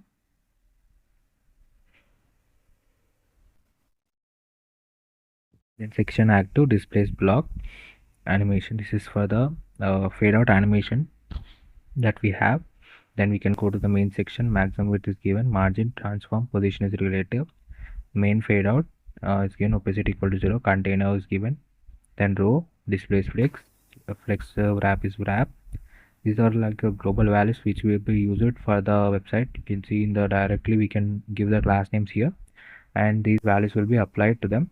That is the reason it is called as global values. Then for the section title we are using section padding is given, padding maximum width is added. Then for the section title we are adding the padding width, text align. And then for the padding section title and institute element we are giving the font size and text transform is capitalized. And custom scroll bar we are creating using WebKit scroll bar, and width is 5 pixel. And for the text we are using background color equal to var, and background color thumb is given to us as main color, you can see here.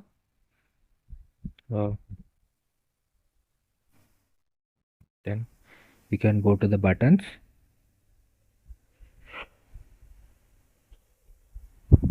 For the button we are giving font family equal to inherit and user select equal to none. Then button btn line height, background color is given, border is given, you can see the button in the image.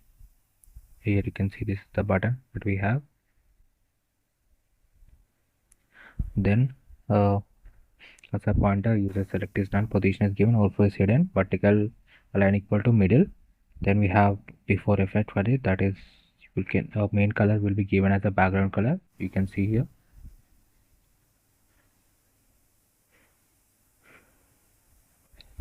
And whenever you hover onto the button, the color will change.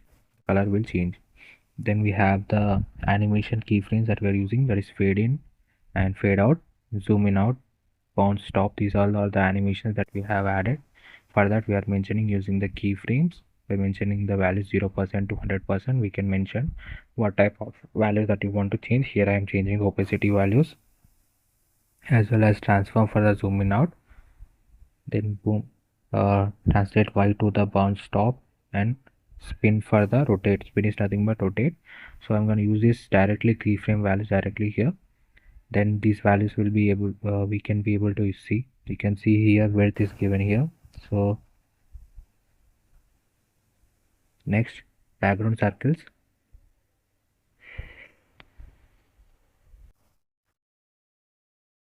The circles that we have created, for those circles, we have seen in the Here you can see big circles. For these circles we are creating the background effect for them, the color, the border, everything. For that only big grand circles we are using fixed. Top is 0, height is given, maximum width, as well as for the div we are giving position is absolute, border radius is 50%. And as you can see, for each and every circle we are giving the values. For the circle 1 we are giving height equal to 60, width equal to 60, background color is blue, and it is positioned exactly at left side 5%, top side 10%, opacity is 0.3, and you can see the animation is zooming out. It is infinitely, and you can see zooming out is the keyframe that we have created here. You can see this is the zoom in out keyframe, that is transfer scale 0.5 to 1. Then we have the circle 2, then circle 3 and circle 4. For each one we are adding the different type of animation that we are using. And then overlay is nothing, position is fixed, background color is transparent, and when it overlay is active the visibility will be visible. Then page loader, whenever we loading the page, that is whenever we starting the page at the starting position of the page, then we will get this page loader. It's nothing but a circular GIF that you can see.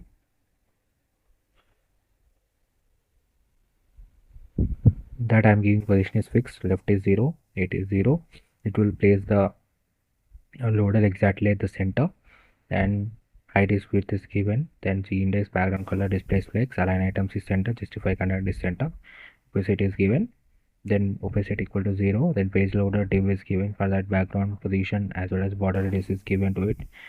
Then in child, we can go to the next one, that is the header section, the starting section of the header. Position is absolute, left is 0, top is 0, width equal to 100%, the index is 1, padding is given. You can see that is the one header we are giving here, the top. And when this header is active, position is fixed, top is 35 pixel. And when is header container, we are using maximum width is given, margin is done, margin is auto. And for the nav bar we are giving the nav equal to nothing but position as align at center, justify content is center. The entire nav bar will be aligned exactly the center of the page. Then nav bar height, opacity is 0.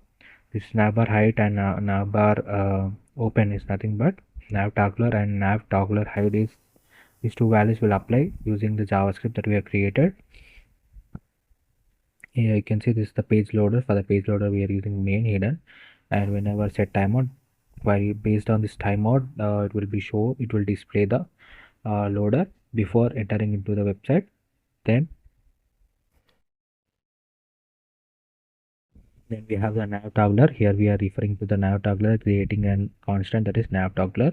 And for each tag we are adding an event listener. So whenever we click on the nav toggler, it will add height section will be activated, and as well as toggle navbar section will be activated, and height scrolling will be added to the body tag. So what is the height section? Height section is nothing but section dot active will be added to classes dot toggle fade out. So it will add to this particular section, because of which only it will display. You can see that whenever we are adding nav toggler to the active nav section, then it will display the entire nav bar. Nav bar will be displayed. Whenever it is adding height, you can see we are adding dot header active. At that time it will move back to its original position, and it will close the nav element. So that code is done here, very simple code. Then we can continue with the CSS file, hide, and now use span element. We're giving the values. Then span before and after effect for the toggle content position of the top is 0, with 100% is given to it. Left is 0, transform is translate y. Then we have span element. For that, each span element we are giving right and left values, transform values. And then we have the active. For the active width equal to 50%.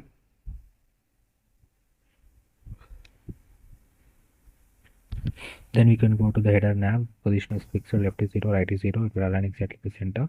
And overflow y equal to hidden, visibility is hidden.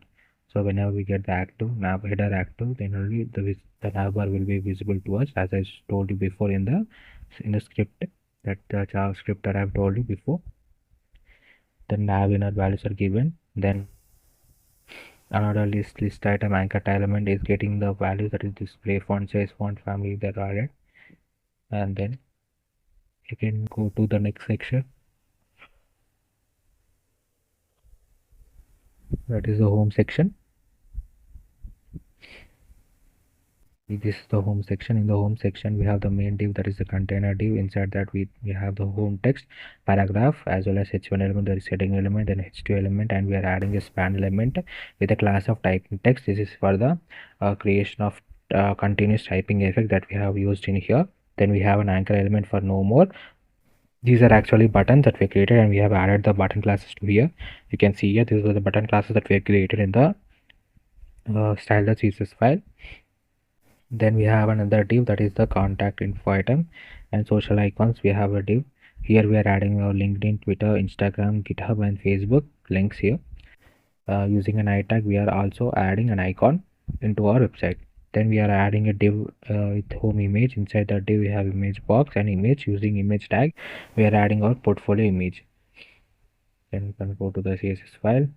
In that you can see CSS section padding is given, display active, display equal to flex, and the home image home text width equal to 50%, padding equal to 15 pixel. You can see both are aligned exactly at the center with equally space between them. And then paragraph element, we are adding the font size, and for the h1 element we are adding the font size and text transform is capitalized. h2 element we are adding the font size, font weight, margin top, button margin is added in image box. For the image we are giving maximum width, border is 8 pixels solid, and we are by giving the border radius equal to 50%, we are getting an exact circular border. You can see here. Then image, then h2 and span element, we are giving the values. Then we can go to the about section. Let's go to the about section. This is the about section. In that about section we have the main div, that is the container div. Inside that we have a div class row. Row is nothing but here we have created a class with row which is displays flex is given, and flex wrap is wrap, so it will apply directly to this div. And inside that we are adding section title. We have also discussed this h2 element, that is about me. Then we have a div as row. Inside the div we have the image div, and we are applying our image portfolio image. Then we have another div about text. Inside we are using paragraph tag for adding some data, and h3 for skills section, and we are creating a div with skills class, as well as we are creating skills item h1 h div elements for HTML, CSS, JavaScript, PIJS, and Python. Then we have another div for about tabs, that is one is for the education tab as well as for the experience tab. So and then we can go to the education section.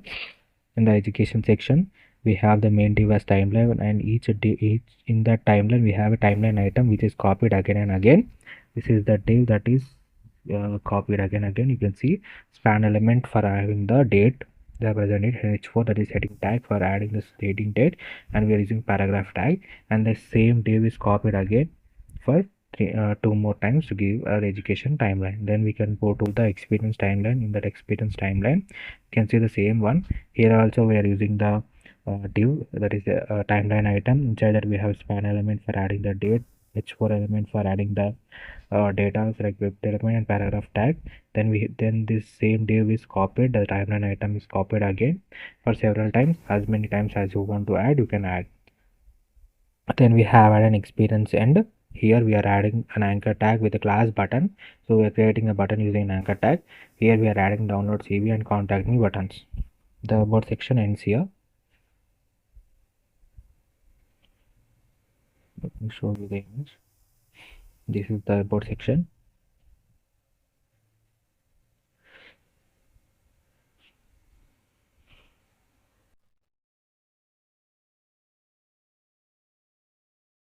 You can see here about image width is given, padding is given to it 0.15%, and about text width is given as 60%, so they are aligning exactly equal spaces. This is 40%, and remaining text is taking the 60% of the web page.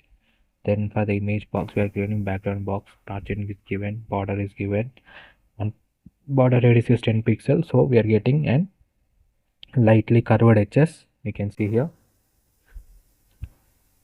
Then we have image box, image width is given as 100%. Then h3 element for the about text, h3 element we are giving text transform, font size, margin is given to it. Then we have about text skills. In that skills displays flex wrap is wrap, where flex wrap is wrap. And for the skills item, because we are using the skill flex wrap, you can see they're all aligned in a single row with equally spaced because we are using flex item here. Then the skills item, background color is given, border is given, padding, text transform, margin border radius is 20 pixel. So we are getting curved edges. You can see curved edges to these elements. Then we can go to the about tabs, margin topic for 20 pixel, and for each tab item we are giving the font size and what weight is given, and last style margin is given. And for each tab item we are giving before, that is position is absolute, left is 0, bottom is 0, height is given to it, text transition is given. Then we are adding the hover effect to this button. You can see these two buttons, that is education and experience button. Whenever you active or whenever it is an active state, whenever you click hover onto it, you'll get an underline and color change will be appear to that particular tab.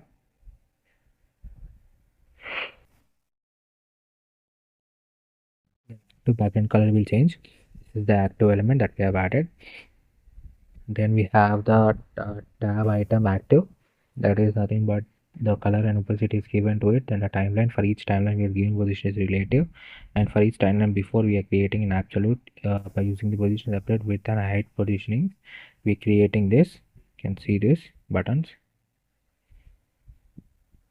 Then tab content, padding is 40 pixel, displays done. Tab content is active, displays block. Then that is whenever you can see here active section, about tabs here. In the about tab, what you are creating is that we are creating an event listener here, and whenever you click on the tab item, the tab items are nothing but here this education and experience buttons are there, right? So whenever you click on this button, this code will activate and it will create an active, it will add active list to it. Active means nothing but here you can see the active list will make display equal to block. That means the list items will be displayed that we have here. So if you click on education list item will be displayed, and it will have the active link connected to it as its CSS file. And when you click on the experience section, it will be removed and it will experience section will be displayed. That code is added here by using the if clause that we have added here. Then we can go to the next one, timeline item before and after effects we are giving in child. Then we are having the h4 span element, for that font size and margin values are given. Then we can go to the portfolio section. The portfolio section starts here. Here we are having the main div as the container div. Then we have the row. For section title we have already read about this code. Then we have a div as a row. Portfolio starts here. The same portfolio starts here is the one that we copied again and again. Here we have the main div, that is portfolio item. Then portfolio thumbnail, that is the image one div we have. Then we have h3 element for portfolio name. Then we have the button for view project. Then we have another div, that is portfolio item details. In that we have description using paragraph tag, and general info, that is using the unordered list, and list item we are adding them by created technologies used role as well as demo button. Then this same portfolio is this same portfolio item start is copied again for 4 more times for creating 4 more projects here, and this ends the portfolio section.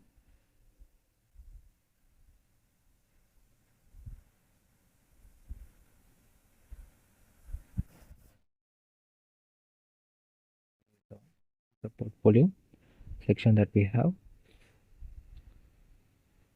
you can see portfolio section padding bottom is given for portfolio item with this calculated margin is given to them. Then we have the portfolio thumbnail, for that padding, background color, border is given, border radius equal to 10 pixel. You can see for each and every thumbnail we have created, the border is lightly curved.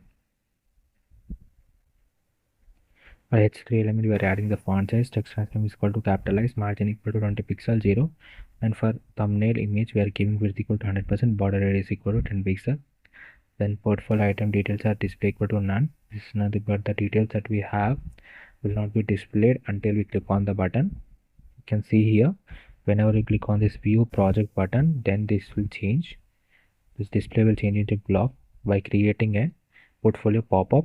You can see this portfolio pop-up will be displayed For that we are using positions to fix left is 0, right is 0, creating an exactly center value, and creating the visibility will be hidden, and it will won't be open, and it will overflow while will be delayed. You can see we are adding pp, displays flex, justify content is center, align items is center. Then pp content, we are creating displaying the values, padding, border radius, then max width is event to it, and we are also adding the text transform. Then we are giving the pop-up open content, pop-up header value is given to it. Then we have the thumbnail image, history element, description for that, margin bottom font size is given, and we have the lowercase for the list item, anchor tags, as you can see. So whenever we click on this view project button, we will open a new page that is nothing but pp page. In that we will be having the image, and we are going to have the details about the project. That is done by using this javascript portfolio here, item display. So it will, first we are going to add an event listener to it, and whenever we are going to click on the event listener, it will trigger pop-up. This pop-up will add toggle open to the portfolio pop-up section that we have. So by adding the class this toggle hide scrolling, you can see here in the css file, you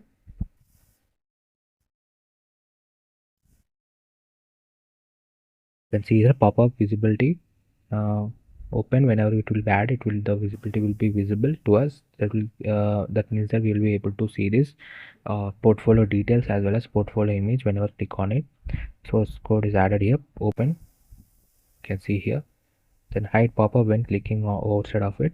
So this click will is nothing but whenever you click on this cross button that we have at the top of the image, it will close this button, and it will go back to the portfolio section that we have, that is added here.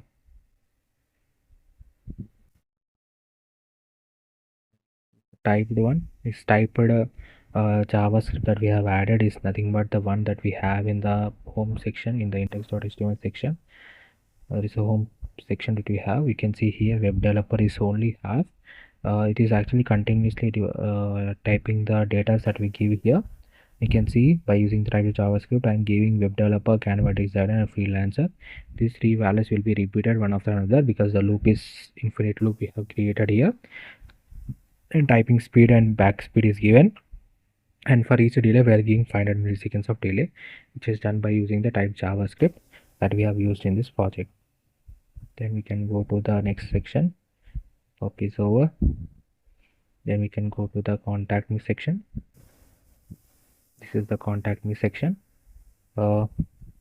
index.html file. Here is the contact me section. In that contact me section we have the main device, the container, then we have the section title, then we have div with class equal to row. Inside that we are using form element, contact form. For adding the input elements we are using input tag with the type is given text, and text for both input names, that is name as email, and we are using for subject. And we are also creating text area. Whenever you want to give more data to more space for the user to type, then we use text area. It creates more space than the normal input values. You can also increase its size. Then we have a button, that is send message button with class btn. Then we have a div for contact info. Inside that div we have a div that is contact info item. In each item h3 element, paragraph element are given for email, phone, and for the contact info item we are also using for follow me, that is for adding the social media icons. Here we are using a div and anchor elements. Inside that we have an I tag for mentioning the icons that we are going to use, that is font awesome icons that we are using, WhatsApp, LinkedIn, Instagram, and GitHub and Twitter also. Then the contact section ends here. Then this is the portfolio that image that will be displayed whenever you click on the starting position of the website. This is the thumbnail that we have added. Then we have also linked our script, that is our Ajax, that we have typed JavaScript library that we use, right? That we are using the script tag to add it into our index.html file, and we have also added our script.js file into this index.html. Can go to the contact me form. The contact me form, you can see margin width is given to it. Then the placeholder, we are changing the color, opacity, and font weight. Placeholder values are the values inside values, that is name, email. These values are nothing but the placeholder values. Then input control, for the input control we are giving the display equal to block. Then we are adding the positional as well as English solid values. Then we are adding the control focus, that is whenever you hover on to these values to enter data, the focus of the button will expand. That is, border color will change into white alpha. You can see here. Then input control is equal to none. That is, it won't resize, that will don't increase its size. Then input text. Then info item, we're adding the margin padding values, it's 3. The social links, anchor elements also we are adding the values, display values are added. You can see the social elements, the circular ones, and the reason for that is that border radius is given equal to 50% here. Then whenever you hover onto social elements, where the color will change into white, that is the text color, then the background color will change into main color, that is orange color. Responsive web design is nothing but whenever you are creating a website and you want that website to be available in all devices, then you will use this website for that condition. And as you know that responsive web design is one of the best ones, one of the most important features that everybody want in this today life. So first you have to do is that you have to complete it either in mobile version or in the desktop version totally. Then you have to change, nothing is different is there. The simple thing is that we're not adding any new code here, we are just changing the values, the size values, the display values, or aligning them. The values will change. You can see maximum width or margin values are changing here, margin top, width, padding, order. You can see there are no new values added here anywhere. We are just changing the font size values, and we are changing the line margin weights only.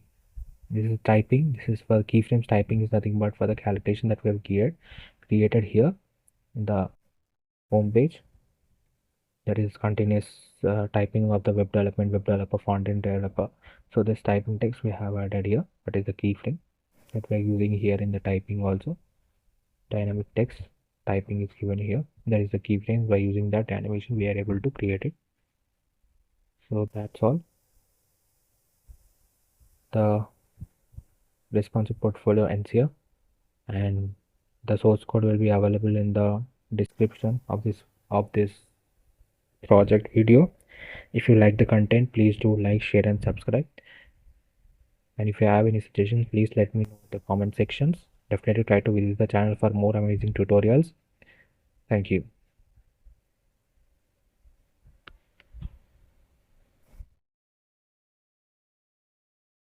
Hello everyone, welcome to my channel. Today we are going to create this responsive portfolio website using HTML, CSS and JavaScript. This is a grass morphism type portfolio website. You can see the effect, and you can see the effect of typing effect. That is nothing but using the typed JavaScript library we are doing this. Freelancer, web developer, you can see a typing effect. Then we have hover effect on the buttons. You can see the background color change, as well as hover effect on the social media icons. You can see, and our portfolio, and you can see continuous infinity loop background design that we have created for the dots will move continuously. You can see them. And then you can see the chart section. Welcome to the chart. This is one of the online charting section that I've created here. Then we can go to the next section, that is the about section. This is the about section. You can see the portfolio image, the border, curvature that we have done, and how neatly we have aligned the skills using the glass morphism type.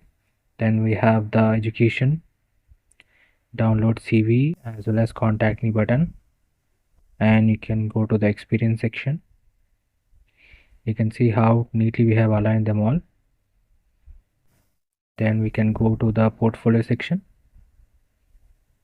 This is the portfolio section. You can see how neatly we have aligned all our projects. And whenever you click on this view project button, a new page opens with your portfolio image as well as details, like when it was created, technologies used, role, and online demo. You can click on this button for that viewing that project. You can see smooth transitions. There's no delays or any type of errors. Smooth transition. You can see easily we are able to visit the website as well as exit the website. Then we can go to the contact me section. This is the contact section. We have the type functions here, then send message button, social media icon. You can see the hover effect and background color change. This website is entirely responsive. That is, it is also available in mobile as well as in tab version. Let me show you that. This is the desktop version of the website. Now let's go to the mobile version. This is the mobile version of the website. You can see how neatly they have aligned exactly the center and well spaced. Then we can go to the next section, about section. This is the about section. You can see perfectly aligned with the size of the screen, that is for the mobile device. Then we can go to the projects, this portfolio. You can see how they are aligned. And next, contact me section, perfectly aligned. And this website is entirely responsive. It is great for mobile, desktop, tab versions. You can use it for professional as well as personal use. It will give a very good impression for the recruiters. And the source code is available in the description. If you like the content, please do like, share and subscribe. Definitely try to visit the channel for more amazing tutorials. The line by line code has been explained and it will give a very good intro into the web development, and you will be able to learn HTML, CSS and JavaScript by doing these practical projects. Thank you.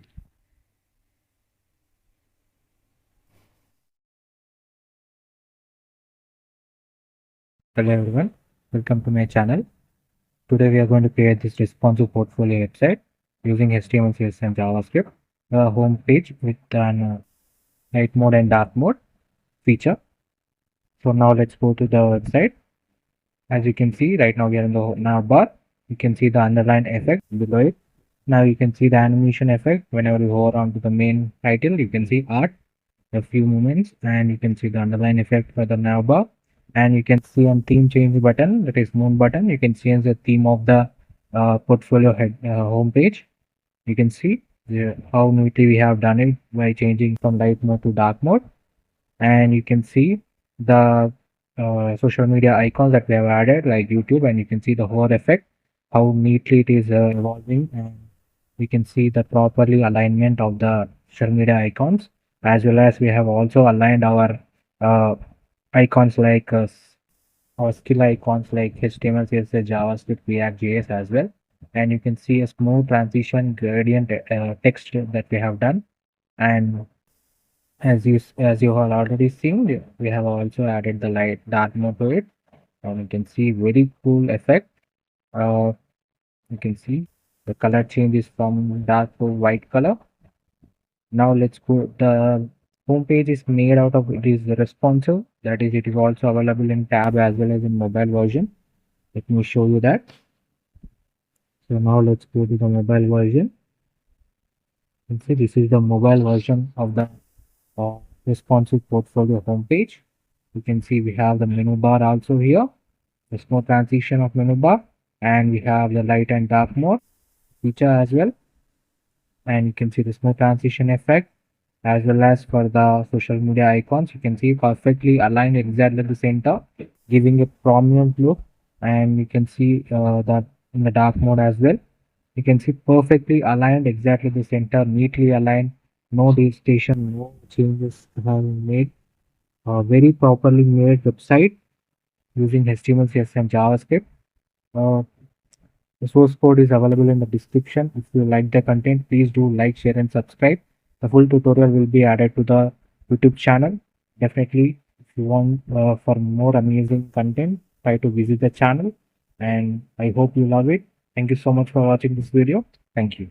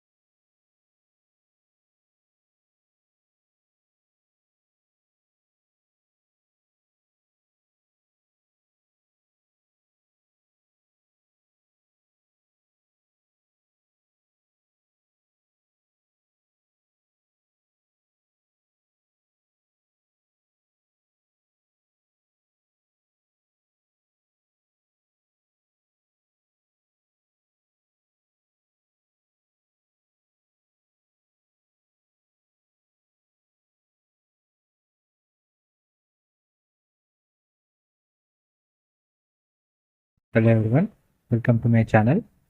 Today we are going to create this responsive portfolio website using HTML, CSS and JavaScript. A home page with an light mode and dark mode feature. So now let's go to the website. As you can see, right now we are in the navbar. You can see the underline effect below it. Now you can see the animation effect. Whenever you hover onto the main title, you can see art, a few moments, and you can see the underline effect for the navbar. And you can see on theme change button, that is moon button, you can change the theme of the portfolio head home page. You can see how neatly we have done it by changing from light mode to dark mode. And you can see the social media icons that we have added like YouTube, and you can see the hover effect, how neatly it is evolving, and we can see the properly alignment of the social media icons, as well as we have also aligned our uh, icons like our skill icons like HTML, CSS, JavaScript, React, JS as well. And you can see a smooth transition gradient text that we have done. And as you have already seen, we have also added the light dark mode to it, and you can see very cool effect. Uh, you can see the color changes from dark to white color.